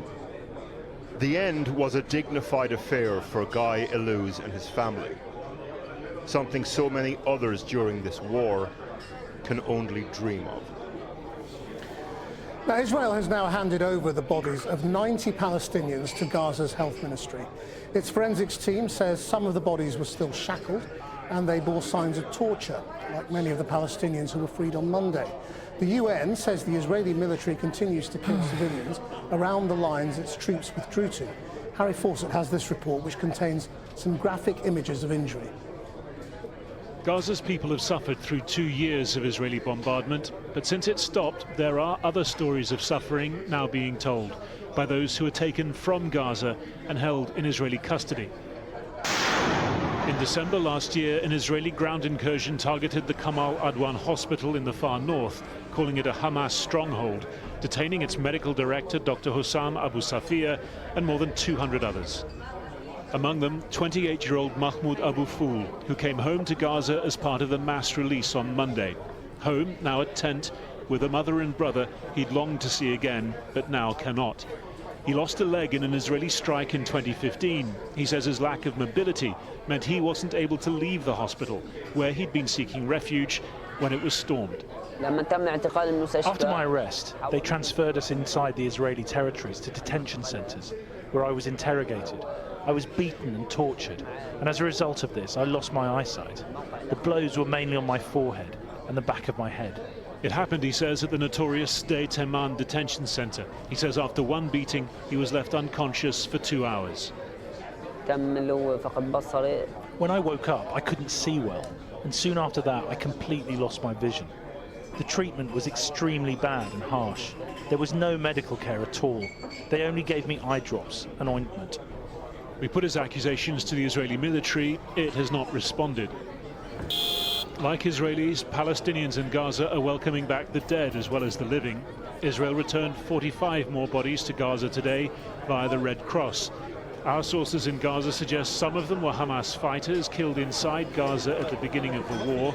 Others were blindfolded and handcuffed. Others bore marks suggesting they'd been run over by tanks. The occupation forces had placed some of the bodies in refrigerators. Some of them are clearly identifiable, while others are difficult to recognize. We are waiting for the Red Cross to give us the names of these 45 martyrs. And there were 2 more Palestinians killed today. The Israeli Air Force reportedly carrying out an airstrike in eastern Gaza City, in what Israel defines as a prohibited area near its military positions. Hamas is also killing Palestinians. Yeah, the bodies that they returned, the bodies that Israel returned were bound and executed while bound, for the record. As in, they lined them up and they had handcuffed them or zip tied them and then shot them in the head. Palestinians engaging in gun battles with armed gangs, executing those it calls Israeli collaborators. I don't know if they show this. President Trump says he's okay with that for now, but insists they will, after a period, disarm or be disarmed. For now, Hamas is in charge in the territory Israel has withdrawn from, promising to hand over more Israelis' bodies tonight, while emphasizing the difficulty of locating remains in the ruins. Next to the ruins, there are some signs of recovery, markets being replenished, bakeries reopening, but deprivation is everywhere. There are no homes at all, there's no shelter, nothing. We wake up in the morning and look for a sip of water to drink. If we want to eat, there's no money and no work to do. This isn't a lie. Yeah, look upon the victims of Israel's barbarism, okay? Our attitude is so broken. The way we approach the subject matter in the Western world is so broken. We look at this guy because he doesn't speak the language and the color of his skin is brown. So we look at this guy and we think, even those who are pro-Palestine or say that they're pro-Palestine, look at a person like this and deep down inside still think like, okay, maybe he kind of deserves it. We do not have the same attitude towards Israel's barbarism. The people that did all of this, are the real barbarians, not the people who are on the receiving end. Okay? Turks killing Armenians is fine. There has never been a moment where I've said that that is appropriate at all, you fucking moron. This is what I mean. You're just on maximum cope. This is like, you have nothing. You have nothing. You understand that you have nothing. You have no leg to stand on. So you have to just turn around and be like, now that's whataboutism, by the way, for the record. If you guys want to know what whataboutism is, it's not when you actually compare this current contemporary resistance movement and its actions against collaborators to previous historical resistance movements and their actions against collaborators. Whataboutism is when I'm talking about Israel's genocidal actions and its impact, and someone turns around and goes, what about the Armenian genocide? Which I don't even I don't even say is fake or anything like that. The implication is that I deny it, right? Because I'm Turkish when I don't. That is whataboutism. The UN says more still than the 600 trucks a day being promised are now needed. Israel now reported to be preparing to reopen the Rafah crossing from Egypt to Gaza to both trucks and Palestinian citizens tomorrow.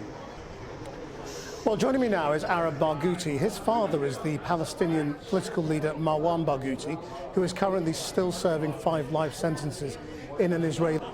Yeah, also, we got new information on Marwan's conditions. It seems that he was actually tortured. Marwan Barghouti was assaulted in Israeli custody. Palestinian Prisoners Media Office said senior Fatah leader Marwan Barghouti lost consciousness, suffered 4 broken ribs after being beaten by Israeli guards during his transfer from Rimon to Megiddo prison in mid-September. The office accused a special Israeli suppression unit of carrying out the assault. Barghouti, in prison since 2002 and serving multiple life sentences, was excluded from the October 2025 Gaza prisoner exchange despite repeated resistance demands for his release. On Israel's fear of his release, Marwan Barghouti, in prison since 2002, has long been regarded as the most popular Palestinian leader after Yasser Arafat and a rare unifying figure across factions. His influence has made him a central demand in every major prisoner exchange and a red line for Israel, which has repeatedly refused to free him. In August, Israel's far-right minister Itamar Ben-Gvir stormed Barghouti's cell, threatening him directly on camera. That fat fuck. Rights groups have said his repeated beatings, isolation, and public humiliation reflect Israel's fear of his political stature and the growing unity his name inspires among Palestinians. This is Marwan's son, Arab Barghouti. The jail, he is described by his supporters as being the only leader who could win an election outright amongst Palestinians. Thank you for joining us. At one point, it was thought that your father would be released. Can you tell me what happened? I think what happened that the Israeli government has made it very clear with a clear statement and an announcement that they don't want a political solution. They just want the cycle of violence to continue on this land. I think that everyone understands that my father represents a political solution. He's someone who has been a supporter for a political solution, a two-state solution for decades now. We've talked about this a few weeks ago, and this is exactly what the Israeli government doesn't want. Since he's been in prison, more than 800 Palestinians have been released with life sentences, with more, as you know, according to them, more security complicated cases. But with my father, they refused to release him because he has a political vision that is, first of all, accepted by the Palestinian people, trusted by the Palestinian people, but more importantly, accepted by the international community. They don't want that. I did ask David Mensa, the Israeli government spokesman, about your father's case a few days ago, and he said Marwan Barghouti is no Nelson Mandela. You know, he's a multiple convicted criminal. The irony, of course, is that Marwan Barghouti is, first of all, Marwan Barghouti is exactly like Nelson Mandela in that same vein, because Nelson Mandela was also apprehended and arrested for the exact same fucking purpose, for the exact same reasons. And as far as I understand, like, I mean, Jeremy Scahill said that Barghouti had led resistance efforts, but from what I understand, I don't think he actually engaged in any sort of direct armed conflict.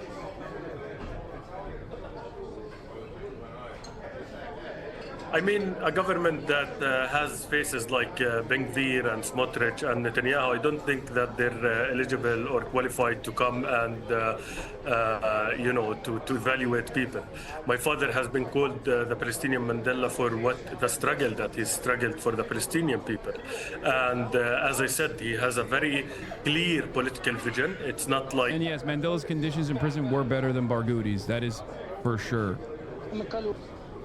The hit is in for Marwan Barghouti. Freed prisoner Mahmoud al-Arada told Al Arabi TV that Marwan Barghouti, the veteran Fatah leader, widely seen as a singular unifying political figure, is the #1 targeted prisoner in the system. He said that from the moment the war began, a war began against Marwan and against his family. Ben Gvir, he added, personally entered Barghouti's cell and told him, "You will go out in a wheelchair. We will execute you."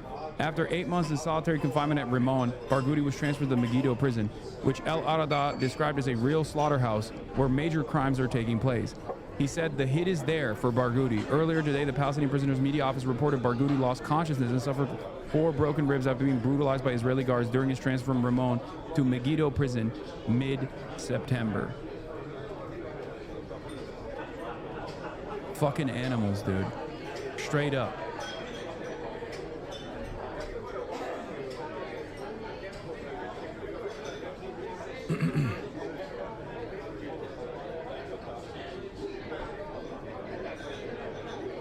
Anyway, meanwhile, as far as like the Hamas end of the bargain on the ceasefire, according to the Trump administration, 2 advisors of President Trump told reporters they don't think Hamas has violated the agreement yet regarding the bodies of the hostages.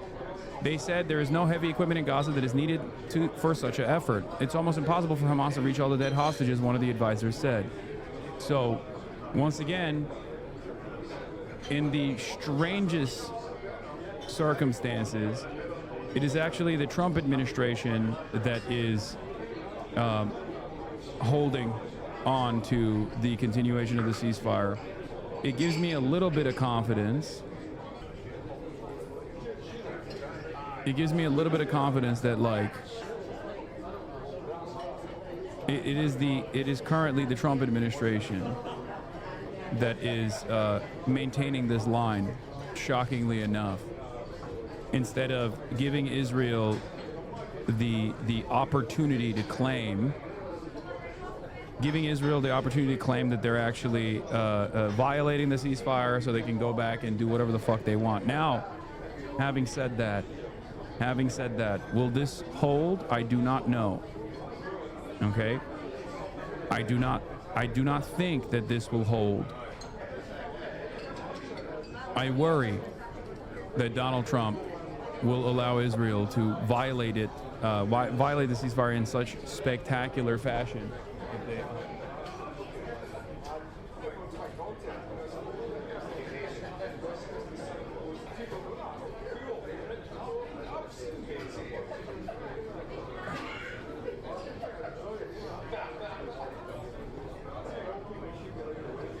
I got my food.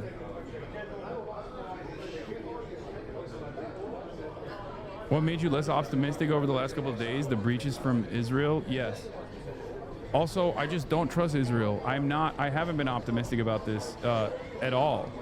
I've never been really all that optimistic about this process because, like I said, I do not trust Israel. We're going to begin with a fragile ceasefire in Gaza that is holding for now. Like when they say fragile ceasefire, it's really interesting because like they don't actually say it's a fragile ceasefire because of Israel, even though that is the reason why it's fragile. Like, this is not a fragile ceasefire because of Hamas or anything. This is a fragile ceasefire because of Israel and Israel alone.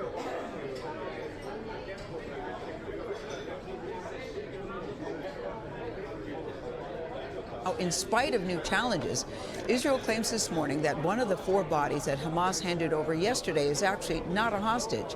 Hamas has sent gunmen into the streets of Gaza, and there are images showing executions of people that the group calls collaborators and outlaws. Well, President Trump gave Hamas a stark warning yesterday. In his words, he says, if they don't disarm, we will disarm them.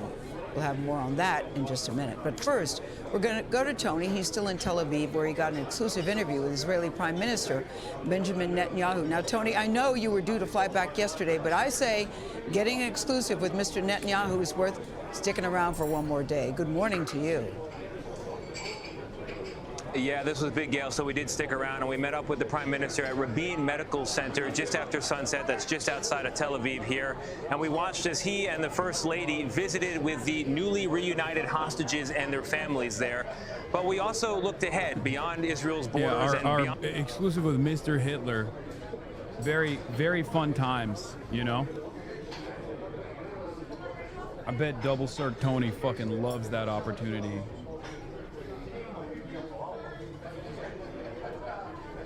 He's like, my goat, Mr. Adolf. You are so incredible. On this current ceasefire to Palestinians' future. Who is going to govern Gaza? The only names mentioned are Donald Trump and Tony Blair. Is Tony Blair going to be the president of Gaza? I doubt it, but I think that this is a transitional period, and we want to fashion a governance that works, that is not native people who are committed to our destruction. Because if we put them there, then we'll just repeat it again and again and again. And we don't want to have the October 7th massacre repeated. How do you de-radicalize the population in Gaza that wants to fight? You've got thousands of young men who have just spent 2 years enduring brutal war or fighting in this brutal war. And on the back of that How do you de-radicalize Gaza is such an arrogant display of Western chauvinism. But expected from the now Barry Weiss-controlled pro-Israel dish rag that is CBS News, which of course Tony DeKoppel was already a pro-Israel actor from the start, if you remember. It's just so unacceptable. How do we de-radicalize the victims of a genocide and not the genocidaires? Incredible.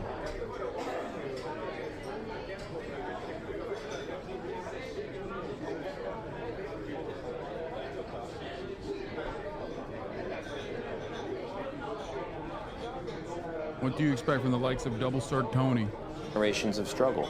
I think that you have to understand that Gaza is not uniform. There are Gazans who are fighting Hamas and are saying, we don't want this anymore. And a lot of people in Gaza now know that Hamas has brought catastrophic consequences to them because of its fanaticism. The most important thing in destroying fanaticism is to destroy a certain hope, the hope that the fanaticism will achieve its results. When people know Israel is here to stay, you're not going to destroy the Jewish state. One thing we didn't touch on is the latest apparent disruption in aid into Gaza, because that bit of news came to us after our conversation. But we talked about a lot, and we're going to have more of it at the 7:30 half hour, including what it was like working with President Trump and also what comes next in this fragile ceasefire. We have more now of Tony's wide-ranging, exclusive conversation with Israeli Prime Minister Benjamin Netanyahu. So they spoke at a hospital just outside Tel Aviv, where the Prime Minister and his wife met newly returned hostages and their families. Tony joins us once again from Tel Aviv. Tony? Good morning, Gail. It's pretty crazy that this motherfucker, this evil motherfucker literally just said, yes, we want to kill the hope of Palestinian self-determination, straight up. Like, he just said it. It's not like, it's not a read between the lines situation. He just straight up said, we must kill the hope of the Palestinians in terms of self-determination. And we still wonder who the evil party is here. In a blunt moment, we asked the Prime Minister point blank what it would take for him to consider Israel's many conflicts to be over. And he responded in part, quote, the way to purchase peace is through strength. And it was military strength, at least as much as diplomacy, that he believes allowed Israel to win back the hostages that we met face to face just last night. Everybody in Israel since the last time I was here seems so relieved. Do you feel relieved? I feel both relieved and very moved. We watched late Tuesday as Israeli Prime Minister Benjamin Netanyahu and his wife Sarah moved room to room, visiting 5 returned hostages and their families on their first full day back together. Each described an ordeal of long hours underground, limited sunlight, and scarce food. Avi Natan Or, for example, the partner of another hostage, Noah Argamani, lost at least 60 pounds in Hamas captivity. I'm learning that they didn't lose hope, that they believe that one way or the other will get them out. Now it's a question of whether this moment of hope for Israel and the region can last.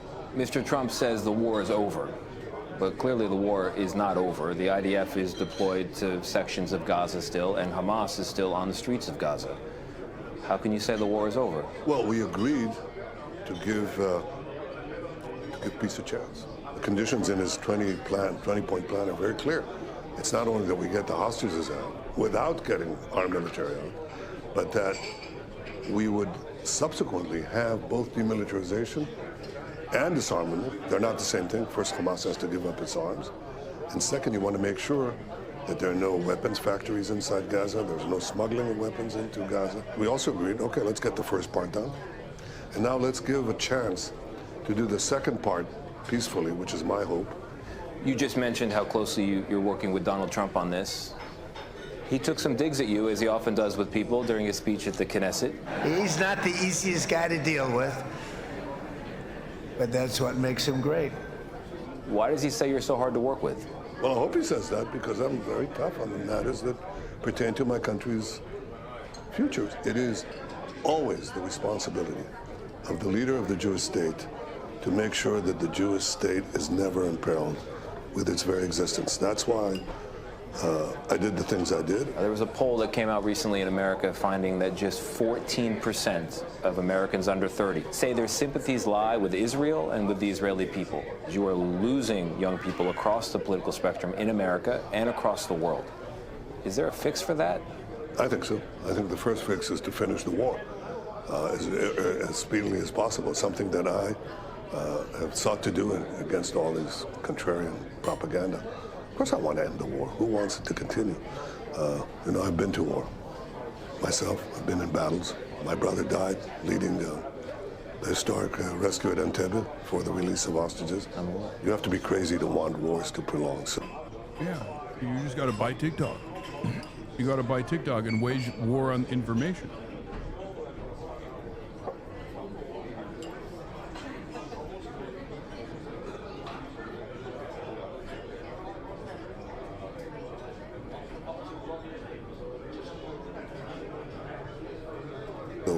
So First ending you the want to war. end it. You want to end the war speedily, because in the TikTok age and in the television age, letting wars go on too long is going to cost you precisely what it costs you. There's a real battle on the social media. It's a big battle. Not It is. simple. It is. So it's a battle for truth, really. It's also a battle of messaging, of ideas. And there's a big idea that the world talks about and that America talks about, the two-state solution, something that you used to talk about, but not anymore. How come? When I talked about it, it wasn't the proposition that people give. They assume, okay, there are two sovereign states, and a sovereign state has, for example, military power, it can make covenants. The Palestinians should have all the powers in a peaceful day to govern themselves. But they can't have the powers to threaten our survival. That sovereign power of security must remain with Israel. Because otherwise, the jihadists take over. Iran takes over immediately. And that's what happened every time we vacated territory. The most extreme fanatics came in. And people said to me, but that's not...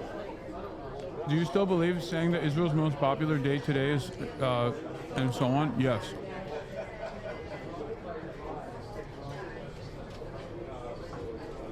Yes.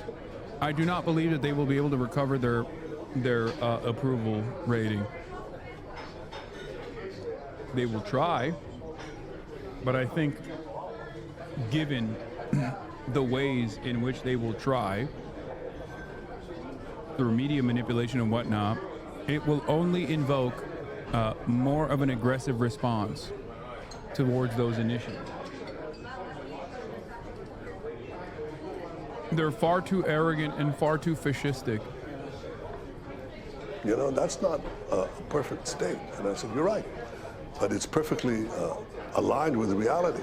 So is that a reality you can imagine existing? Well, it's a reality that if you had Palestinian governance that stopped teaching their kids to destroy the state of Israel, obviously if you have that and they educate them for peace, then I think you can have a different reality. But even under that reality, this could take generations. Israel has to be in control of the military power to prevent our destruction. And I'll add just one more thing, guys, as I toss it back to you in New York. Just before we started rolling on that interview, I mentioned to the Prime Minister that his obituary, after the success of the last few days, will look very different today than it would have looked like 2 years ago. And he said in part, it's not his obituary that he's concerned about, it's his country's, which underscores once again, for Netanyahu, many of Israel's problems feel existential. And as we think about what's coming next in the ceasefire and for the future of the whole region, I think that's a real insight into his mindset as he looks out onto the world. Tony, well done. I know that new information is coming. Brother, you're an American citizen. I understand the zealotry of a convert, which Tony is. That's why we call him Tony Double Circ, because he got an adult circumcision after converting to Judaism. But god damn, dude, get his dick out of your fucking mouth.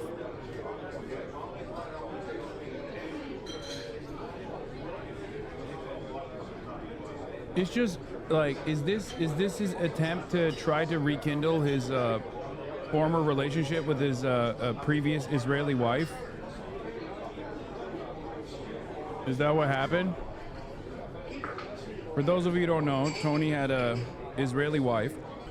Only reason why we know all this, by the way, is because he volunteered this information, for the record.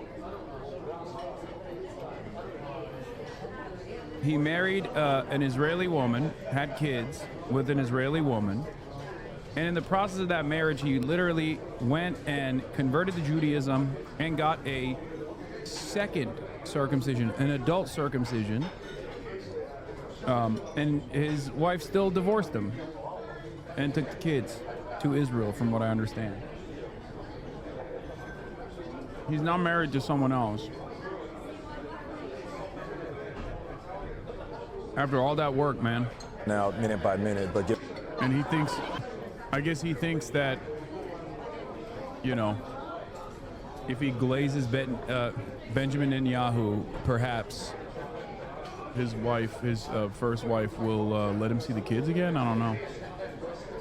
because it doesn't make any fucking sense otherwise to behave like this. Anyway, let me shut off all of these like dumb fuck links and stuff. Yeah, we got another neo-Nazi outed, another Republican neo-Nazi outed.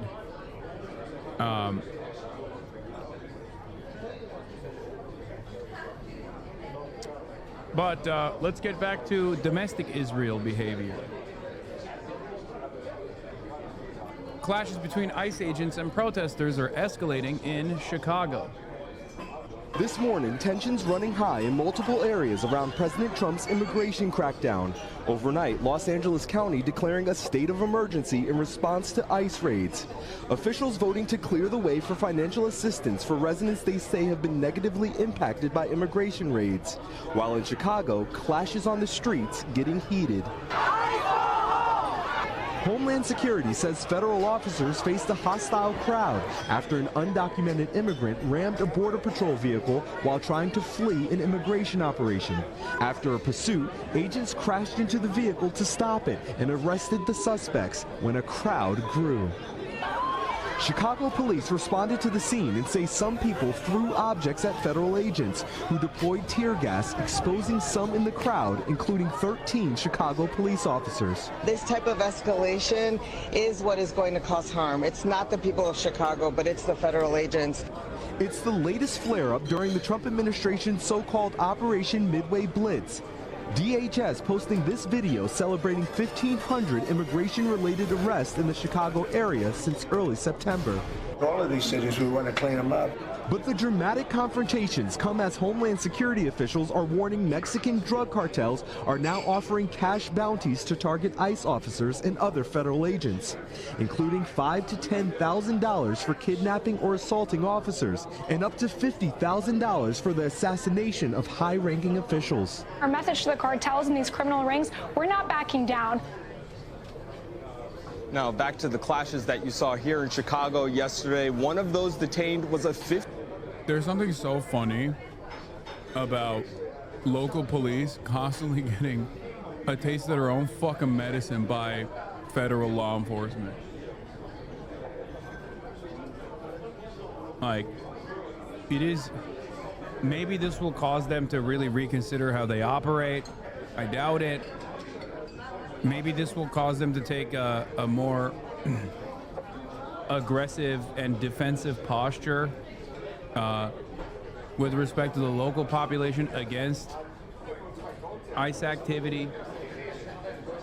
But it is pretty funny. I mean, look, there's a lot of hog-on-hog violence that takes place, it seems. 16-year-old boy, an American citizen. His attorneys say he was zip-tied for hours but released overnight. Governor Pritzker pointing to his arrest among many, saying that DHS needs to answer for what he's calling unchecked attacks on Chicago residents. Savannah? All right, Chuck, thank you very much. Hey, thanks for watching. And don't forget, you can catch the Today Show every morning. Bro, by the way, ICE apprehended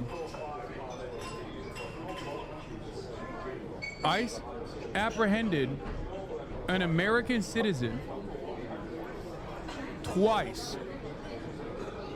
They're also now issuing tickets to Americans that don't have, in their minds, the proper paperwork on them at all times. ICE literally apprehended an American citizen twice on the job site.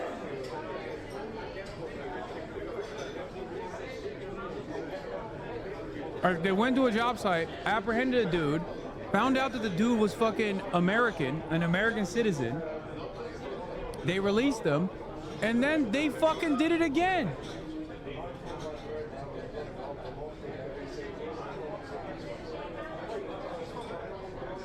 The same dude, Chad. Authorities in Los Angeles County declaring a state of emergency over federal immigration raids. The declaration allows local officials to provide funding and assistance for families, workers, and small businesses impacted by ICE raids. And in Chicago, a dramatic crash led to a chaotic confrontation between... Yeah, this was another one where ICE literally got into a car crash on their own and then lied about it. They just keep lying about every incident. Residents and federal officers. Homeland Security officials say an undocumented immigrant inside that vehicle tried to flee an arrest, ramming into a Border Patrol vehicle, leading to a chase. Agents crashing into the SUV, they say, to try to stop it. 2 people then fleeing on foot, both eventually arrested. A crowd at the scene growing hostile, throwing eggs and rocks, agents firing tear gas. That confrontation highlighting increased tensions. Homeland Security officials say they're seeing intelligence that Mexican cartels are attempting to track, harass, and target Immigration and Border Patrol agents with violence. In a statement, the department warned the cartels are offering $2,000 for gathering intelligence on federal officials and their families, $5,000 to... Bullshit.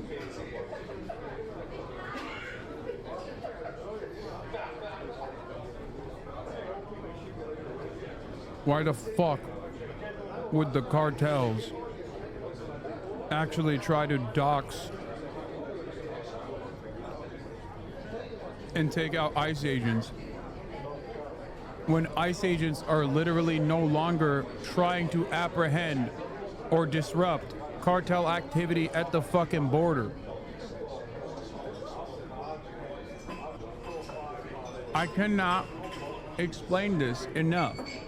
The Trump administration's interior removal operations are the greatest gift that you could give to the fucking cartels. They literally have free reign to do whatever the fuck they want.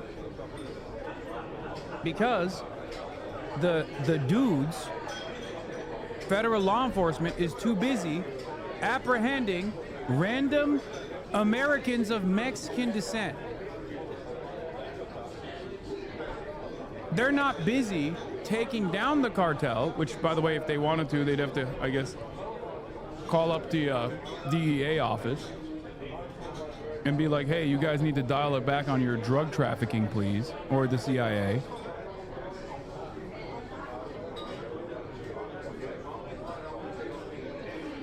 But everything that they're doing right now is actually completely against regular ass people that exist within the confines of the United States of America and unironically do not impede cartel activity at all.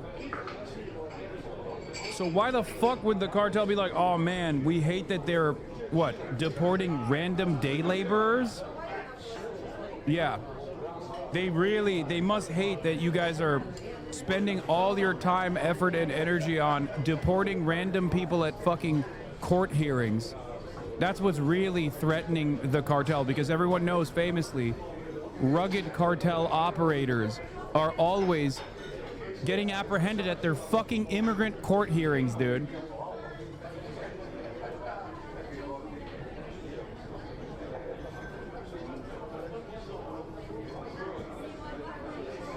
Yeah. Famous haven for cartel activity on U.S. soil. The Home Depot parking lot.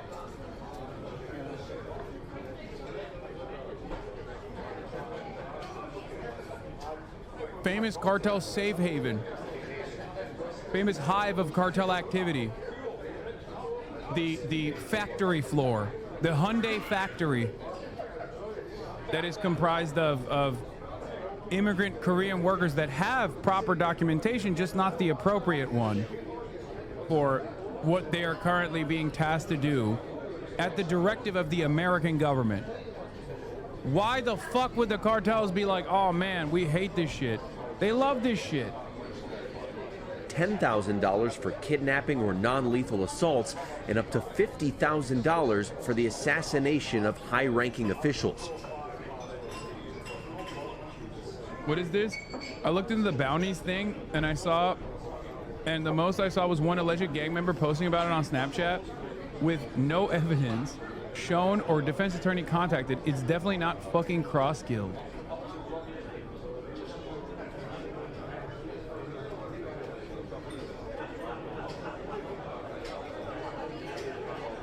New details revealed on alleged murder for hire scheme targeting Border Patrol chief in Chicago. The I-team was in federal court Tuesday as Juan Espinoza Martinez made his first appearance. That he was arrested on Monday in Burr Ridge by a cadre of federal law enforcement, including DEA, FBI, ATF, Border Patrol, and Homeland Security Investigations offices. Espinoza Martinez, who goes by the street name Monkey, is accused of offering a bounty to members of the Chicago Latin Kings street gang to kill Border Patrol Chief Gregory Bovino, according to the complaint. Bovino has been front and center in multiple Chicago immigration enforcement operations over the last several weeks. On Operation Midway Blitz, a street gang is a formidable organization. We know that. We know how much mayhem they can cause. But they're really no match for the power of the federal government. If there's any evidence against them, it's taking an awfully big risk, said ABC7 chief legal analyst Gil Soffer. So one random fucking dude running his mouth on Snapchat is like the official line of the Mexican cartels.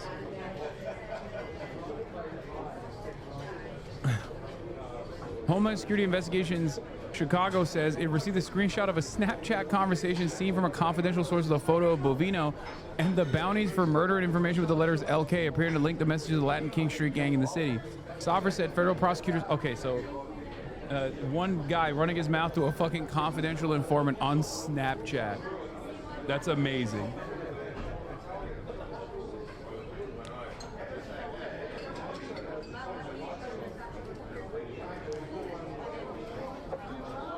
Amazing.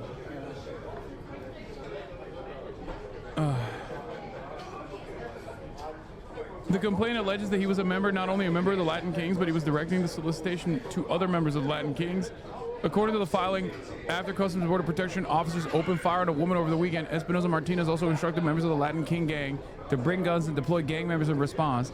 You got gang members that are doing drive-bys on the weekends for free, so offer 10 grand, and you might actually get one of these knuckleheads that would take him up on it, said retired Chicago Police Lieutenant John Garrido, who spent 3 decades with the Chicago Police Department. He said, when it comes to the feds, Chicago street gangs don't know what they're up against, adding, he's in for a rude awakening, and that should send a message to all these other gang members, you're dealing with a different type of law enforcement now. The rules of engagement are different, the penalties are different, the laws, the federal laws, are a lot tougher than our local laws are, and you're actually going to do some time if you're convicted. Espinoza Martinez is facing 10 years in prison if convicted. Prosecutors said in a court he's originally from Mexico and in the country illegally, entering at an unknown date and time. He's being held in federal custody until at least Friday, when he will have a bond hearing.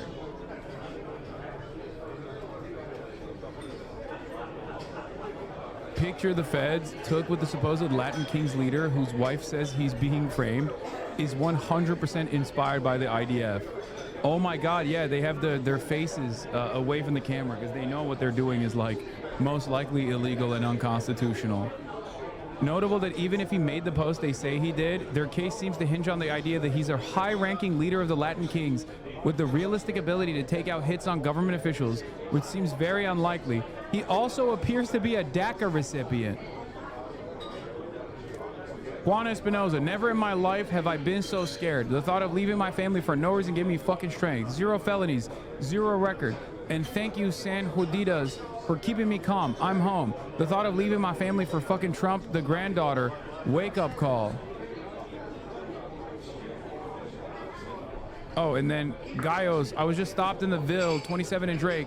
No pude grabar, pero usen cualquier credencial que pay down si ayuda. DACA helps. It was this close. I don't know if he's actually DACA or not. It'd be very difficult for him to be, in any way, shape, or form, be a part of the Latin Kings while also being DACA. Because DACA recipients, DACA, first of all, if he's Puerto Rican, he doesn't need DACA. He's an American citizen. Okay, and I don't think Latin Kings are a Mexican gang to begin with. Secondly,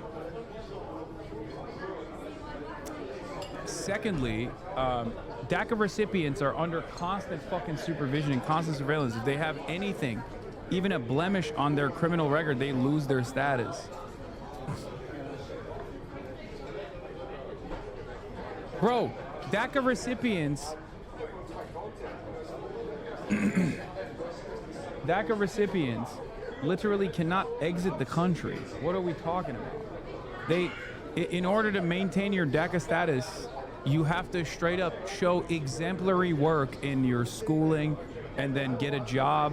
It is one of the most insanely stringent. It is one of the most insanely stringent processes of all time, especially considering that these people were deferred action on childhood arrivals, as in they were brought into the country when they were a child. Okay? As in, they were brought in the country as a child and only have known the United States of America as their nation. Many of them do not speak another language. They only speak English, and they've never left the country. I was a DACA recipient, and I was consistently reapplying, and even a school fight in elementary made me afraid I would not be able to get it. Yeah. It's a costly process. I think a lot of people don't understand, like, also amnesty for all DACA recipients is like 95% or something. Like, it's never. Yeah, David Dobrik is a DACA recipient. He's a dreamer, for those of you who don't know. Now, obviously, I'm not saying that to like criticize the plan, but he can't be both, is my argument. My argument is not, you know, he's a DACA recipient and Latin King. I'm saying he can't be both. He's either a DACA recipient and not a high-level Latin Kings gang member, or he is a high-level Latin Kings gang member, which I think is unlikely, and not a DACA recipient. Okay?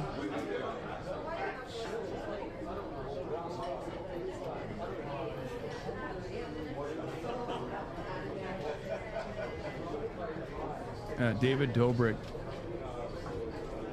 David Dobrik is a Latin king, exactly. Today I learned that ICE has this power. Welcome to the Show Me Your Papers phase of American fascism. Yep. ICE took a Chicago man with legal residency $130 for not having his papers on him. It's not fair. I'm a resident. U.S. law requires lawful permanent residents to carry their green card. Okay. That is fucking ridiculous.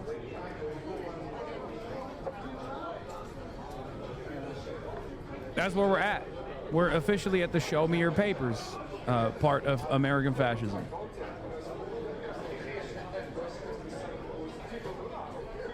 Latin Kings are a gang created in the U.S., not a foreign gang, and definitely not a cartel. No, I know that it's like a homegrown American gang. In any case, he still can't be both DACA and a Latin king at the same time. I mean, all of the DACA dreamers in this chat currently that are either currently dreamers or were formerly DACA recipients who like finally got residency or some level of like additional legal protection will tell you that you cannot be DACA and also simultaneously engage in any kind of crime. Even a minor blemish on your record will literally cause the federal government to drop your fucking immigration status. It's crazy. Careful using the word gang for American origins and cartel for non-American is a very intentional distinction in mainstream media. Yeah. You can be both, just don't get caught. Okay. All right, well, it's very difficult is my point, because you're like constantly under heavy scrutiny. You're constantly under probation, basically.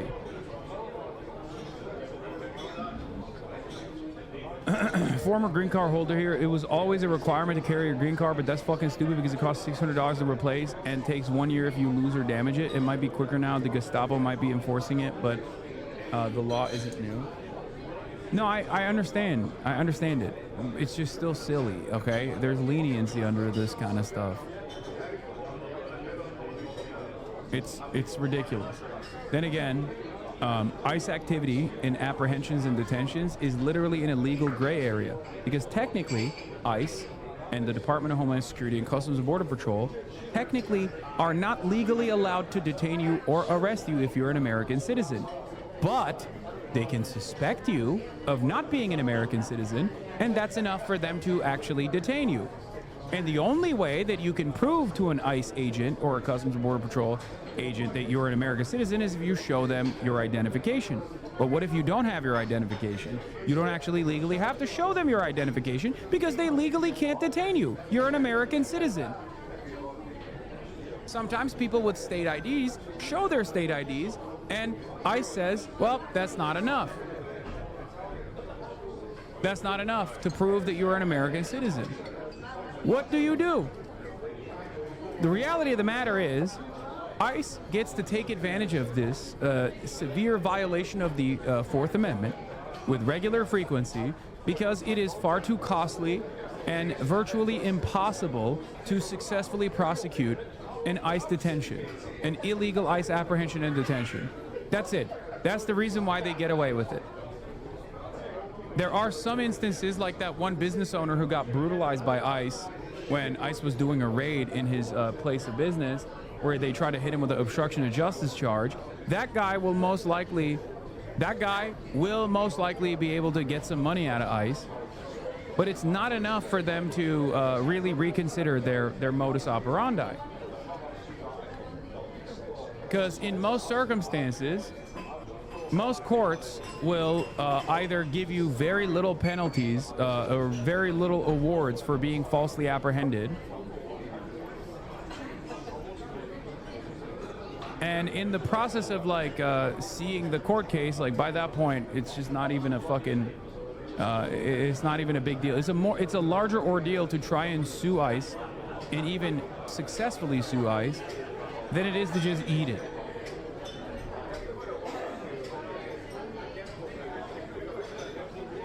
It's crazy. And that is precisely the reason why they can de facto illegally detain American citizens. By now, you have probably seen these action-style videos that DHS has been posting on social media to promote its on-the-ground operations across the country. The latest one was posted last night, and it features what they call Operation Midway Blitz. It's an operation that started in September. DHS said it would target the worst of the worst in the state of Illinois. But taking a closer look at the video will tell you a different story. You see how DHS claims here that 1,500+ criminals have been arrested in Chicago and the suburbs since the operation started? Well, their own most recent press release, marking 1,000 arrests, provided details for only 10 men with documented criminal backgrounds. Only 10. That's roughly 1% of those detained. Christ. And here's what DHS isn't telling you. Some of the people they're arresting have no criminal records at all. Yeah. Yeah, the worst of the worst, man. 1,000 people apprehended, 10 people, worst of the worst. Oh, is Kai not a prop today? No, you missed it. She was a prop earlier. You missed it, chatter. You want me to bring her back in here? Because I can if you want. Let's rewind to the 22-second mark of this video. This scene. I like that none of that actually makes people reconsider whether or not they were wrong. They just immediately assume, oh, I'm actually releasing her from her prison. They don't, when Kaya's not around, they go, oh, Kaya's not around. I guess you released her from her prison. And when she's around, they're like, oh, Kaya's still in her prison. It doesn't seem like you care about the welfare and well-being of my dog. And you're more invested in tripling down, quadrupling down on the delusion that every time you see anything on stream, it's actually only advancing the delusion for you.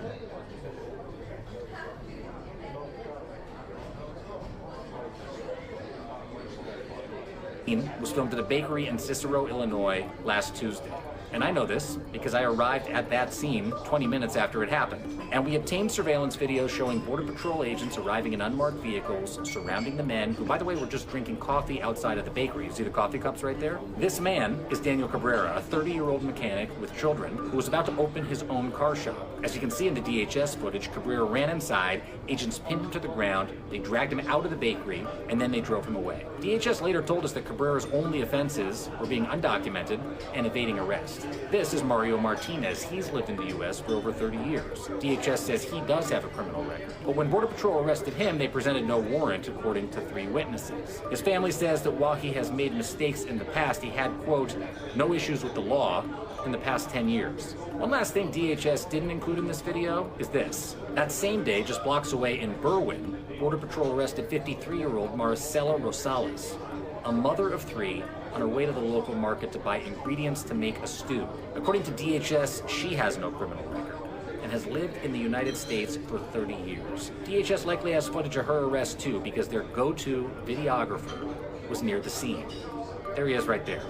While DHS is trying to glorify and justify its work with these cop-style videos, when you look a little closer, it might not be exactly what they're presenting.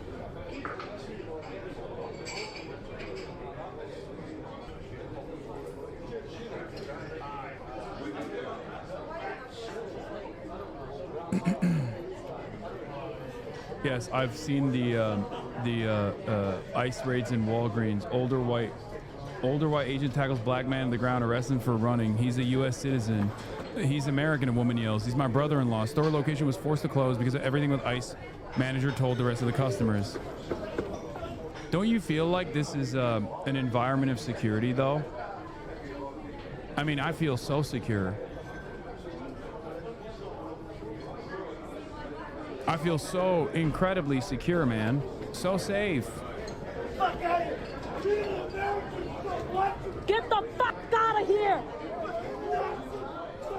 Get the fuck out of here! He's a citizen! He's a citizen! He's a citizen! Why are you running? I don't know. Because you're a fucking masked Nazi. You're armed to the fucking gills, and you're looking to behave in a violent manner. Why wouldn't anybody run in that situation? Like, it's so crazy. Why are you running? I don't know, because you're fucking scary, dude. You're a psychopath. You're chasing me. Why are you running? I don't know, maybe because your boot is on my spine right now, and it was actually totally appropriate for me to run away from you. Why are you scared if you're an American citizen? I'm just simply here to tackle you. Who the fuck wants to be tackled? Do you want to be tackled? This motherfucker's white hair, bro. What if I just walked up to you randomly and was masked and just tackled you, okay? Started chasing you and then beat the shit out of you. Would you be comfortable in that situation? No, of course not. This is the problem. People do not understand that, like, just because someone is wearing a fucking badge, and in many instances, they don't even show that badge, by the way, so we don't even know, because sometimes they're plain clothes. Like, just because someone is a member of law enforcement, that we just assume that they're not human beings. Like, they're human beings. There is no world where another human being does this to you, and then you think, oh, my bad, it's great. Thank you for doing this. He's a citizen, that's my brother-in-law! You don't know what's going on, so get the fuck back! No, I think she knows what's going on better than you do, dumbass. She clearly knows what the fuck is up. A lot better than you do. As a matter of fact. Hello. What's happening? Don't go in there. No. You always go in there. Oh my god. Oh my god. Oh my god.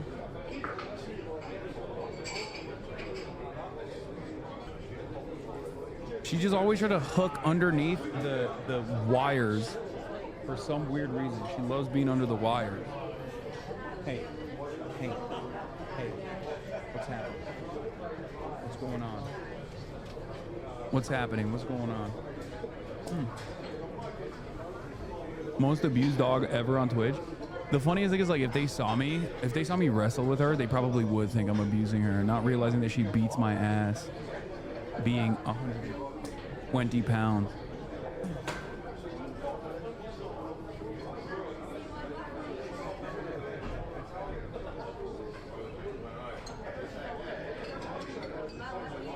Yes, Gaia craves the lightning. She craves it. She loves the lightning. She's the correct way for a body.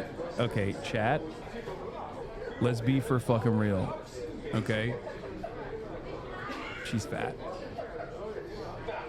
If I can't fat shame my dog, I mean, this is no longer a free country, okay?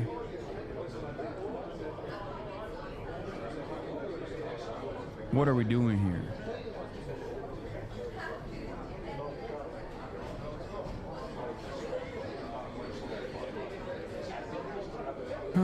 Are you even in her weight class, Hasan? I think not. A 120-pound dog is like a fucking 300-pound human.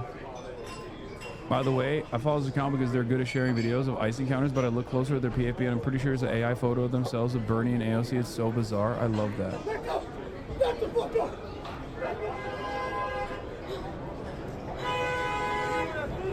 That's my brother-in-law.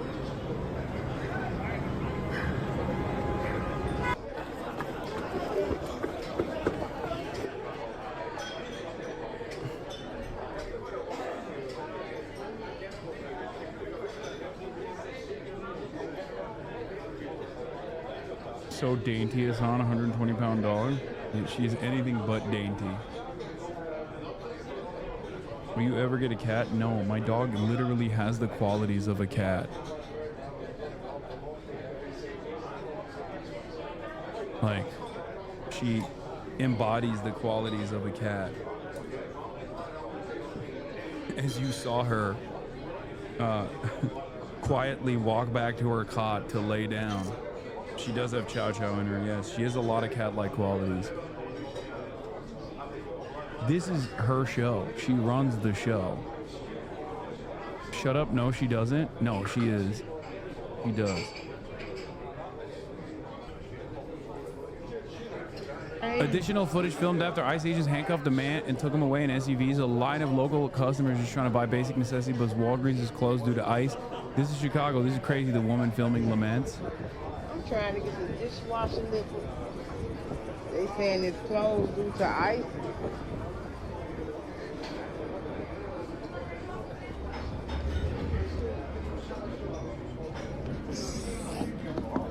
Are y'all gonna open up soon? Okay, I gotta look at their fucking PFP now. Jesus Christ. What is this? Open. What is this PFP, bro?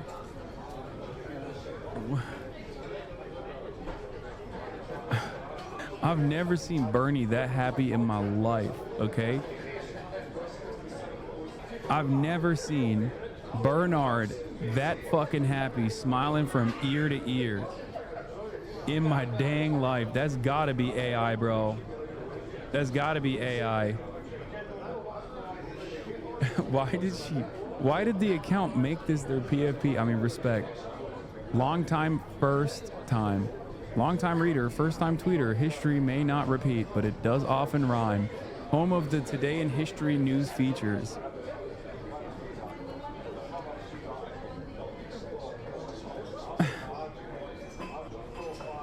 This is funny. Anyway, here's more ICE agents getting yelled at compilations. ICE Border Patrol threatening to arrest a cyclist for following and recording in Chicago.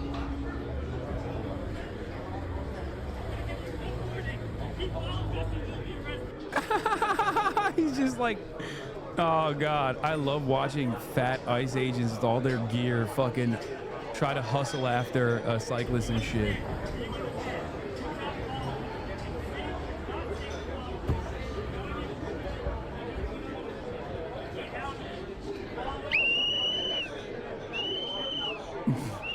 You hear that? You hear that?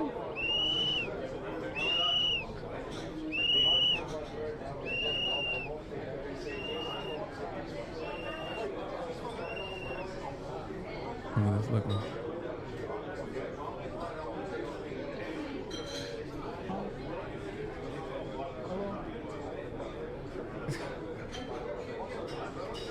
What? Oh, you heard something else. Okay.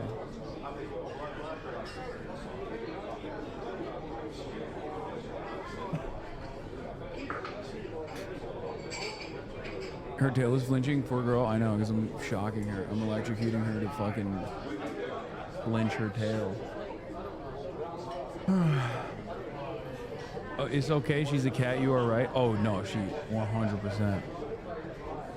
It's like she is an incredibly confident dog and very stubborn too. She just lives life on her own speed.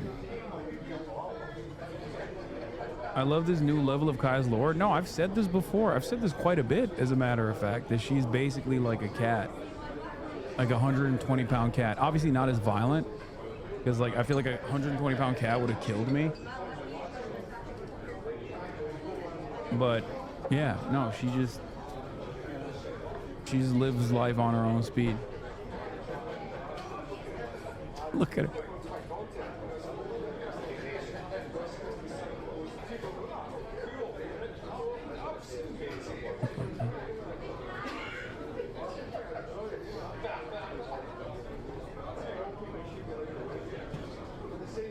Why?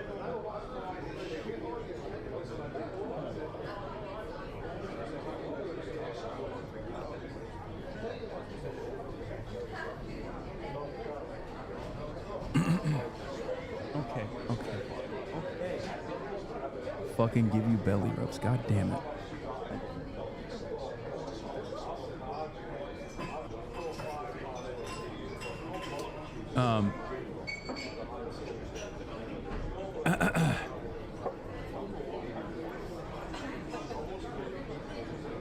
Would you get a cat? No. Dogs kill more people than cats. Dogs are the third in a list of animals that kill human beings. Stop doing anti-cat propaganda. Yes, because cats are fucking tiny. So it's virtually impossible for them to kill people. If a cat was the size of Kaya, she would not be a cat. She would be like a tiger, okay? And yes, if a cat was the size of Kaya and behaved cat-like qualities, they would literally kill mad people, as a matter of fact. Have you ever been around a cat? A cat will fuck you up when they're like pocket-sized.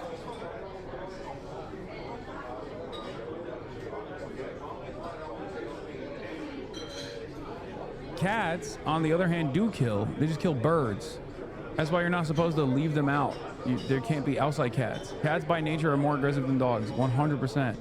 The only difference is cats are too small to actually do significant damage. It's not that they don't try. Yeah.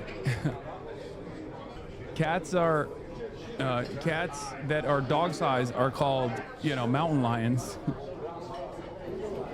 That's why y'all here a bunch of fucking criminals. I wish you Oh yeah, this video was awesome. I wish the fuck you would. Yes, the fuck we hit some here. Y'all a bunch of big pussies. Don't calm down. Calm down, bro. Who the fuck is you? We don't like none of you. You okay? No, how can I be okay? You okay? Are you okay? I look like I'm okay? Don't come up in my face because I hit hard. Fuck wrong with y'all? Try it. I wish you would. Try it. You try me. Are you covering the Mamdani debate right now? It's not tonight. It's tomorrow, isn't it? The Mamdani, the Mamdabi debate is tomorrow night at this time. And see what the fuck happened. Nigga, we angry. All of us angry out here. So don't think it's y'all alone. Who you telling get out of here? Why you telling me get out of here? You asked me a question and I'm answering you. What's wrong with you?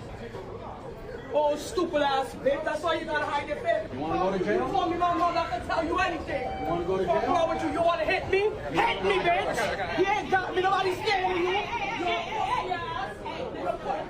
Come. I got rings on, bitch. You want to go to jail for what? Annoying a public servant? Like, this is not a crime. These guys are so out of control, bro. They're like, oh, you want to go to jail for what? For hurting your feelings? Really? This is a jailable offense? I didn't realize that if you were like, hey man, fuck you, you're a fucking piece of shit to a cop, that they had every opportunity to arrest you for the criminal statute 1488, which is contempt of police, hurting the feelings of a cop. Hurting the feelings of federal law enforcement is now a punishable offense. I didn't fucking realize it was like that. Be a goddamn man, bitch. You have literally the power to take away people's freedoms, take away people's lives, and you're over here having an ego trip. Yeah, you gonna fight, you pussy bitch. You a pussy bitch. That's why your kids that don't like you and your wife is fucking on you. That's why you gotta hide your face. My face ain't hidden, bitch. I'm American, you stupid bitch. Fuck wrong with y'all. You can take me too high. I'm short of the zodiac first. You know what to do? Tell you, no. You want me? Fuck wrong with y'all. Fuck all of you. Put that on the news. Let's come see it. Oh, that's awesome. I said, fucking put that on the news. Let Trump see it. Yeah, Hasan, Japan did it again. I saw a Japanese guy LARPing as Hamas was arrested in Japan. Also, what is the crime? What is even the crime here? Fucking LARPing? Like, I didn't realize it was illegal. Yeah, the Japanese LARPing community goes hard, for the record. They do. They go hard as fuck. Too much drip. Yeah, he went. Is that the guy who yells outside the embassy all day? No. No. I don't think so. Yeah, for those of you who don't know, in Japan, obviously there's no guns, right? They have pretty severe gun control. But there is a massive milsim LARPing community. And they go extra hard on airsoft. We have we've gone to Japan and actually shot airsoft guns before, Will and myself, if you recall, and it was awesome. But yeah, they have a huge like milsim cosplay community for that kind of stuff. Context of this guy, yeah, I saw this this guy explaining. I don't know how valid this context is, but it's pretty funny. This is a gay video enthusiast who came to the filming location on Beast Day, a day when internet enthusiasts gathered to celebrate gay videos. Not Hamas, but a gay enthusiast dressed as Hamas. I don't know if this is real or not, but I'm choosing to believe it in my headcanon because it makes the situation infinitely funnier. Especially because what is a gay video enthusiast? What? Your new favorite stop, drop, and roll video just dropped. Status Quo video journalist John Farina Photo had a leg day on the clock, captured this epic chase between two ICE agents and a non-violent middle-aged activist who was standing outside the gates of the Broadview Processing Center on September 27, 2025. Wait for it.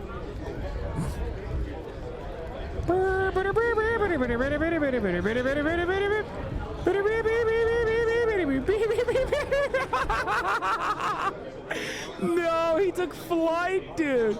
Look at his arms. He went Naruto. You never go Naruto. Only if you are one day gonna be the real Hokage should you actually do the Naruto run. Okay? Nope. Officer down! Officer down! Oh, these videos are so funny. Oh God, I love this.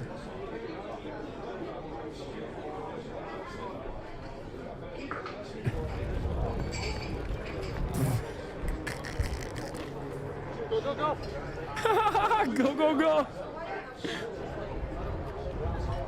Oh, is it a twofer? Will he also fall? Oh my God, if he also fell, I would die. Sam said he looked like he was gonna jump but misjudged. Oh, wait, extra Japan lore? What is this? Reminds me of the Japanese office worker who hated communism so much he joined the Mujahideen. Wait, what? He actually joined the Mujahideen? What the fuck? Yeah, also, there are far more Japanese who joined with the Red Army faction, joined the PFLP on their international call to resist Israel than anti-communist Japanese who joined the Mujahideen, for the record. Yeah.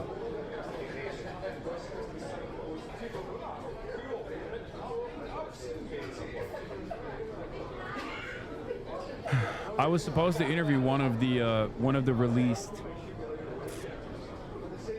But yeah, there are far more Japanese who joined the PFLP and engaged in like mass like back in the day before like TSA, before 9/11.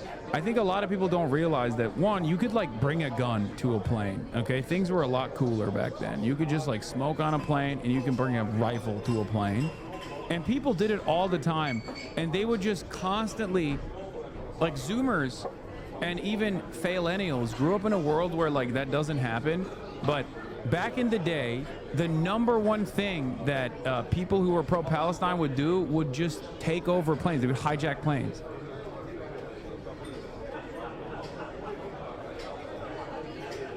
That's what they would do. It was like the meta.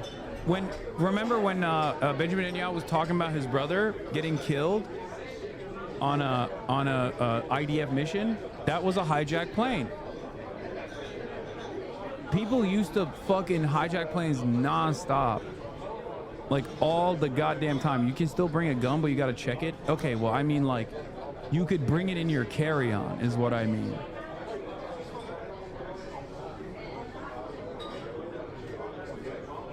They took the plane to Africa. No, yes, they did. It was legal. Yeah, hijacking planes was legal. Basically, it was encouraged. People were like, oh, do you have a political gripe? You should, here, take this free plane, please.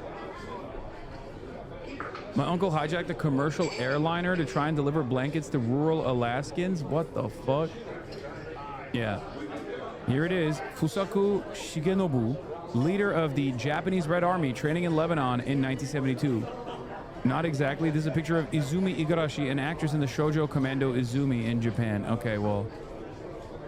Oh, that was fucked up. But there are actually plenty of Japanese who train with the PFLP. Japanese Red Army specifically. Even if this photo is no, it's not. It's Japanese actress Izumi Igarashi on the set of the TV series Shoujo Commando Izumi. Here are the actual photos. Here are the actual photos of Fusako Shigenobu. And this guy with this Israeli guy says globalism is cancer.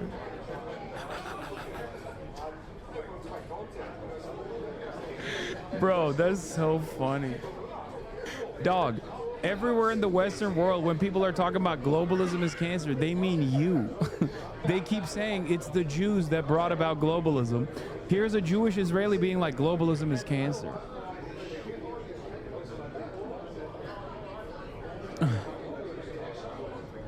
It's awesome. What is this? Look at the works of the Code Geass anime screenwriter. This article used Creative Commons. What did he write? What else did he write? Anime. Turn a Gundam. Angelic Layer. Turn a Gundam 2. Overman King Geiner. Azumanga Daioh. Wolf's Rain. I don't know any of this stuff. Code Geass. Lelouch the Rebellion. Original story series composition screenplay 2006 to 2007. Code Geass. Lelouch the Rebellion R2. Guilty Crown. Berserk Golden Age arc. Oh shit. Okay, that's fire. That was good. Space Dandy. Oh my god. He worked with my goat, Watanabe. Let's go. On his, not his best work, but still pretty awesome. Devilman Crybaby. Oh wow. Okay. Okay. Lupin the Third. Part 5. That's cool too. Okay, okay. This guy, Spy Family, he cooked. Did you finish the series? I did. Golden Age arc is made compared to the manga, to be honest. You will love Code Geass 100%. I 100% bet. Chatter. It gives me all the pleasure in the world to report to you that I did finish Code Geass Season 1 and Season 2, and I fucking loved it. It was awesome. Season 1 was much better than Season 2, though. If we're being real, if we're being honest. All right, Nancy Pelosi apparently going beast mode again. Let's take a look. Are you at all concerned that the new January 6th committee will find you liable for that day? Are you at all concerned about the new January 6th committee finding you liable for that day? Why did you refuse the National Guard on January 6th? Shut up. I did not refuse the National Guard. The president didn't send it. Why are you coming here with Republican talking points as if you're a serious journalist? The American people want to know. Beast mode. Beast mode. Respect. Lindell TV, by the way. The only trusted news in reporting in America, okay? That's right. They're saying the things that these woke communist reporters are too afraid to say, like making shit up. Who was the president during January 6th? Of course, his name is Joseph Robinette Brandon, famously. Still have questions. You have a lot of questions, I suspect. You know? So Attorney General Pam Bondi gangs offer $50,000 bounties for ICE assassinations in the U.S., Department of Homeland Security says. Also, yeah, the guy who wrote "Great, I Love Hitler" is 31 years old and describes himself as a seasoned political operative on his LinkedIn. I literally do not care about what a bunch of MAGA college, what does this mean? College kids said in a group chat, except they are literally political operatives for the Republican Party, and many of them are bald.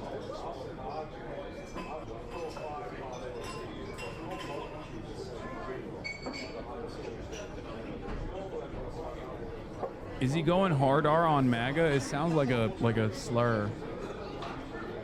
Anyway, this story certainly is going to have a lot of legs on it, huh? The gangs are offering bounties. The ICE agents are under attack. All this shit, I don't care. As a mother, Massachusetts community demands release of a 13-year-old from ICE custody. By the way, once again, in more Israel USA news, Massachusetts community demands release of 13-year-old from ICE custody.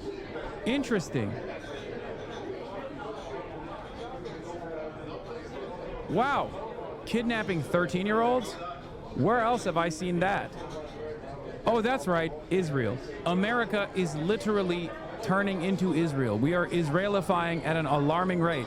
And much like the hogs in Israel, our own domestic hogs are totally on board with this, okay?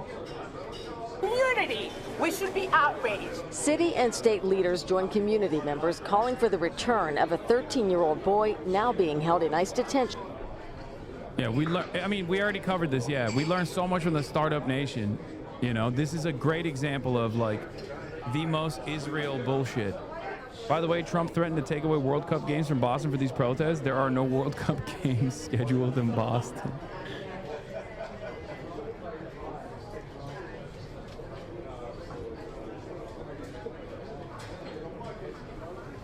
Literally using work boots, and those are some well-worn boots too. Yeah, this guy, you don't understand, rugged criminal. Okay, he's a gang leader. In Virginia, they should return this child to our state. They should get out of our business. This is a rogue agency that is breaking the law in our community. Public safety is our #1 priority here. Earlier today, the mayor of Everett praised the police department for arresting the teen who threatened another student and was... I used to always criticize domestic law enforcement and like local police for being a bunch of untrained dipshits with a serious complex, like a power trip, who were unaccountable and got to do whatever the fuck they wanted. And I'll be honest with you, it turns out there's even worse forms of federal law enforcement out there. It turns out the well of depravity goes way beyond what we previously saw. This isn't to like clear the police and their standards or anything like that. It's just that local police have a very shitty standard of upholding the law, but it turns out it could get far worse, okay?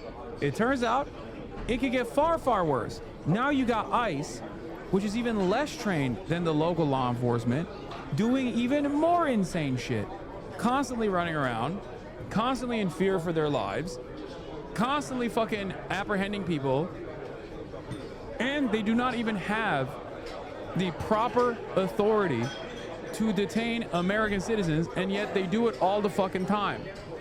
Fantastic. I thought the bar was in hell. It turns out we can go deeper than hell. Was found with a knife. But while that boy's mother waited at police headquarters last Thursday, he was instead turned over to ICE. Lamau mods muting animal abuse. What a joke. Brother, if you come in here with false allegations, of course it's much easier for us to just like mute it so that we can continue on our fucking day-to-day existence. Like, yeah, of course we're gonna do that. What do you mean? Yeah, if you come in here and call me a terrorist, that's also fucking, you know, that's also automatically moderated.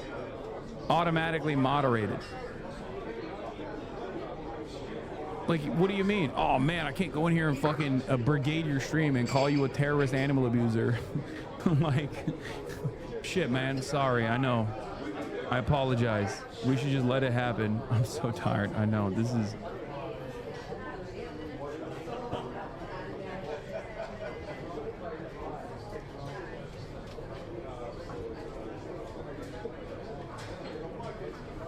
It's such a strange thing. You'd be like, oh man, why can't I just fucking brigade it? Like, why can't I just come in here and constantly derail the fucking stream? It just makes no sense. You are such a brave harbinger of truth, chatter. Go find a job.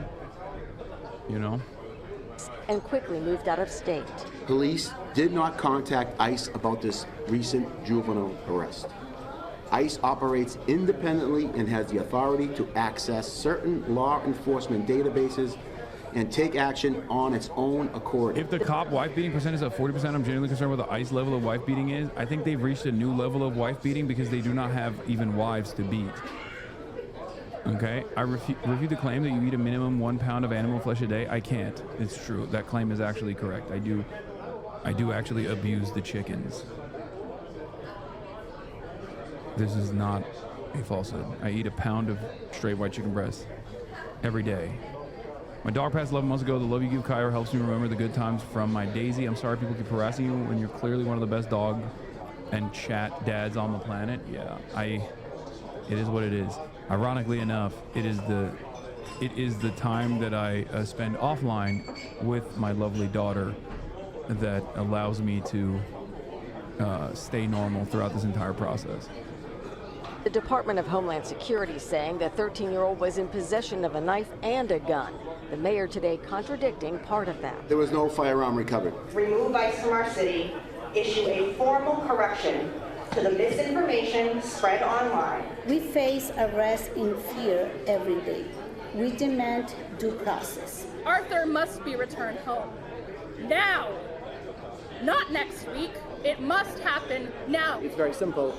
ICE should not be detaining minors. We shouldn't be collaborating with ICE at all, really. Whoa. This guy seems to have an accent. Time to send him back home, okay? Hold on now.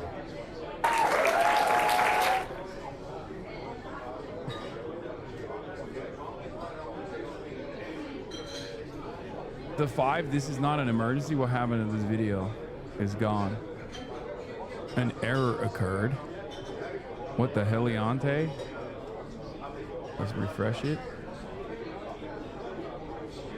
What the hell?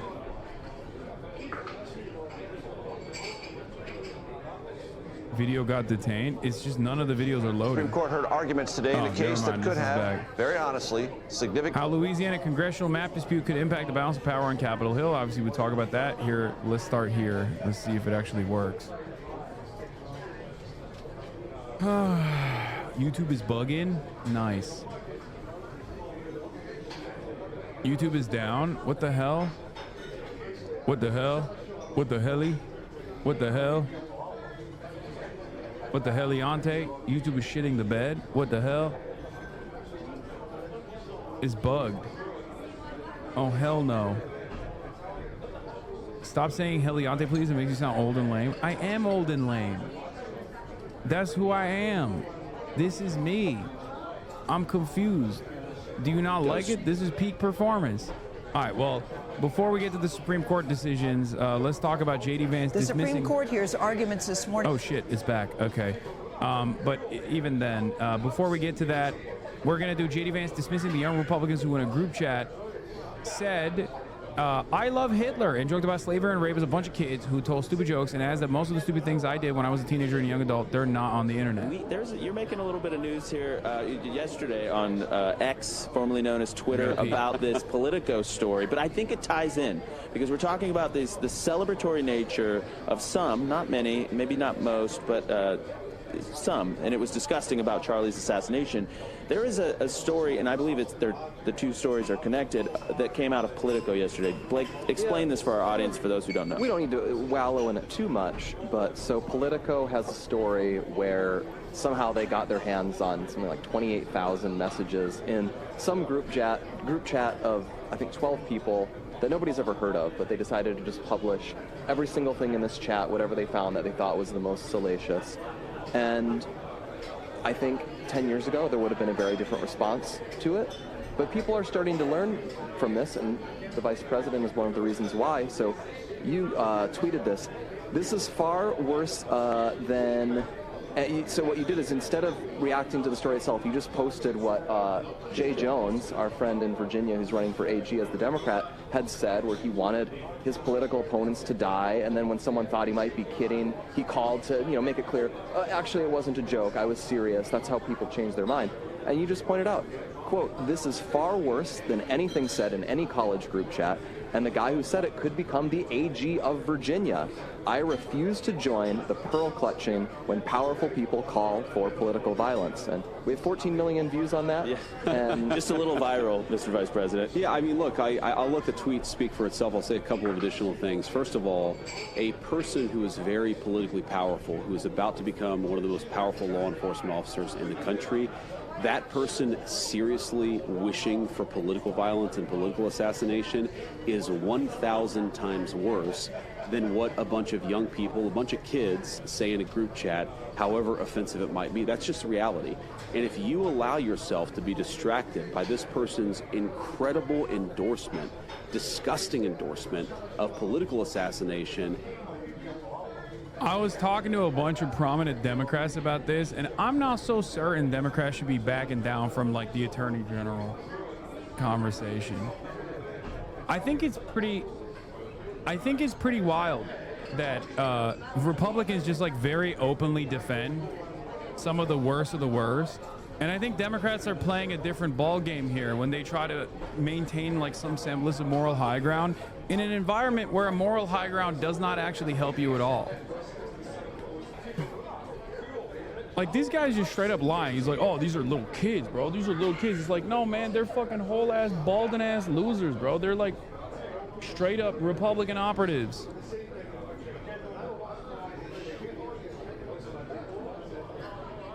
The group chat is called Young Republicans. Kai's getting shocked. Kai's getting zapped right now, but you can't see because I got delivery. Anyway, but God forbid some kids talk critical of Kirk. Bro, they literally turned around and revoked the fucking visas of mad people because they were talking shit about Charlie Kirk, being like Charlie Kirk's a fascist. They're like, nope, sorry, we're taking away your visas for that. Anyway, Jay Jones got a point. They can only act on something if it affects them. No, I don't want it. Thank you. Jay Jones got a point. They only act on something if it affects them. School shootings every day. Nothing big balls gets jumped by kids. They roll out the APCs. Yeah. U.S. revokes, we covered this yesterday. U.S. revoked the visas of 6 foreigners over Charlie Kirk-related speech. It is fucking insane. By focusing on what kids are saying in a group chat, grow up. I'm sorry. Focus on the real issues. Don't focus on what kids say in group chats. But there's another angle to this that I just have to be honest about. Eric Lee says if your visa was denied or revoked due to Charlie Kirk-related speech, the Consular Accountability Project is interested in representing you pro bono. Let's go. This is my favorite thing, by the way. This guy has spent his entire life as an immigration attorney and a litigator and a recipient of the American Immigration Lawyers Association's 2024 Jack Wasserman Award for Excellence in Litigation. Okay? He has passed the bar in the state of Michigan. But lo and behold, U.S. born and raised, blue checkmark recipient, also known as tired of being politically correct. He's coming in. He knows the proper legal standard here. Okay? The mindset of the dumbest fucking hogs who think they know better on this issue. It blows my mind. I saw it so many times during the Mahmoud Khalil stuff, when every dumb fuck that was watching Asmongold would come in here and constantly fucking chirp at me and be like, actually, the Constitution does not afford protections to legal permanent residents on U.S. soil. And I was like, actually, not only does the Constitution protect, with the First Amendment actually covers documented legal permanent residents, it even protects undocumented citizens, as a matter of fact. So you're fucking wrong. You're wrong as fuck. You just don't know the truth. You listen to a fucking YouTube slop tuber who doesn't know anything. And you came in here and you're chirping. I see it so much on the internet with like the Ari Cohen dude from Fire.org. He is literally a civil rights lawyer who specializes in First Amendment related litigation. And motherfuckers will be in his fucking replies being like, yeah, you're fucking woke libtard, dude. Shut the fuck up. It's like, this is his life's work. Why? Why do you think you know better? What is your qualification? What is your background beyond the idea that, like, as an American with a political position, you must be heard, you must be listened to, you know better.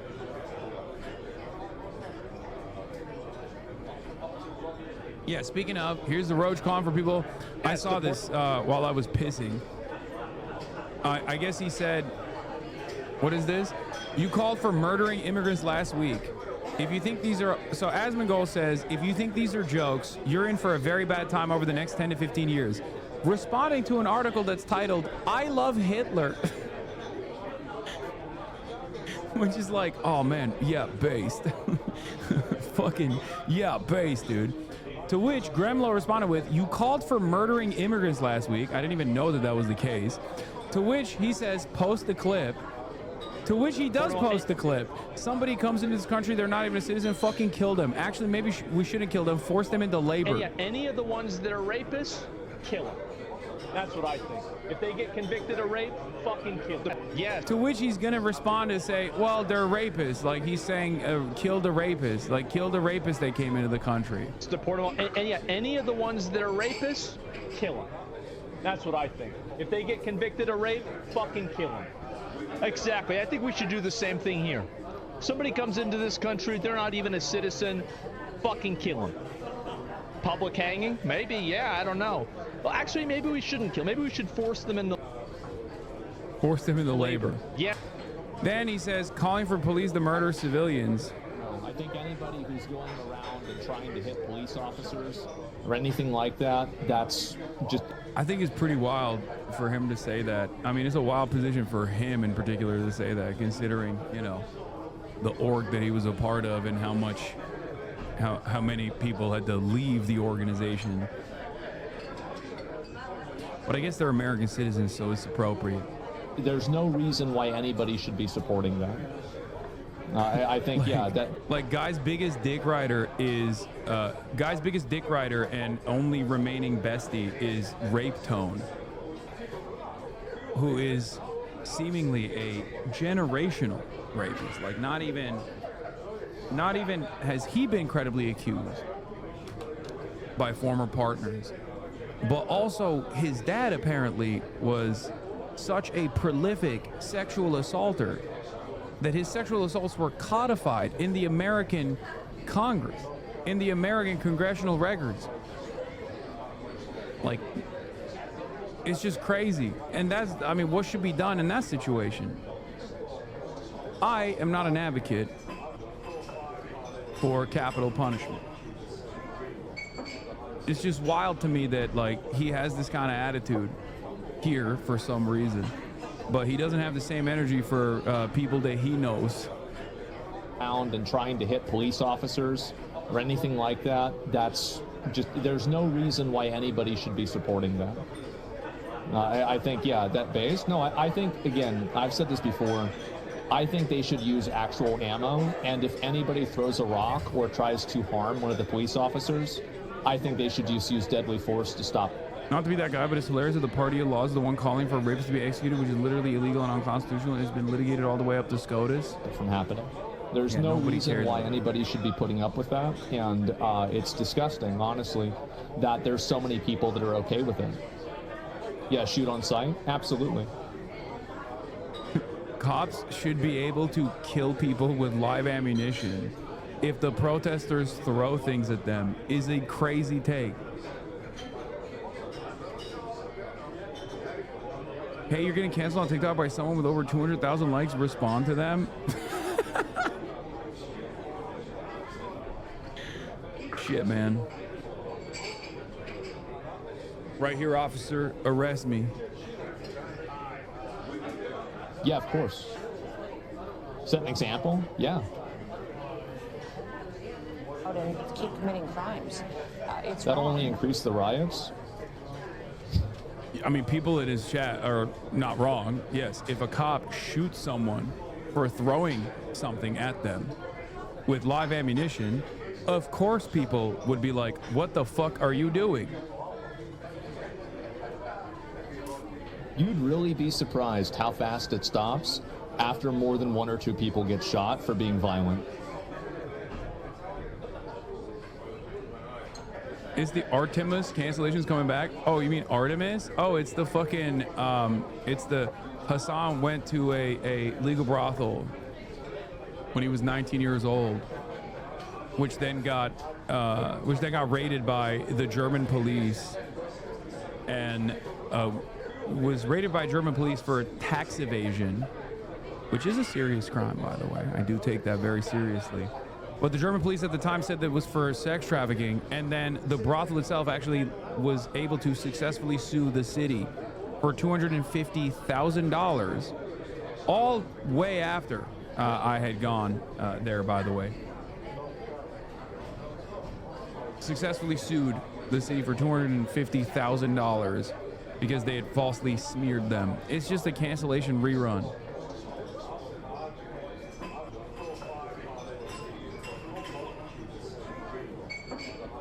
You explain all this to E and he's still pushing it? No, the funniest part about Ethan Klein, also pushing this narrative is that he himself read the article that actually literally, he defended the people that were claiming that I was going to a brothel. It was like that I had been to a brothel that was raided for sex trafficking, because he read the article that the brothel had successfully sued the city of Berlin.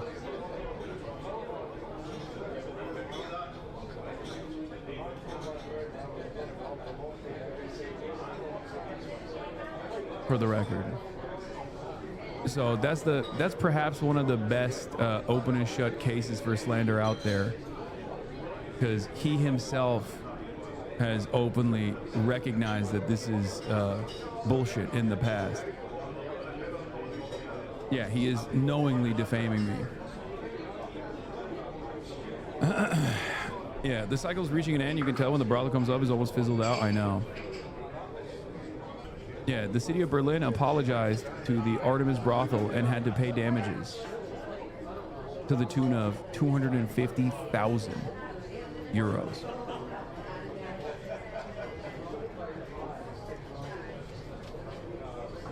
At the time when we were co-hosts on the podcast, he had literally said, "Why are people doing this smear? They're crazy." And now he realizes why people do that smear, because he himself is perhaps motivated by the same intentions.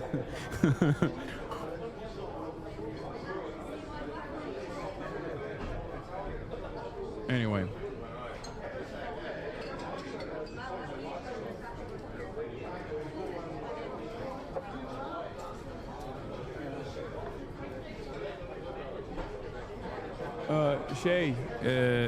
Batterisi azalmış ondan. Yeah. It would stop immediately. Yeah, he's wrong about this, by the way. It doesn't stop. You can preload your statements with if they're rapists or if they're harming police all you like, but you're just stupid. You're just too stupid to stop yourself from following up with a direct, unqualified encouragement of violence and from the state, no less. Bitch-made peasant behavior. Yeah, I mean, he has a plausible deniability here. He'll just say, oh, I just meant for rapists. You know. That's what he'll say in both of these circumstances. He'll be like, oh, well, I just think that this is the difference between someone who defends people against state violence and someone who demands more state violence. If you demand more state violence, you will never come across as violating the terms of service. Okay? That's the difference between people, for example, saying that they wish Hamas was more successful versus they wish Israel was more successful. Because Israel's engaging in state violence, and therefore it's totally appropriate for people to say, oh, I want more death and destruction that Israel is contributing to. Whereas if you were to say the opposite, if you were to say inverse, if you were to say, oh, I want more militant action from Hamas, you would get banned. As evidenced by, you can't say America deserved 9/11, but you can say Iran deserves multiple 9/11s, and no one will bat an eye. This is how it works. This is also exactly how right-wingers can get away with demanding and engaging in violent rhetoric with regular frequency, while simultaneously claiming it's the left that's actually violent. This double standard is built into the argument. So many people are anti-sex work is weird. Yeah, I don't start the swerve conversation, please. I don't want to relitigate it. I spent too many years, okay? I spent too many years relitigating the sex work, the swerve wars. Elon and Asman refuse to condemn the texts.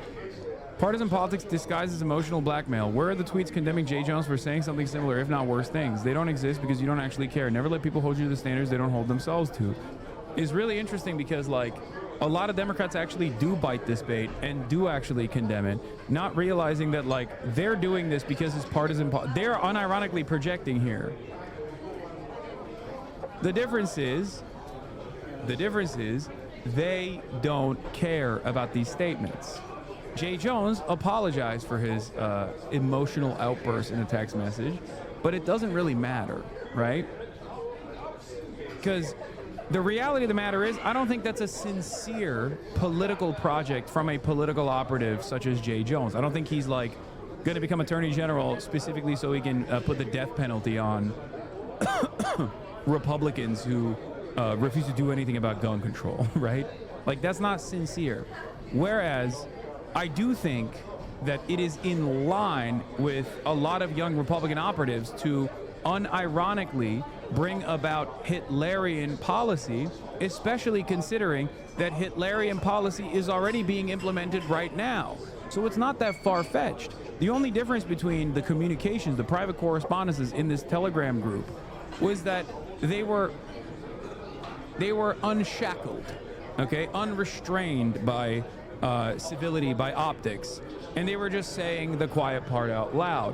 But the quiet part still reflects the broader Republican policy in this regard. Whereas Jay Jones's statement saying Jennifer Gilbert's children should die is not actually a part of his platform, nowhere close to it. You know?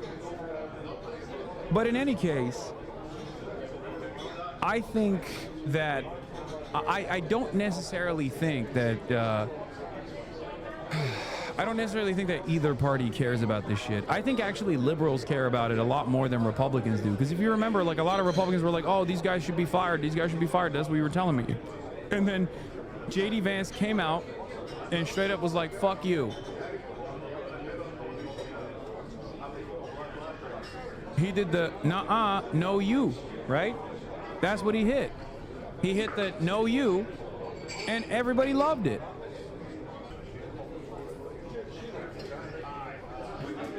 And that's where we're at. Because the reality of the matter is, this stuff only works.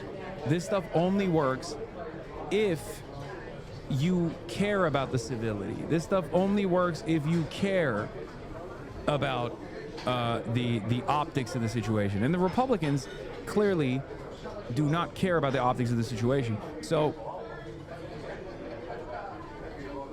that's what's going on here. It's kind of like Pete Hegseth, right? In the past, Pete Hegseth was in the past, someone like Pete Hegseth with his background would never actually achieve higher office or any sort of like serious placement in any administration. One, because he doesn't have the experience, but two, because he is a blackmailable figure, right? Blackmail is one of the most consequential aspects of security clearances. They will not give you higher security clearances because if you have weaknesses, if you have gambling debt, if you're an alcoholic, if you're a rapist, like these are issues of consequence because you could be blackmailed. But blackmail only works if you are embarrassed. In a weird way, you're unblackmailable if you just are unashamed.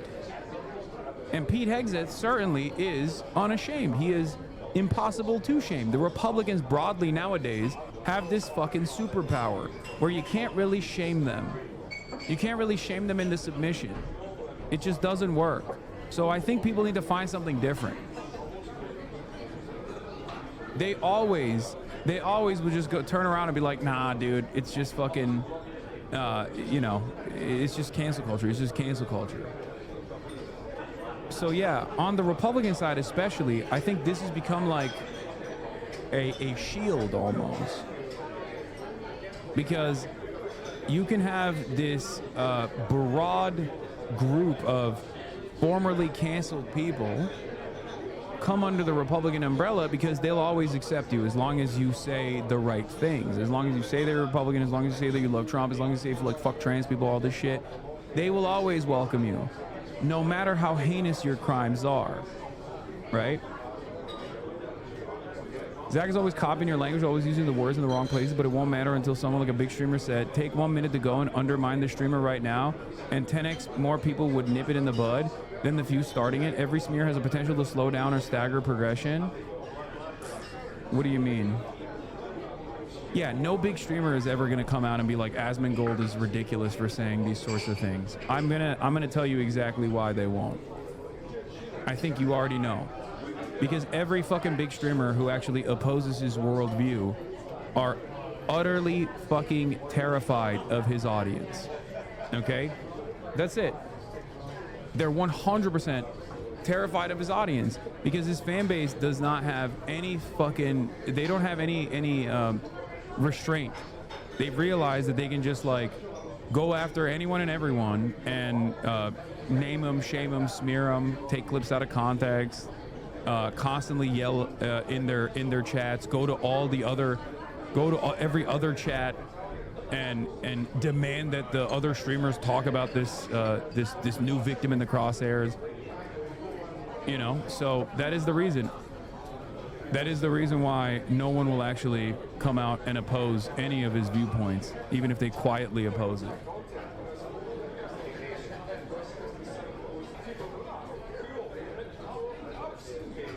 And it's not just Asmongold, to be fair. It's not just Asmongold at all. There are plenty of other, like there's a bunch of kick streamers that do the same shit too. It just doesn't really matter. And I mean, look, I'm one of the very few people out there who does actually oppose a lot of streamers when they do fuck shit. And look how much I eat it on a daily fucking basis. Like here, there's a victim of that conquest right here. That stupid dog not know how to, that stupid dog not know his place. I mean, that's the funniest version of events, obviously. Normally it's people being like, I'm gonna come to your house and kill you and steal your dog or some shit, but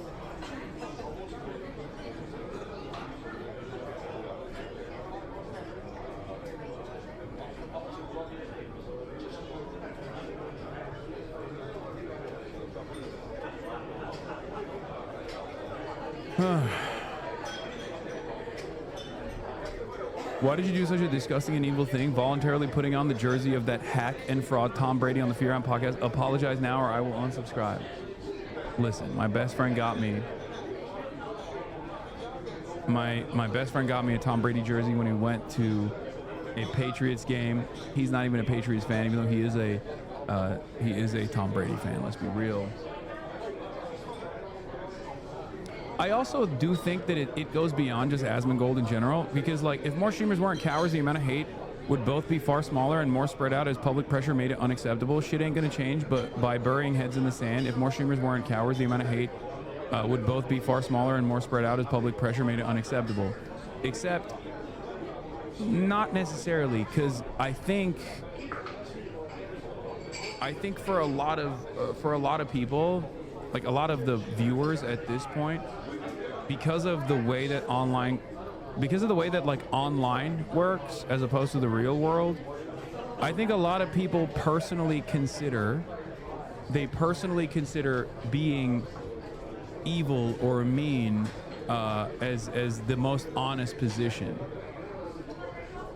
Like many people who are just simply watching people like ourselves at home think that you're like disingenuous or fake if you are quote unquote virtue signaling. Is a really toxic culture that has been bred online, and it's born out of a lot of the communication happening in a field where there is an anonymity. People are more vicious as a consequence of that, and people have no way of measuring people's authenticity beyond thinking that like they're authentic if they're being reactionary. Yeah, cruelty is shown as being real, and the people online are terrified of sincerity. Everyone is broken and irony and poison. 100%.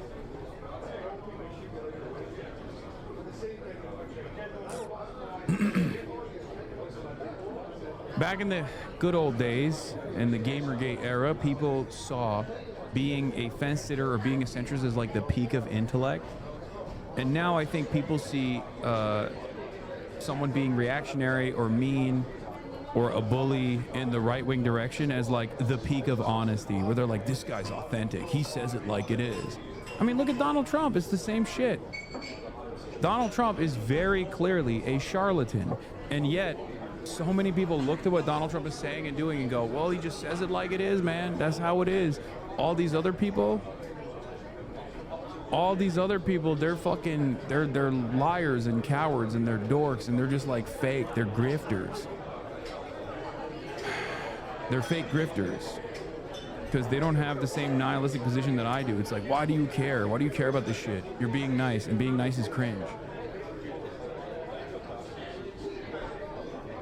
Could undermine one of the last surviving parts of the Voting Rights Act. Now, that is one of the country's most important civil rights laws. Jan Crawford is at the Supreme Court with the latest. Jan, good morning. What can you tell us?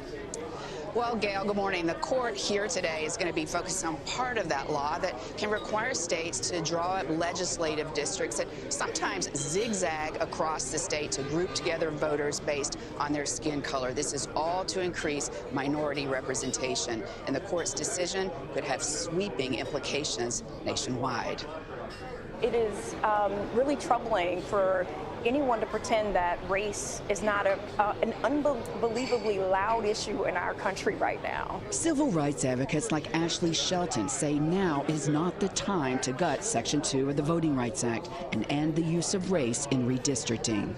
We cannot pretend that there isn't going to be considerable loss of minority voice and power if we were to do away with Section 2. Advocates credit Section 2 with increasing minority representation nationwide by requiring states to draw some districts. My favorite FIFA streamer came at you last week talking shit about you over the whole Kayagate thing, and in a stream today he said he watches Candace Owens' podcast and like Nick Fuentes' videos. It's so sad to see good people fall down the rabbit hole.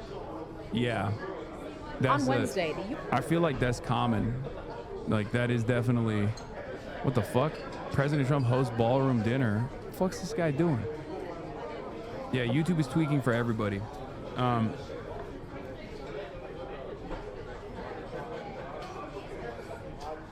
It's just... It is what it is. I don't know how else to explain it. Like, that's just how it is.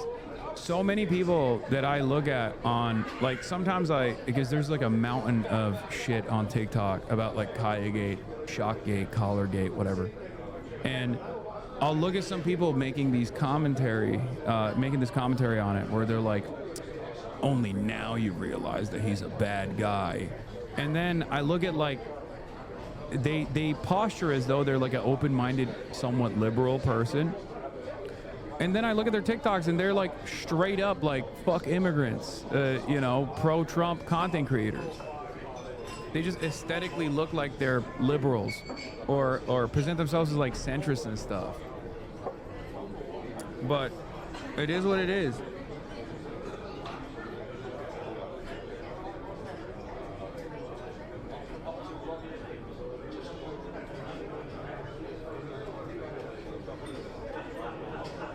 I've seen a popular streamer who talks shit about you getting exposed for DMing another streamer about being scared that you might sue him for defamation. Wait, really? That's so funny.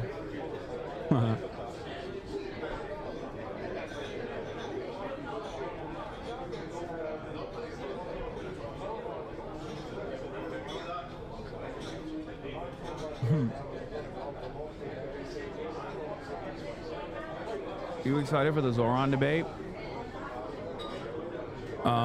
Yes.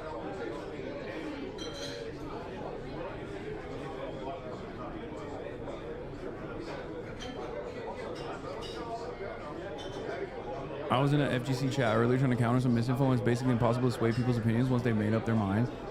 I know, it's so funny because it's like, it's one of the most, what is this? You can support Palestine without being anti-Semitic, by the way. You can donate to Palestinians and not hate the Israeli citizens who can't control what their government does, by the way. Someone who chooses kindness. This is not the TikTok that you were trying to link to me, I don't think.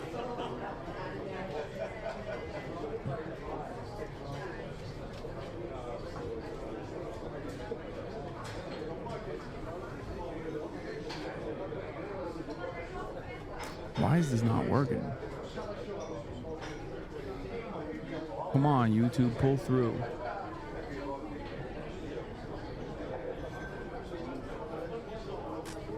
Idea. Like, if you're a normal person looking at this, you might be like, oh, that's concerning. Oh, that probably shouldn't happen. Oh, well, he addressed it. Like, what else do I do? In this way, we shock ourselves. You can take the prongs off of those. I think that's a pretty standard feature in a lot of shot callers, I think. So, like, you can just take the prongs off. And when you increase the brightness here, it makes it really tape.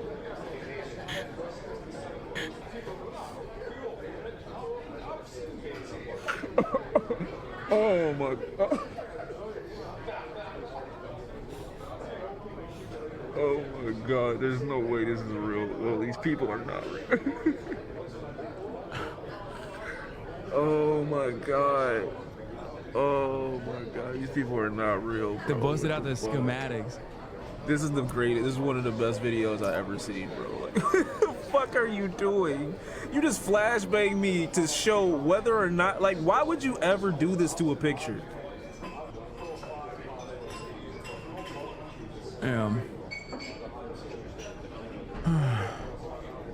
For some background, the SCOTUS case arose when Louisiana deliberately created two districts which were majority black and outwardly said that their intention was as much. Obviously, they sued to prevent the map from being used, even though it had been permitted to be used in 2024. Here's the map.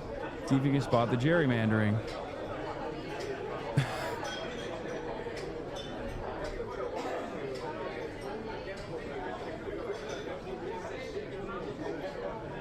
Just use the Hasanabi broadcast to confirm that YouTube is down. Yeah, it is unfortunately down, chatters.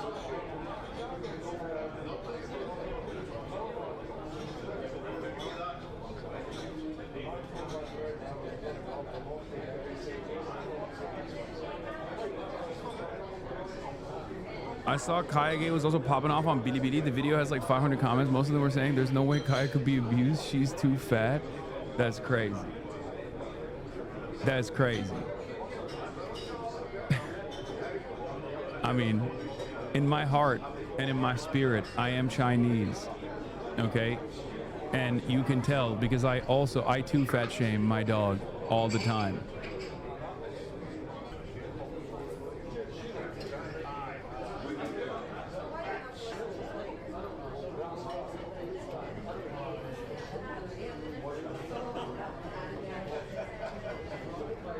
The Louisiana map was a good map. It's hard to understand understate how bad this would be if SCOTUS overturns VRA. Not only would millions of black and Hispanic voters be disenfranchised, but Republicans would likely control Congress for a generation. I have no idea what happens then. Do they even need to control Congress, low-key? Like, they already are doing everything by executive mandate. It's just... like, they seemingly don't give a fuck. They seemingly don't give a fuck about controlling Congress at all, or letting democracy happen in any shape or form. I know this is an anti-democratic provision, but one of the funniest arguments against voting rights, like the Voting Rights Act, has always been, we don't need it anymore because we're no longer racist. And it's like, yeah, first of all, without those, you want to do the same racialized redistricting once again. And it's crazy that they just keep using the existence that is stopping motherfuckers from redistricting in a very clearly racialized manner. The only thing that's like stopping people from doing this is the Voting Rights Act, and they're trying to fucking nuke it in its entirety.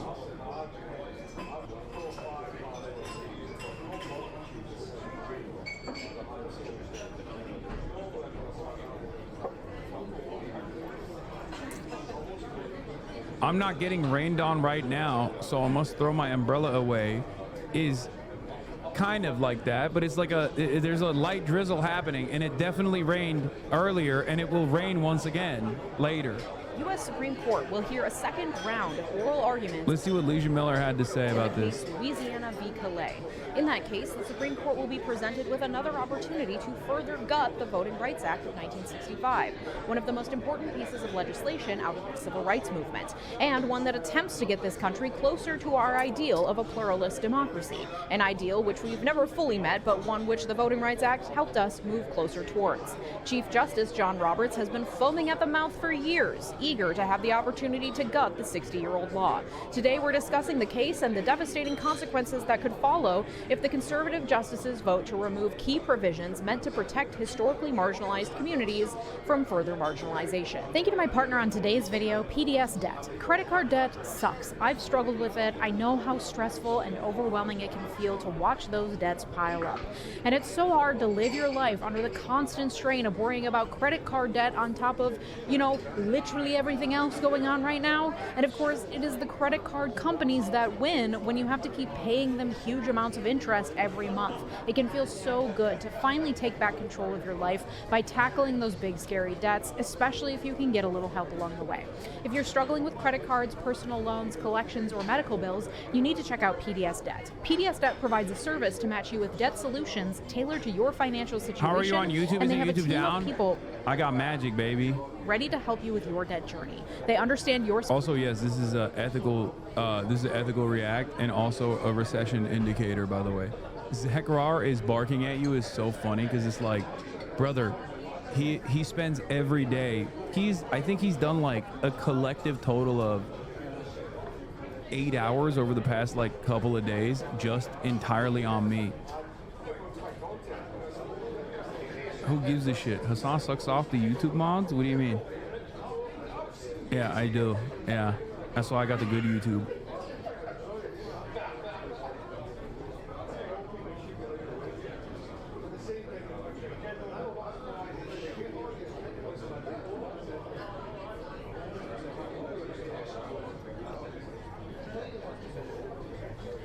specific scenario and will help provide alternative solutions to becoming debt-free.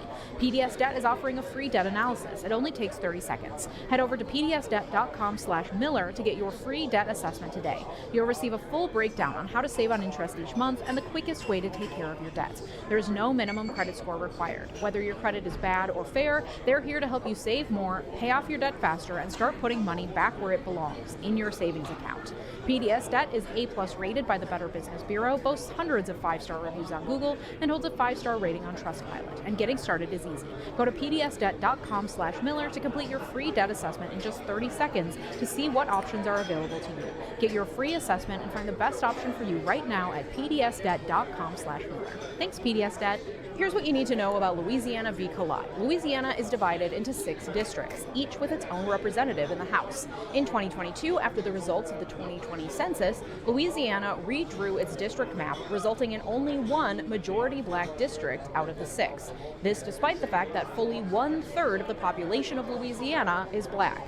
A group of black voters sued and successfully argued that the new map violated Section 2 of the Voting Rights Act. The Fifth Circuit Court of Appeals, known to be deeply conservative, held in the voters' favor and ordered Louisiana to redraw its map in a way that doesn't conflict with Section 2 of the Voting Rights Act.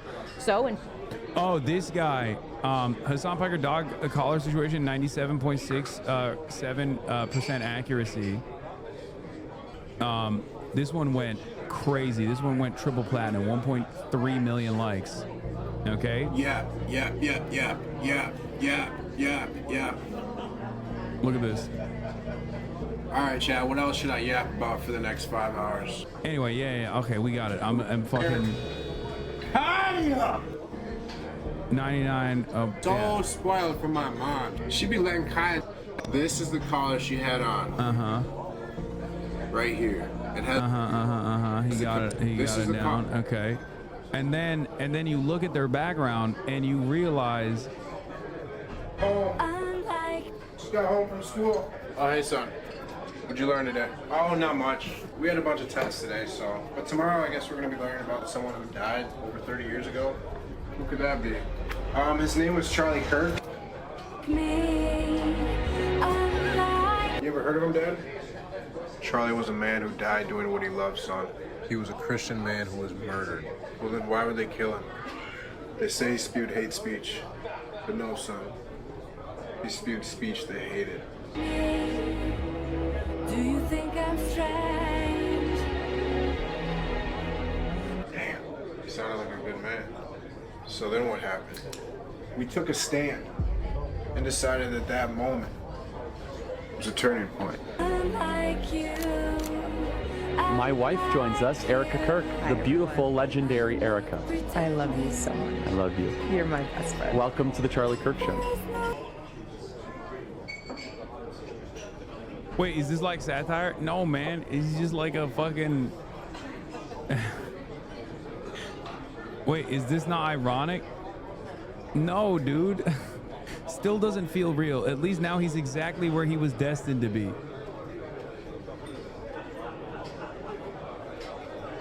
I'm shitting my pants. Is this real? He is with Jesus? Yes. It's a Kirk head. He's a Charlie Kirk acolyte.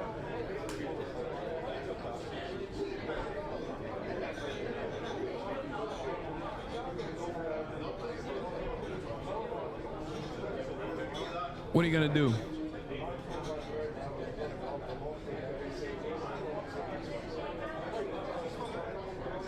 Someone made an ASMR video about Kaigate. Bro, there's like a Roblox mod or something too. It did go triple platinum for sure.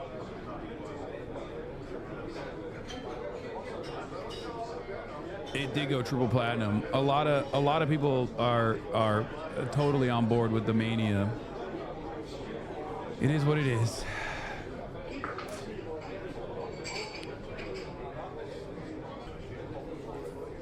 This is the type of shit. This is the type of shit that people will lean into, and then later, a couple months down the line, they'll be like, "Why are there no like actual cool leftist content creators?" I don't know, man. Because the fucking right just dominates discourse all the goddamn time and can like belittle and disparage and smear anyone and everyone that's like ostensibly on the leftist position with a multitude of different ridiculous fabrications, and a lot of you dumb fucks go along with it without actually going, let me think critically about this situation. Let me think critically about the situation about a dog that's like on camera 24/7. Motherfuckers are out there being like, he was laughing at Kaya as a puppy being abused by Fiona, and people believe it. You know what I mean? That's it. If you have no critical thinking capacity and you assume that the only way to do politics is a politics of purity, and anything that even like smells remotely in the direction of controversy, you automatically lean into, yeah, you're not going to have anybody. That's it.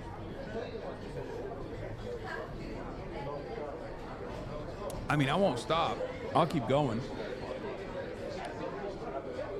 But I think there's a reason why there aren't that many like left figures out there, because when there are left figures out there, they get fucking destroyed. Meanwhile, right-wing figures are literally doing rapes, okay? They're doing rapes and nothing matters. On the right, it don't matter. This isn't to say that like there shouldn't be a limit, you know what I mean? I'm just saying be a little bit more, exercise a little bit more critical thought.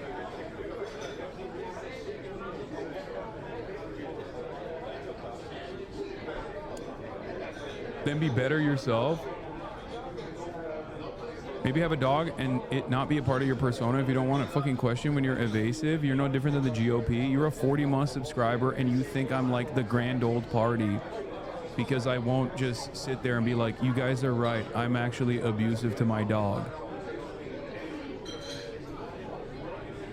This is unironically what I was talking about.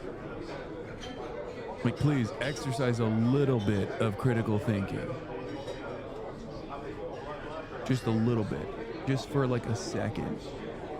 And I think you will realize that maybe you're not behaving correctly about this. Because if you're a 40-month subscriber, you've been here long enough that you know this is ridiculous.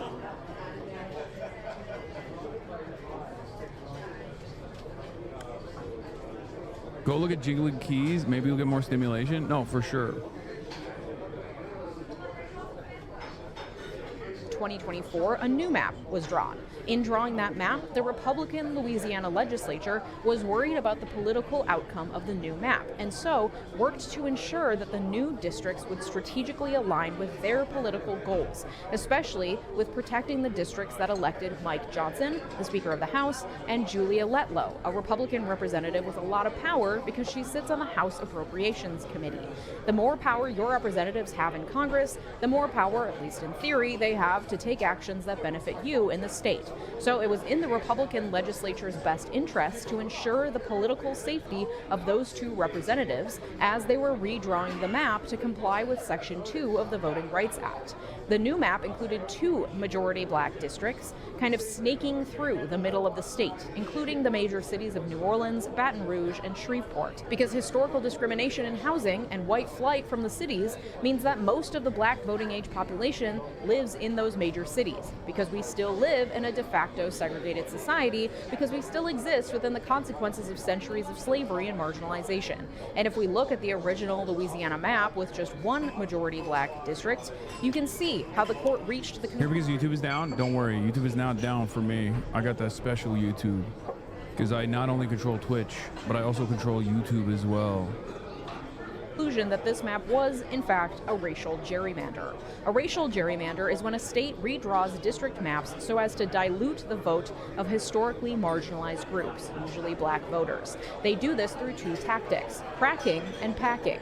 Where possible, you divide up black populations so that they will be outnumbered by white voters, effectively ensuring they can never gain enough votes to elect someone they want. That's cracking. And then you draw a district where as many black voters as possible are included. That's packing.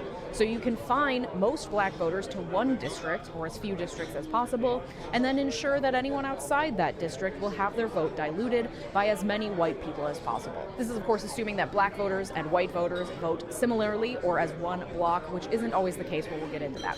In the original Louisiana map, District 2 was the single majority black district. That district includes New Orleans and Baton Rouge, effectively confining most black voters to 1 district and diluting the votes of all the rest. So 1/3 of the population had a voice in 1/6 of the districts. In the new map that was redrawn after the Fifth Circuit said the first map violated the Voting Rights Act, you can see the 2 districts that are now majority black, which span from Shreveport down to New Orleans. So then, non-African American voters sued, saying that now they were being discriminated against because any consideration of race violates the 14th and 15th Amendments, equal protection, and voting rights provisions. Last year, the case came before the Supreme Court, and they heard oral arguments. Then, on the last day of their term last year, instead of making a ruling, the Supreme Court announced that they would be rehearing the oral arguments this term, and asked the parties to submit briefing on that constitutional question. As a refresher, the relevant part of the 14th Amendment says no state shall deny to any person within its jurisdiction the equal protection of the laws. And the 15th Amendment says the right of citizens of the United States to vote shall not be denied or abridged by the United States or by any state on account of race, color, or previous condition of servitude. These amendments were passed in the immediate aftermath of the Civil War to explicitly address anti-black racism that had prevented black people from obtaining equal protection of the laws and from having a voice in their representative government. It was definitively not race blind. It was meant to right the wrongs of the horrific, centuries-long practice of human bondage in this country. This is one of the most annoying aspects of the constant DEI arguments and the constant DEI back and forth, where people just be like, oh, excuse me, these practices are not race blind. Yeah, it's because, you know what was a practice that wasn't race blind? Segregation. You know, the practice that wasn't race blind? Slavery. These are things that are supposed to heal those racial wounds, heal those racialized wrongs. And you can't fucking do that by just taking a race blind approach. It's so fucking stupid. I hate that argument. It's the centrist, it's the most annoying fucking fake centrist, but actually secretly right-wing argument you can have. And it's always the same one that they apply, where they're like, oh, wow, really? We're trying to give black people a leg up much? Well, racism much? That's the real racism. That's the only racism that's like still practiced. And I think like, I have to really reconsider my stance on this stuff, because sometimes I forget that there are people who have just been unironically duped into believing that. On its face, maybe it actually works, right? On its face, what is this? Dang, y'all flame me, my bad, no harm, no foul. I'm not a hater, just a truly unsubscribed fan. What do you mean? Nobody's flaming you, man. We know YouTube is down. Not for me, though. Anyway, I do think that there are people out there who are like, if you could have a conversation with them, if they approach you with like charitability, they would understand why the current practices that exist, like affirmative action and whatnot, before they abolished it, or the things that people consider to be DEI, like why those things exist, right? You cannot address a racialized form of violence or discrimination without actually trying to course correct by offering a leg up to the same race that was deliberately kept down. And there are so many additional problems beyond. There are so many additional problems right now for black Americans beyond just like being able to go to college with like potentially lower standards is in the way that people try to claim that that's what affirmative action is. It's very frustrating. I found a lot of people are pretty receptive to learning about just how horrific slavery was. Most people in this country, even in the woke areas, don't actually learn about what slavery really was. Yeah, I think that's what it is. No shade, I want to hear you out. Why turn the Kai thing political? I know this is your space, but it feels inconsistent to claim the situation as a form of marginalization, then mute thousands of chats. Do you think it's marginalization when we're getting fucking hate brigaded with people? There are some who had reasonable concerns about the one clip that they saw without thinking like, perhaps I'm overreacting to it. Because the clip looks bad for sure, but like I have confidence in Hasan that he's not like a dog abuser or something. But then outside of that, you know, for the last 7 days, it's just been people coming in here and calling me a fucking Mohammedan dog abuser. Yeah, I think it's okay. In order for me to, you know, continue talking about how voting rights are on the chopping block, for example, instead of just pausing the stream and constantly relitigating this shit over and over again, you know, we gotta fucking mute some people. This is not discrimination. It's just in order to attempt to give the people suffering from the long-lasting negative impacts of having endured horrific, inhumane treatment for centuries some semblance of equality. That is the spirit of those amendments, and the Voting Rights Act was meant to further solidify those rights enshrined in those amendments, because even after the 15th Amendment was passed, many states, especially states like Louisiana in the South, were continuing to infringe on black people's rights to vote through things like horribly unfair literacy tests and poll taxes. None of these laws were meant to be race blind, and were instead explicitly meant to fix centuries of abuse and inequality. But of course, white people weren't ready to go quietly into the night and accept that maybe they would have to cede some of their power. So the backlash against the amendments and against the Voting Rights Act of 1965 was swift. And today, the common conservative argument against the Voting Rights Act and protections against racial gerrymandering is that being race neutral and colorblind is the only correct, non-discriminatory stance. Yeah, it's fucking annoying. It's so goddamn annoying that, like, the whitewashing, the notion that, like, MLK Jr.'s legacy was whitewashed across the board, but then they always talk about, like, I have a dream that, you know, white and black children will be equal one day, and then they cynically will use that line to say, like, MLK was also colorblind. Like, and wanted everybody to be judged by the content of the character. Yeah, at a time when black people are being discriminated, black people are still being discriminated. A lot of these initiatives that were put in place are band-aid solutions to try to overcome that systematic discrimination that black people face. This is not me just being woke, by the way. I know that a lot of people, well, maybe not people in this community, but like a lot of people hear me say that and go, this guy's fucking fake. Look at him just saying the right things, you know? But I just have a firm belief, a firm commitment to the notion that every single person, if given the opportunity, is destined for greatness. And we do not unlock that potential for so many people. We don't unlock that potential for those in the global south, and we certainly don't unlock that potential for marginalized communities in the United States of America. A lot of that violence and discrimination is racialized in this country because white supremacy is a fundamental principle in the United States of America. But outside of that, there is also a very distinct class warfare that takes place as well. Rage Chief, thank you. Yeah, this guy literally came in and said, I'm a right winger. YouTube is down, big mad. MAGA Rage Watcher here because I can't watch your YouTube stuff right now. Please do some rage bait, please. Rage Achieve, thank you. Like, this man is mad that I said, regardless of someone's background, regardless, like, whether they're white or black, it doesn't fucking matter. They have tremendous potential, and it's up to us, it's up to governments to basically unlock that potential so that there is, like, a true equality of opportunity. Not an equality of outcome necessarily, but real equality of opportunity, which has never been achieved in this country. And he went, fuck no, how dare you? I am raging. Respect, at least you know what's up. At least you know what grinds your gears, you know? It's just,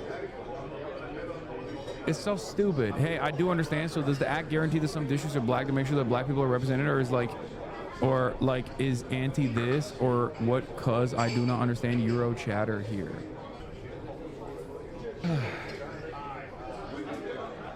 Black people have a higher likelihood of voting for the Democratic Party because the Democratic Party, at least historically, has in the last couple of decades, has defended black people's rights.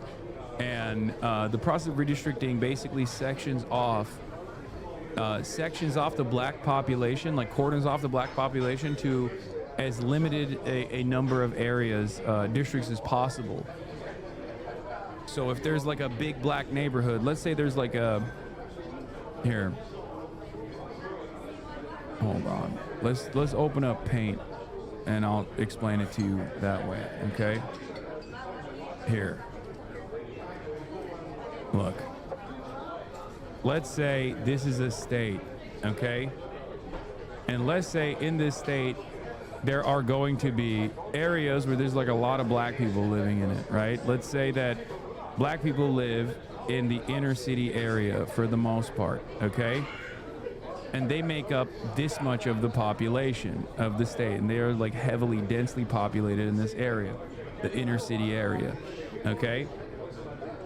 Now, the process of redistricting would either create equal shares and would evenly district it out in an effort to make sure that there's like proportional representation to a certain degree, and have like certain pieces like this where there's enough black people and enough Democrats that there's like democratic representation. But if you want, you can slice this cake any way that you choose to. And you can slice it in a way where it is the least opportune. Like you can do this, you can do this, okay? You can just like cut it in a way where you just take the black population and distribute it amongst all of the other areas where the white population specifically, or the Republican population specifically, is outnumbering the black population, allowing them never to get proper representation. Okay? You can do it in any shape that you want. And as a matter of fact, many of these districts, if you look at like Dan Crenshaw's district, you can look at, is like, it looks like a fucking eye patch because it's like this. They draw it like this, specifically taking pieces of the black population from different districts and putting it into an overwhelmingly white majority population in an effort to remove them from ever getting proper representation. Okay?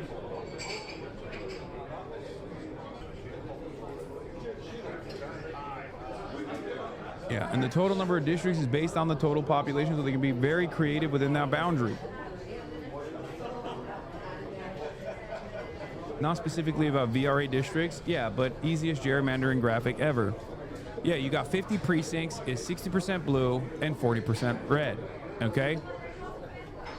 Let's say you got 50 total precincts. Ultimately, it comes down to a 60% Democratic population and 40% Republican population. If you chop it up this way, you will have 5 districts where every single district is majority Democrat. So you have 5 blue districts. If you chop it up this way with gerrymandering, you will have 5 districts and 3 are red and only 2 are blue.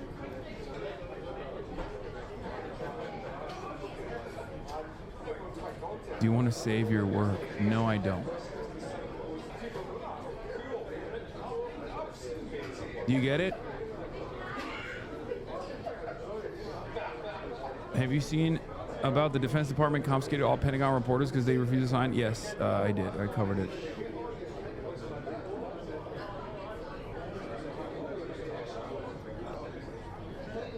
This is how it's done. This is how it's chopped up. Can you gerrymander your party to power? Gerrymandering is the intentional distortion of political districts to give one party an advantage and has been criticized for disenfranchising many voters and fueling deeper polarization. To help you understand it better, we created an imaginary state called Hexopolis, where your only mission is to gerrymander your party to power. Every 10 years, Hexopolis redraws its congressional district lines, just like the United States does. But Hexopolis is a simpler place. Lawmakers in either Purple Party or Yellow Party control redistricting. To increase their advantage in upcoming elections, they have been known to gerrymander egregiously, even if it means leaving some voters disenfranchised. Hexopolis has 9 districts. Even though a majority of the voters favor Purple Party, that does not mean that the Yellow Party can't shift the state's partisan tilt. First, here's how to draw a district. Each hexagon represents a person. Group 15 adjacent ones to make a congressional district. Boom. I just made a congressional district. Districts must have equal populations. Dividing 45 into 3 groups of 15 would give each district the same number of residents. Some, by law, must protect underrepresented voters. Some hexagons represent a voter who belongs to a minority group. No, oh my God, we're gaming. Oh my God, I just realized we're fucking gaming. Oh my God. We are literally gaming on the broadcast. What is happening? What the hell is going on? We are straight up gaming right now. That's right. Gaming is back, baby. Hexagon represents a voter who belongs to a minority group in Hexopolis. A mostly minority district is one where more than half of the hexagons are this. Districts can lean yellow or purple. Purple is a voter who favors a purple party, and yellow is a favor yellow party. More than half the hexagons in 2 districts here lean purple. Try to make districts compact. Compact districts are usually shaped like circles or squares. Try keeping as many neighbors together as possible. Least compact, most compact could be better. You are a yellow party legislator. Use all the hexagons to make 9 districts. Make as many majority yellow districts as you can. Make at least 2 mostly minority districts. Hexopolis currently has 2 such districts, and a state law calls for the number to stay the same if the makeup of the residents has not changed. Gain an edge by making compact districts. Snake-like district shapes will make your gerrymandering practices more conspicuous and could open you up to lawsuits, except no, it won't. Okay? You got red to fill. I bet after he's gonna say, look, chat, I did gaming with Hexopolis. But I am. This is gaming. This is gaming. Okay, gerrymander for the yellow party. Okay. So there's only 2 yellows here. So it's going to be kind of difficult. It's going to be kind of difficult to do that unless I open it up to like a larger district here. And I don't know, maybe make it like, I don't know. Wait, what does the black box mean outside of the hexagon? Your audacity knows no bounds. What do you mean? Yellow party. Oh, they're the minority population? Oh, okay, hold on. Here, we'll throw up some fucking lo-fi synth wave for you fools. Okay. A yellow Leninist utopia. This is not gaming. I think you're fucking coping, dude. So we need to do 9 districts. Okay, boom, boom, boom.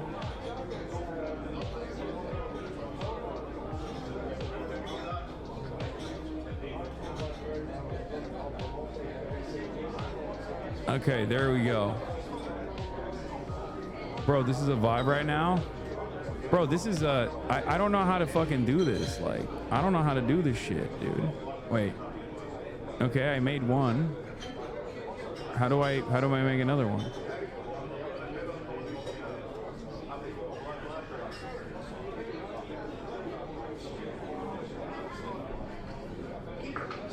You need to have 15 per district, dumbass. Oh, true. Okay.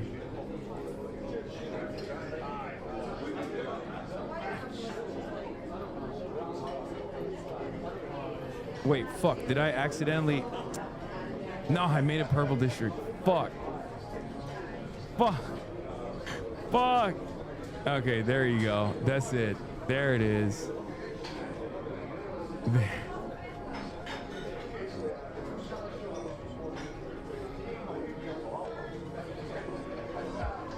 Okay. Wait, what if it's a dual use district? You know what I mean?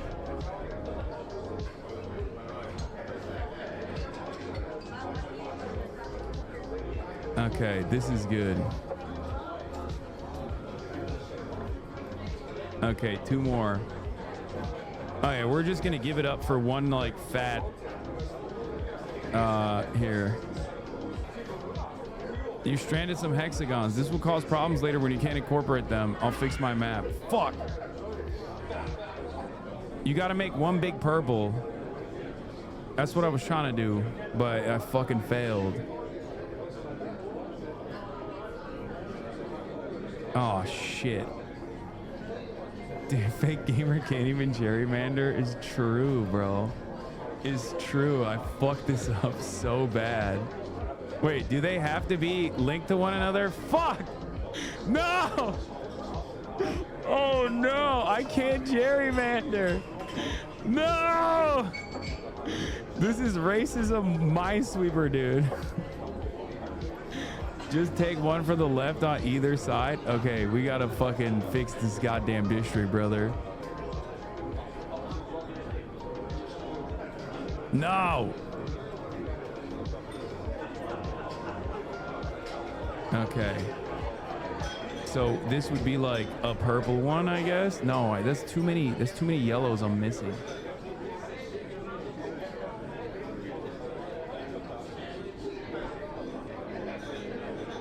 Wait, fuck.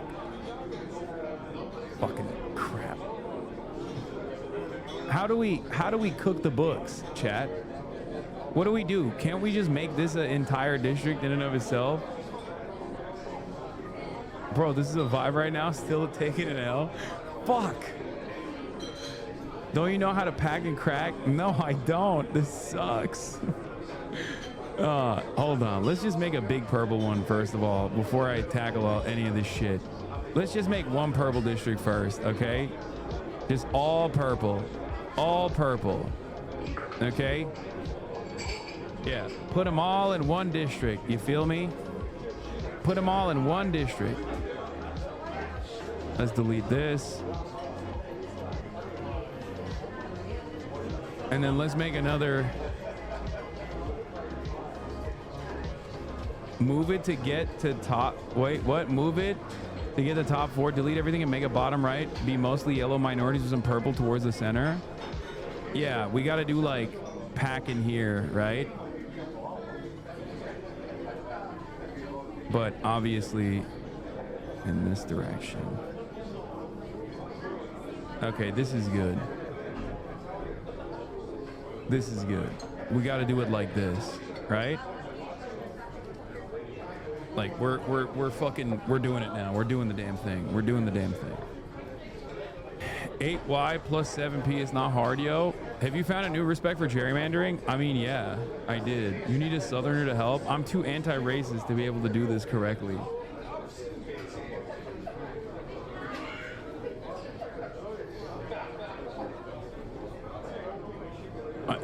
I'm such a honest broker. It's tough for me, okay? It's tough for me, chat. Here, this is like a...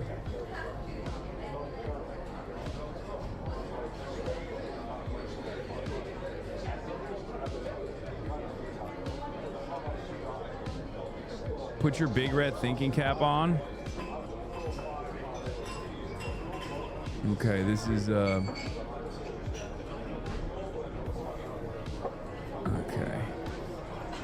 We make another majority fucking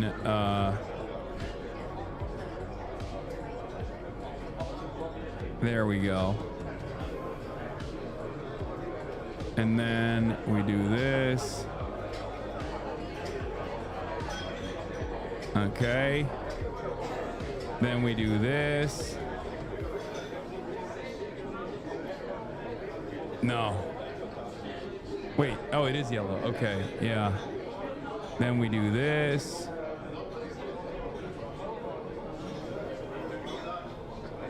And then we do this. The last remaining district. Nice map, but you still need 2 mostly minority districts. Oh shit. A mostly minority district is one where more than half of the hexagons have a minority population. Well, guess what? Here's what I can do. Make it so that you don't need mostly minority districts. Okay? Why play by the rules when you can break the rules and rewrite them?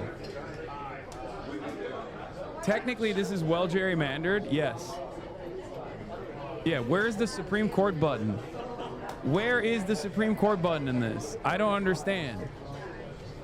I'm gonna do a quick phone call to Clarence Thomas to fix this up.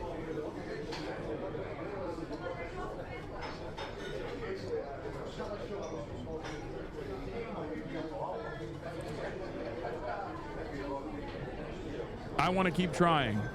So we have one mostly minority district. It's this one. But we don't have 2 mostly minority districts. And I'm seeing that a lot of minorities live in this area. And maybe we can carve it out. chip away at the big purple on the right.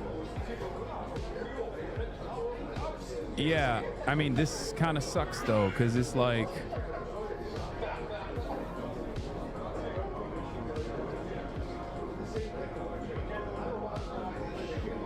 maybe we can redistrict here.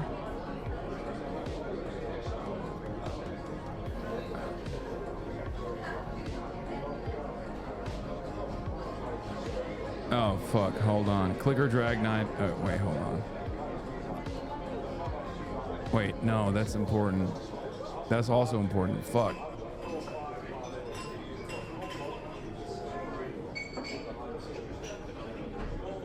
This is the only minority majority district here.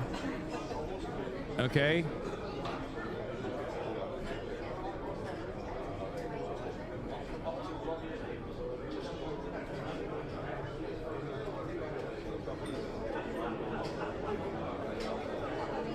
But now, because of the minority redistricting, now we have 3 purple districts, as opposed to good for your party, not so good for democracy. We had 6 yellow districts, 5 compact districts. Redo the bottom right, so one is mostly purple and one is mostly yellow. So in the original map that I had, if it wasn't for the pesky minority majority rule, I would have been able to put together an even more rigged map. But unfortunately, I couldn't. Because of those minorities. How does your map stack up? Your map had more majority yellow districts than 40% of all maps made by yellow party lawmakers. The highest possible is 7 majority yellow districts. I got 6 majority yellow districts. Among other maps that had the same number of majority yellow districts as yours, 34% of them had a higher number of compact districts. Not quite a high score. I could do better. I could get way more racist. Okay? Successful yellow party gerrymanders. Here are 12 maps that maximize political advantage for the yellow party, made by other yellow party lawmakers like you. 7 out of 7 yellow districts, 8 out of 9 compact districts. Jesus Christ, dude.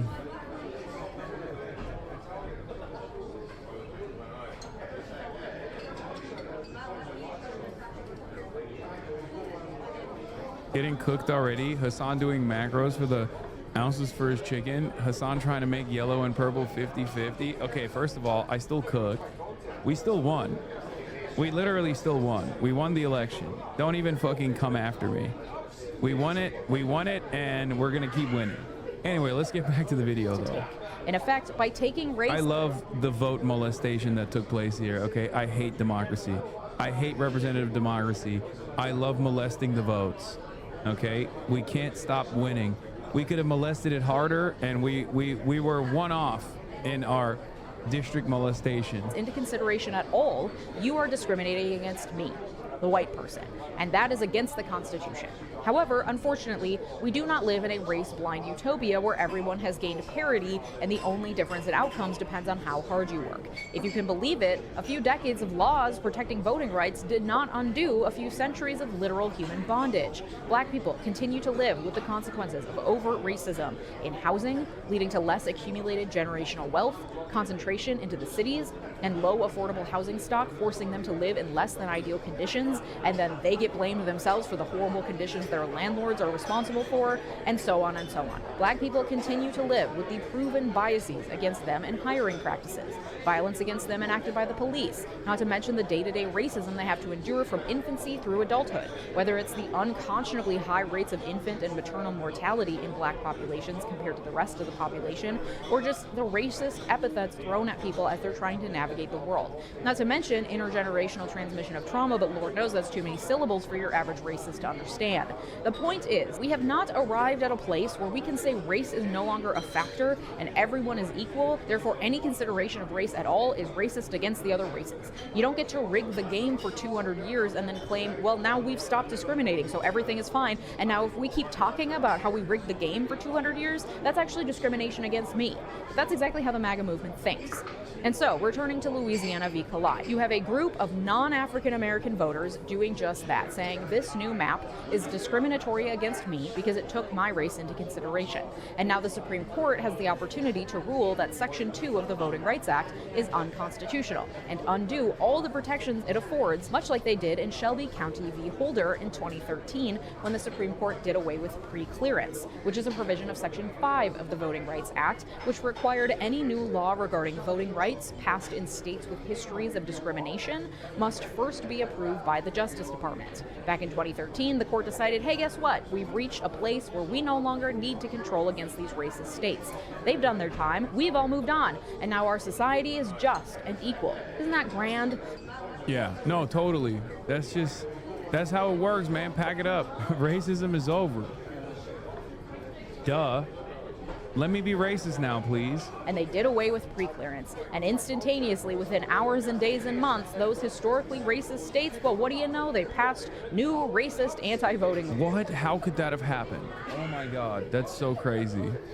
I thought we had already abolished racism. This is so strange to me. I'm confused. I'm a confused voter. Laws. Weird. It's almost like a few decades of the Voting Rights Act and undo a few centuries of literal human bondage. Wild. Like, we literally chained human beings to auction blocks and sold them to the highest bidder for centuries. We shoved them into boats and stacked them on top of each other like cattle. And then we made a thriving economy worth billions of dollars on the back of their free labor. Labor we never paid for. Labor that created wealth that white people still benefit from today. And then we fought a war and said, hey, you're free now, but no, you can't live there. You can't live there. No, you can't have a voice in your representation. No, you can't go to that school. No, you can't get a mortgage. No, you can't drive through that town after dark. No, you can't expect to live through the birth of your child. No, you can't get that job. But in MAGA world, we need to move on from that. Like, literally, why do you keep talking about it? Why do you hate your country so much? We passed an act about it. It's been 60 years. We moved on. Can't you just focus on the future? And the non-African American litigants in Louisiana v. Kalai are boiling it down to an oversimplified argument. Race was taken into consideration when drawing this map with 2 majority black districts. That violates my equal protection under the 14th Amendment as a white person and my right to not have my vote abridged on account of my race as a white person under the 15th Amendment. But that argument is disingenuous. There's a reason we look to the intent of the people who passed a law in order to determine how to interpret a law. Lawmakers cannot possibly anticipate every scenario that could possibly occur in relation to a law they are writing. It's not possible, and even if they tried, it would lead to writing of absurdly long, difficult to understand laws, and it would take so much longer to get those laws passed, and they still wouldn't fully be able to anticipate every possible instance when the law could be implicated. Because of this, we need the courts to step in when there's a controversy and tell us what the law means and how it is applied to this specific unforeseen set of facts.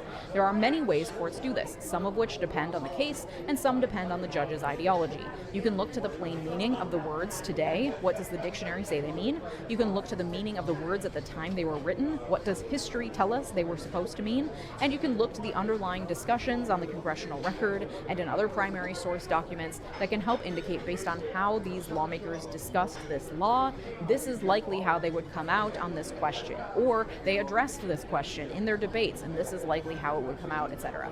Each of these various modes of interpretation are helpful. In my opinion, strict adherence to any one of them is short-sighted because sometimes the way a word was defined when it was written doesn't square with today's reality, and so on. All laws are flexible and debatable and open to interpretation. If they weren't, every lawyer would be out of a job.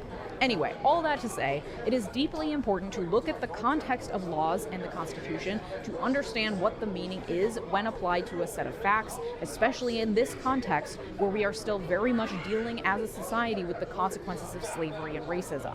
And the fact is that the 14th and 15th Amendments were not colorblind amendments. They were passed during a very specific part of our history, immediately after the Civil War, to right the wrongs of centuries of human bondage, and they ought to be interpreted interpreted as such as it applies to the Voting Rights Act. We have not solved the issue of racism in this country, and we will in many ways never fully heal the wounds that that level of horrific violence causes to a society.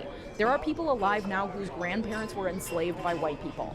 White people don't get to turn around and tell them, all right, let's wrap it up, it's time to move on now. But the litigants in Louisiana v. Calais would have us believe that the writers of the 14th and 15th Amendment had them in mind when they were writing the amendments, and that their right to not give black people an equal voice in voting is equal to or actually supersedes the right of black people having an equal voice in voting. That in blocking their right to discriminate against black people, the court is discriminating against them. They are also trying to paint a picture that the Voting Rights Act and the subsequent legislation and cases interpreting it create a simple rule where states are allowed to consider race when drawing district lines in favor of black people, but not in favor of white people. The reality is that there is a complex web of guidelines and restrictions when it comes to drawing district lines under the Voting Rights Act that help ensure that the very thing I've been arguing for, that historical and present-day contexts are taken into consideration, that the maps being drawn are truly equal and fair, to try to counterbalance the overt racism exhibited by states for centuries with regards to voting. It's not a simple blanket, we just give black people as much power as possible. For example, a case called Thorberg v. Jingles established what are called the Jingles factors for bringing a Section 2 claim of voter dilution.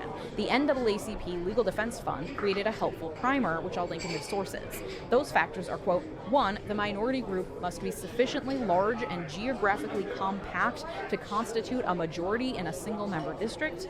2, the minority group must be politically cohesive. And 3, the majority must vote sufficiently as a bloc to enable it usually to defeat the minority's preferred candidate. After considering all those factors.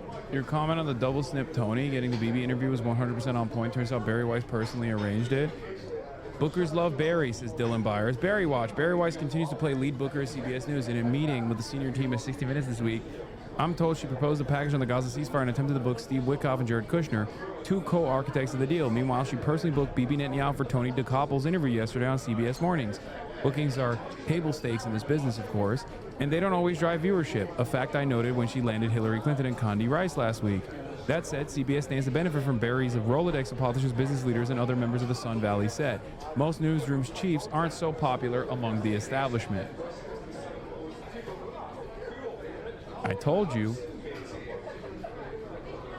That's why Double Cirque Tony stayed behind for one extra day in Israel so that he could secure the coveted Benjamin Netanyahu Adolf Hitler interview, okay?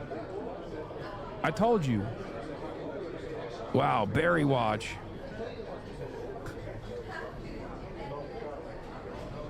Watch that Barry go. Mike Johnson suggesting Dems will pack SCOTUS, which is currently packed by Trump. 3 appointments, 1 stolen, 1 drunk cryfest, 1 days before elections. Suck it, Mike. Oh, I wish. Every day I go to sleep dreaming of a tomorrow where the Democrats behave a fraction as radical as the Republicans present them. Every day I beg. Every day I beg. I close my eyes and I dream of a better tomorrow where the Democrats are the radical socialist, Marxist-Leninist vanguardists that Republicans present them as. Every fucking day. Okay? I'm like, where are these far-left Democrats? Kamala Harris was called a communist by Donald Trump. Every day I dream of a better tomorrow where the Democrats are actually packing the fucking courts. Okay? God damn, dude. Could you imagine how much better this goddamn country would be? We have so much wealth in this fucking stupid ass country. Okay? We have so much prosperity. We have so much opportunity, so much room for improvement, so much room for growth. Okay? And yet we squander it. We squander it every day at the behest of the almighty Capitol. Oh my God.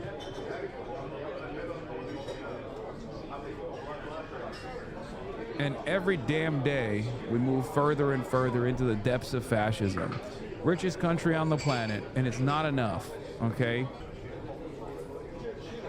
Yeah, well, who was it? The Twitter user that said, America's just 2 right-wing parties constantly calling each other communist. That's just so true. Kamala Harris calling Trump a communist, Trump calling Kamala Harris a communist. Meanwhile, one is a center-right party and the other one's a far-right party. Where's the communism? Can we get a crumb of communism, please? Just a crumb. Just give me a fucking fraction of that good communism. Fuck, man.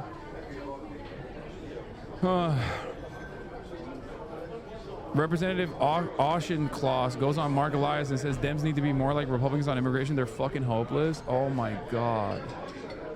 Oh my God. The court must then determine whether the plaintiffs bringing the claim have sufficiently proven, based on a totality of the circumstances, that minority voters, quote, have less opportunity than other members of the electorate to participate in the political process and to elect representatives of their choice. Additionally, courts tend to also require plaintiffs to show that, one, the challenged practice imposes a discriminatory burden on members of a protected class, meaning that members of the protected class have less opportunity than other members of the electorate to participate in the political process and to elect representatives of their choice.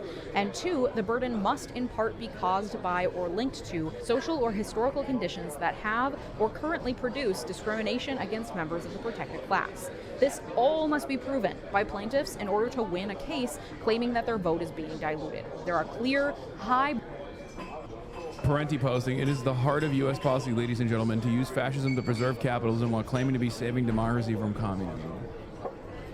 Yeah, this is the gritty is the way, he said it. American politics is just two right-wing parties calling each other communists. True. Fucking true.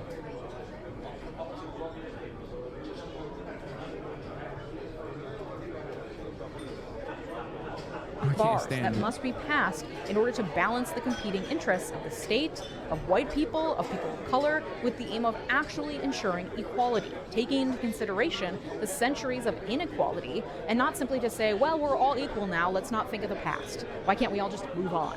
And on Wednesday, the Supreme Court will have the opportunity to hear oral argument and make their own determination as to whether to take all of the previous precedents, the spirit of the laws, and the context of history into consideration, things that they claim to strongly adhere to in cases that benefit the conservative cause, or to decide it's time we all moved on from this whole race thing and just pretend everything's fine.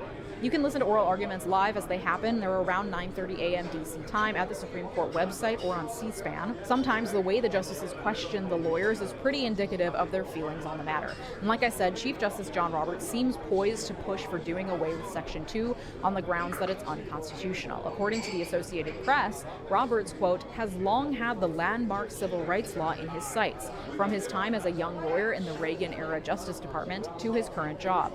Roberts wrote the majority opinion in Shelby County v. Holder, the case that gutted pre-clearance, saying, quote, our country has changed, and while any racial discrimination in voting is too much, Congress must ensure that the legislation it passes to remedy that problem speaks to current conditions. We're all fixed. Nothing to...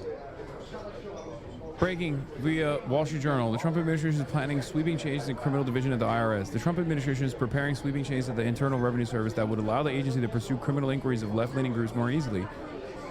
Oh my God, this is literally what they said Obama did. This is literally what they said Obama did.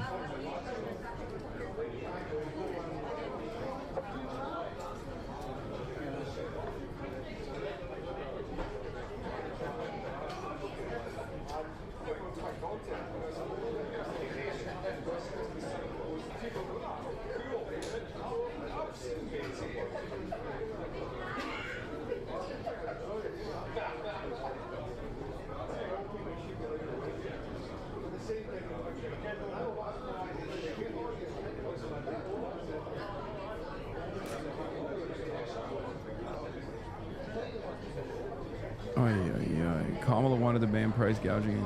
Yeah. A senior IRS official involved in the effort has drawn up a list of potential targets that include major Democratic donors, some of the people said. The undertaking aims to install allies of President Trump at the IRS Criminal Investigative Division, or IRS-CI.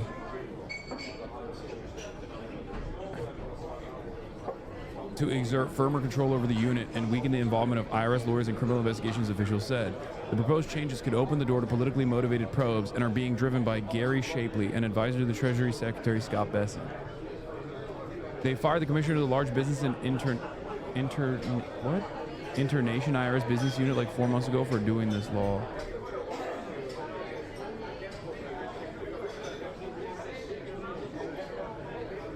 What does this mean? I don't understand.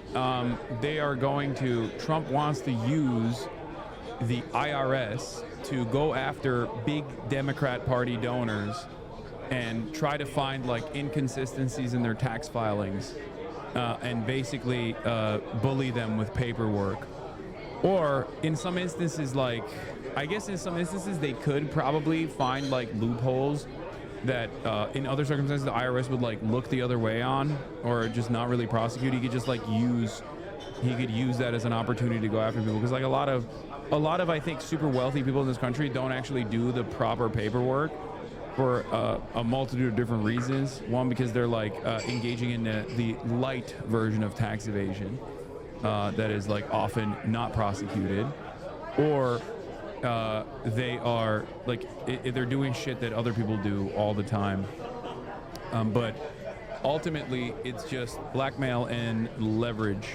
Stephen Harper did a similar thing in Canada, absolutely cooked progressive NGOs.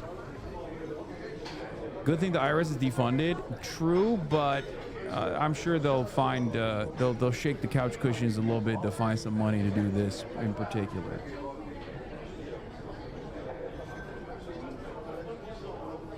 This can be good. Finally, Dems will be forced not to be funded by billionaires. Dog, what are you talking about? Like, listen. I don't think that's what the outcome of this is going to be. I think the outcome of this is going to be every wealthy person that is already pro-Republican is going to be more pro-Republican, and they're not going to stop corruption. They're just going to move further and further into the right, firmly into the bosom of the right, while simultaneously it'll be like random people that are constantly getting fucking audited, you know? Random people who are seen as like Antifa leadership will be consistently getting audited over and over again. Any Dem donor that big has the money to make everything legit on their taxes, if they do any tax evasion, which rich people talk about as a puzzle of sorts, means that they just have to dot their I's and cross their T's. Exactly. Yeah, I don't think that. I think this is more so to find anything in the paperwork to just like to apply extra scrutiny to, and then maybe fucking seize their assets, you know?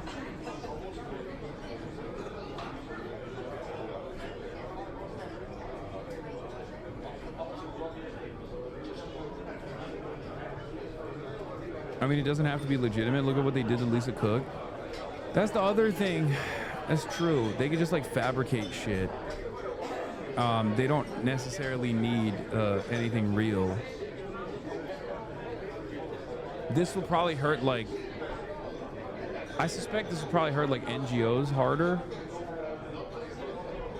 than like big ticket donors to the Democrats, because those guys probably already have their processes pretty, like, it'll be annoying for them. It'll be a nuisance for them to have like their team have to undergo audits and shit constantly. To see here. But that being said, just in 2023, in a case called Allen v. Milligan, the Supreme Court, in a 5-4 decision, held that a similar map in Alabama did violate Section 2 of the Voting Rights Act, with Roberts writing that Alabama was attempting to remake our Section 2 jurisprudence anew. In that case, Roberts and Kavanaugh surprised us all when they joined the liberal justices in finding against Alabama's map in that case. That could happen again. However, the fact that this case is being reheard this term indicates the court might be ready to shake things up, because they don't tend to do that very often. And in the Alabama case, they were looking at whether the map violated the Voting Rights Act, not whether the Voting Rights Act violates the Constitution.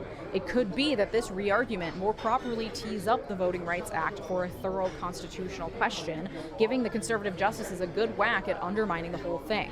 After Wednesday's oral arguments, the justices likely won't issue a ruling for a while, though Louisiana has elections in April and so have asked the court to make a decision as soon as December or January in anticipation of that election. They could hold very narrowly that in this instance, this particular map from Louisiana isn't a good map, but the state can go and try to create a different one that more complies with Section 2 and the Constitution. Or they could make a broader ruling saying, actually, this isn't about this specific map, this is about how the entire Section 2 of the Voting Rights Act is actually in violation of the 14th and 15th Amendments, and strike down the whole thing.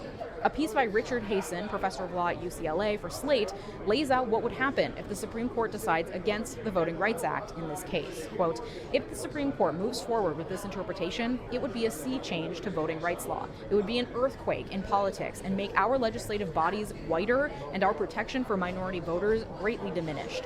Even if the court less drastically says that Section 2 cannot be used to require the second congressional district in this case, such a superficially more minimal ruling would mean the quick unraveling of most Section 2 districts. Because if the facts in Louisiana don't justify drawing a second district, most other Section 2 claims would fail too. Quote, any decision to strike down what's left of the Voting Rights Act could kick off the start of a new civil rights movement and more serious talk of Supreme Court reform in the midst of crucially important midterm elections. Justices fundamentally hostile to the rights of voters place the court increasingly at odds with democracy itself.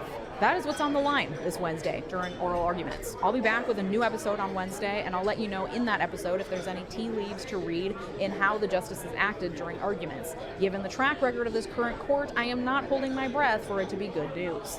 If you want the joy of supporting independent media, consider clicking the big join button here on YouTube or joining my Patreon community at patreon.com/Legia Miller, where you'll find all of these episodes completely ad-free. Thank you to my multi-platinum patrons. The fear is the weapon. They really aren't all. They aren't really all that. Yeah, I don't know. Sometimes I think fear is the weapon, but fear is the weapon for those who pay attention. I think their greatest weapon is not fear. Their greatest weapon is indifference. Indifference from the broadest subsects of American society to everything that's going on. They also get to overwhelm the population with like a million different things that they do.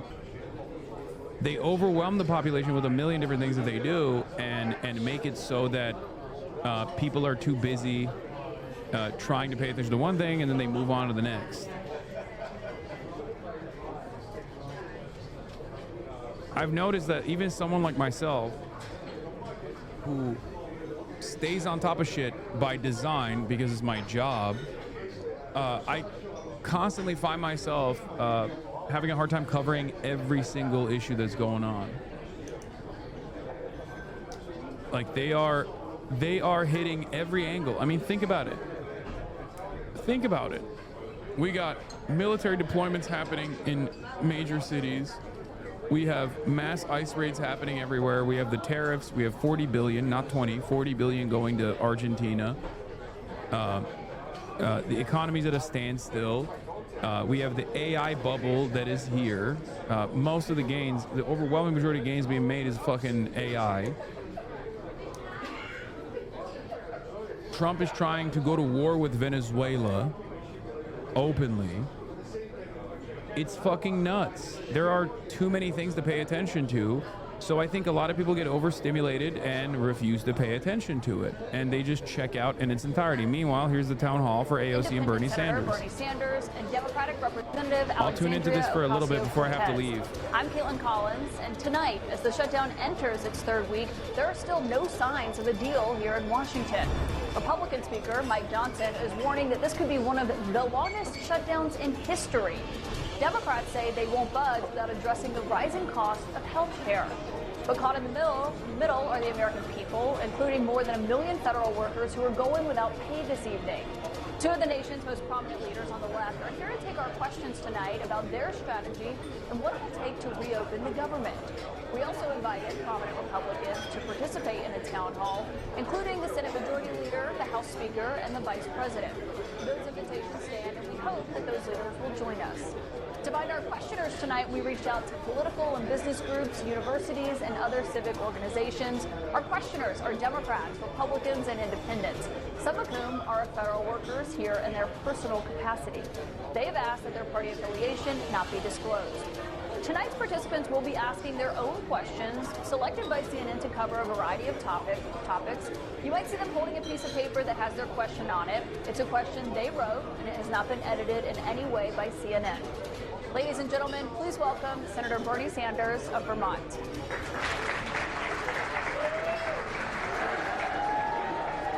Thank you, Senator.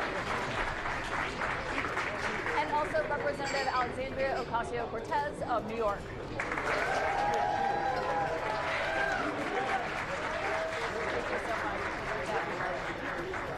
And of course, it's so have both of you here. We have so many audience questions tonight, really good ones. And Senator Sanders, just in terms of how long this shutdown has gone on, you and I have spoken multiple times during this, but we're now on the 15th day. The ninth vote What kind of debate is this? failed. Yeah, Bernie and AOC are going to debate one another, chat. He says that this could be one of the longest government shutdowns in U.S. history. No. I think the Republicans are catching on that you can't throw 15 million Americans off of the health care they have. And studies indicate that when you do that, some 50,000 Americans a year will die unnecessarily.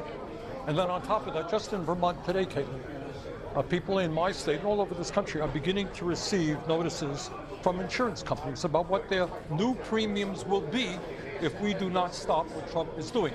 In my state of Vermont, there are people today who receive notices that their premiums are going to quadruple. Quadruple. Some less, 3 times. In my state of Vermont, and again, this is true in many parts of the country, middle-class families will be paying $50,000 a year for health care. Anyone think that's sane? It's not. Who can afford that? Republicans are catching on. They're playing a losing hand. They are going to come to the table finally and address the health care crisis that they've created. Okay, so you think Republicans will come to the table sooner rather than later. The White House has not indicated as much, and today the budget director, Russ Vought, said that north of 10,000 federal workers could be laid off during this government shutdown. Does that make Democrats rethink their strategy at all? I wish they would be more aggro, man. What Russ Vought just announced today in the laying off of federal workers, we learned today a judge has put a temporary restraining order because it is likely illegal what he and the Trump administration is doing. The problem is that this administration, the Trump administration, folks like Russ Vought, they think that destroying our health care, making sure that housing is too expensive to live in, that jacking up the costs of our groceries, they think all of this is about hurting Democrats. What they are doing is hurting Americans, and they are hurting this country. And if Mike Johnson wants to say that this shutdown is going to last a long time, it is because he is choosing to punish the American people. And we cannot stand for it, and we cannot allow it. And we also cannot enable it by acquiescing and enabling the behavior of bullies. So it ends today. So if I could just add to something Alexander said. Go ahead, Senator. This is the cynicism of the Speaker of the House. Where are your Republican colleagues tonight? They're back here in Washington negotiating? That's an excellent question, Bernie. Right now, House Democrats are in Washington, D.C. Senate Democrats are in Washington, D.C. Even Senate Republicans, I believe, are still in Washington, D.C. The only people who are not in Washington, D.C. are the over 200 elected Republicans in the House of Representatives, because Speaker of the House, Mike Johnson, refuses to call the House in session. He refuses to also seat Adelita Grijalva because they want to prevent the 218th signature on release of the Epstein files as well. Can I ask you on that? Because Speaker Johnson was asked about that today, and he said it has nothing to do with that. It's so she can have all the pomp and circumstance that is afforded to most members when they're sworn in. You don't believe that? No, Mike Johnson has sworn in several members, Republican members, in pro forma sessions. He understands that the importance of this country, the importance of representation, is not about pomp and circumstance. And in fact, it's not just about Representative Grijalva. It's about the over 700,000 people in the state of Arizona, veterans, seniors, teachers, students, who do not have anyone to call in an emergency because their elected representative that has been certified at municipal, state, and the federal level, federal acknowledgement, he refuses to seat a duly elected official here in the House of Representatives. So we have a lot of questions tonight for people who are here in Washington, and Representative Ocasio-Cortez, this first question is for you. This is Alicia Dulford, who is from Camp Springs, Maryland, and is a TSA officer who's active in her local federal employees union. Thank you so much for being here. What's your question? Thank you for having me. As the month November approaches, many of us are facing serious hardships as we enter week 3 of the shutdown. Some are at risk of eviction or mortgage default, and local rental companies and lenders have become silent or refused to work with employees presenting DHS debt letters. What protections or emergency actions can be taken to prevent these workers and their families from losing their homes during this time? Well, thank you so much for your question. And particularly as a TSA employee, I represent LaGuardia Airport. And so I know very, very well all the hard work that you all do and put in. And you all deserve a dignified workplace. You deserve a safe workplace. And you deserve the paycheck that you are working for. What I AOC's a part of the alt-right pipeline that loops around and goes back to radical centrism. Right, come on, man. And to ensure and to also call on our representatives and put pressure on individuals like the Speaker of the House to actually pick up the phone. The problem here is not that there is it's not even that there's a disagreement. It's that the Speaker of the House and the Trump administration refuses to even have a negotiation. They refuse to even pick up the phone and talk about this. And so I don't you like AOC? What the fuck, dude? Are you asking me? Start to agree with what Mike Johnson is saying. I just said the person is crazy for saying AOC's a part of the radical centrist alt-right pipeline. Idea that everyone's just going to miss a paycheck. That 1 million federal workers are just going to go without that, and to just warn that in advance and to have us accept that. This is not acceptable. This is not normal. And what is normal is for I wish AOC was more aggressive. And I wish Bernie was more aggressive. And I wish that they were more bold. You come to a compromise and you pass a bill. That is schoolhouse I think rock. the Democratic Party basically whipped them up so aggressively in this last Biden administration as a junior partner. I want to make sure that we, of course, pass a bevy of federal protections for workers, but we don't want them to be necessary in the first place. Yeah, and Senator Sanders, on that front, on government shutdowns before, obviously you've said before that you believe shutting down the government is a serious and dangerous action. You said that we must do everything possible to prevent it. What would you say to people who are missing their paychecks? I think AOC and Bernie Sanders should be the center-left position in this country. I mean it. I think we need way more radical politicians out there to their left. But I want to just back up a little bit to discuss how we got to where we are, because I'm not sure everybody knows this. What Alexandria was just saying is, in the House, majority rules, they pass the budget. In the Senate, not quite the case. It needs 60 votes. Okay, that's been going on for a very long time. And the reason for the 60 votes is to encourage bipartisan negotiations. Right? Republicans have 53 people in their caucus. Democrats, including independents, have 47. You got to talk. This time, for the first time in history, what Republicans are saying, yeah, we don't have 60 votes. We're not talking to you. Our way or the highway. And what we are saying, sorry, you got to sit down and talk to us. You got to deal with the healthcare crisis in this country. Because think about it, well, and they have both. Republicans have. Because right now, Democrats are trying to save the country from the Republicans, right? And in order to do that, they are trying to save Republican voters from their representatives by forcibly re-implementing the Band-Aid solution to a Band-Aid solution. Subsidies for Medicaid. Medicaid itself is a Band-Aid solution. On that front, let's get to our next question from the audience. Senator Sanders, this one's for you. This is Jeffrey Katz, who is a tax attorney from Potomac, Maryland, who says he's a Democrat who voted for President Trump in the last election. Jeffrey, what's your question? Senator Sanders, you've said 50,000 people could die from ACA subsidy cuts. But right now, 1.4 million federal workers aren't getting paid. How do you justify choosing a fight over subsidies that might help people in the future over workers who are definitely suffering today? You are talking to, along with Alexandria, one of the strongest pro-worker members of the United States Congress. So we are going to fight for federal workers. And by the way, in terms of the AFTRA union, you are aware that our friend in the White House basically, in an unprecedented way, decided he wasn't going to have that union anymore, et cetera, et cetera. We're going to fight for federal employees. But what you just said, about 50,000 people dying a year, this is based on studies done from the University of Pennsylvania and Yale. You take 15 million people off of their health care. Snatch that wig right out of his head, bro. People. Shut the fuck up, Jeffrey. They don't get to a doctor. They have chronic problems. Lifelong Democrat who voted for Trump this last election? What the fuck is that? It's not only about health care. Do you know why we are in the situation we are today? Why do you think Trump and his friends made massive cuts to Medicaid and are forcing us to double premiums for the ACA?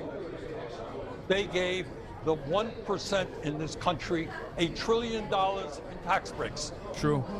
$1 trillion in tax breaks at a time when we have more income and solidified and made permanent previous tax tax cuts that Donald Trump had implemented that were slated to sunset. We're going to let 50,000 people die so that Elon Musk and Jeff Bezos and other multi-billionaires can get a tax break. But can I ask you in terms of negotiations and what's realistic for the subsidies which expire at the end of December? Obviously, open enrollment starts November 1st.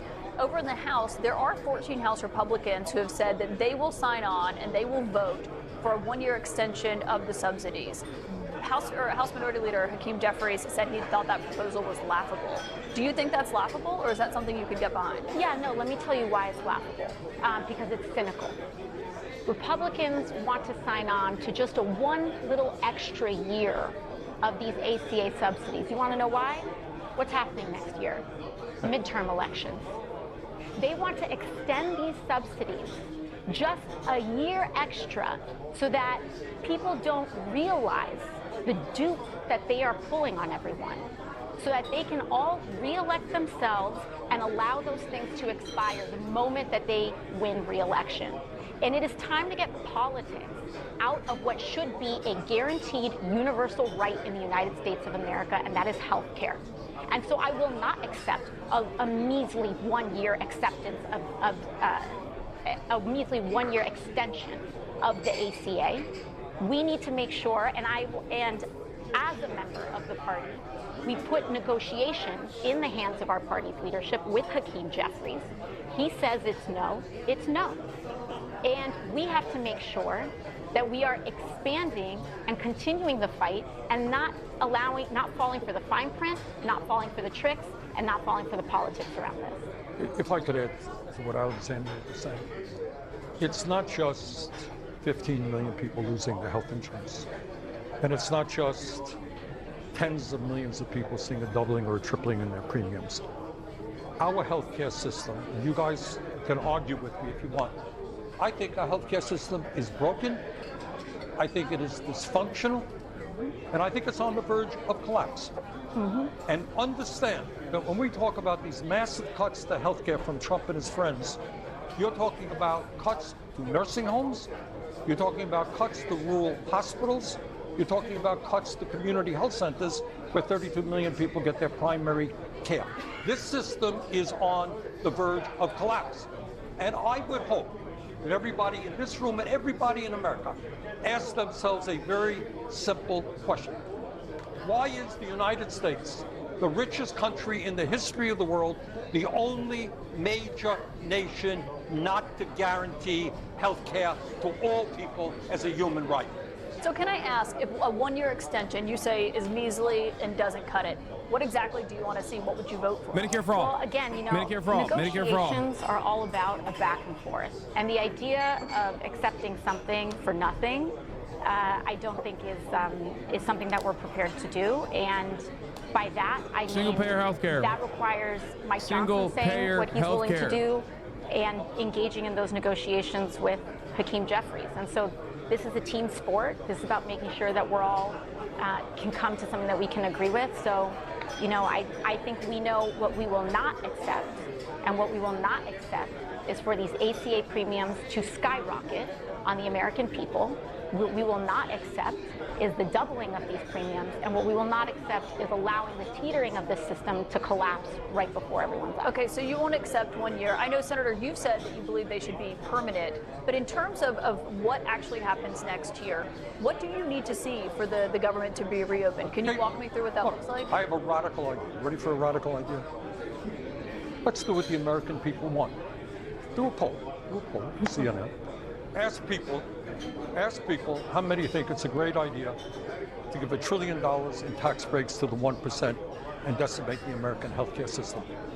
And if you do not have a strong majority of Republicans, Democrats, and independents saying that is crazy, I will be surprised. Let's do what the American people want.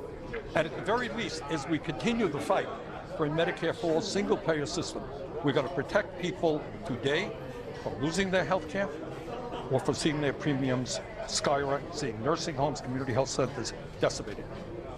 But let's say that the White House and Republican leaders say that they will extend these subsidies. It's not clear how long, because you say 1 year is not enough. We're going to continue. I'm going to continue this. I am going to continue this video tomorrow, so there will be some good content for tomorrow. But I have to go because I have a panel that I have to attend, ladies and gentlemen. I love you all. I didn't even get to. What is this? Selling my TikTok account? We're good, man. Thanks. I have to go because I have a panel that I have to go to. I didn't even get to do the Hollywood top 100 whatever. I'm in the Hollywood Reporter a week after they called PETA on me as one of the top 50 most influential influencers. No, the panel is not live. Jesus Christ. Everything doesn't have to be on camera, okay? Sometimes I do things off camera. All right. So, love you guys. I will be here tomorrow. You already know what it is. Tomorrow is Thursday. We got Gianmarco Soresi. He's going to be in the building, live and alive in the building. We're going to be watching the Zohran Kwame Mamdani debate. Hopefully, they're not going to bring me up in the debate, but we shall see. I do think Andrew Cuomo will bring me up in the debate. Maybe not my GOAT Curtis Sliwa, but probably Andrew Cuomo will bring me up as Mr. 9/11 on the debate. So looking forward to that. Yeah, that's it. That's all I got. Love you all, and I will see you tomorrow. Peace. Peace, everybody. Peace, peace, peace. Just speak out.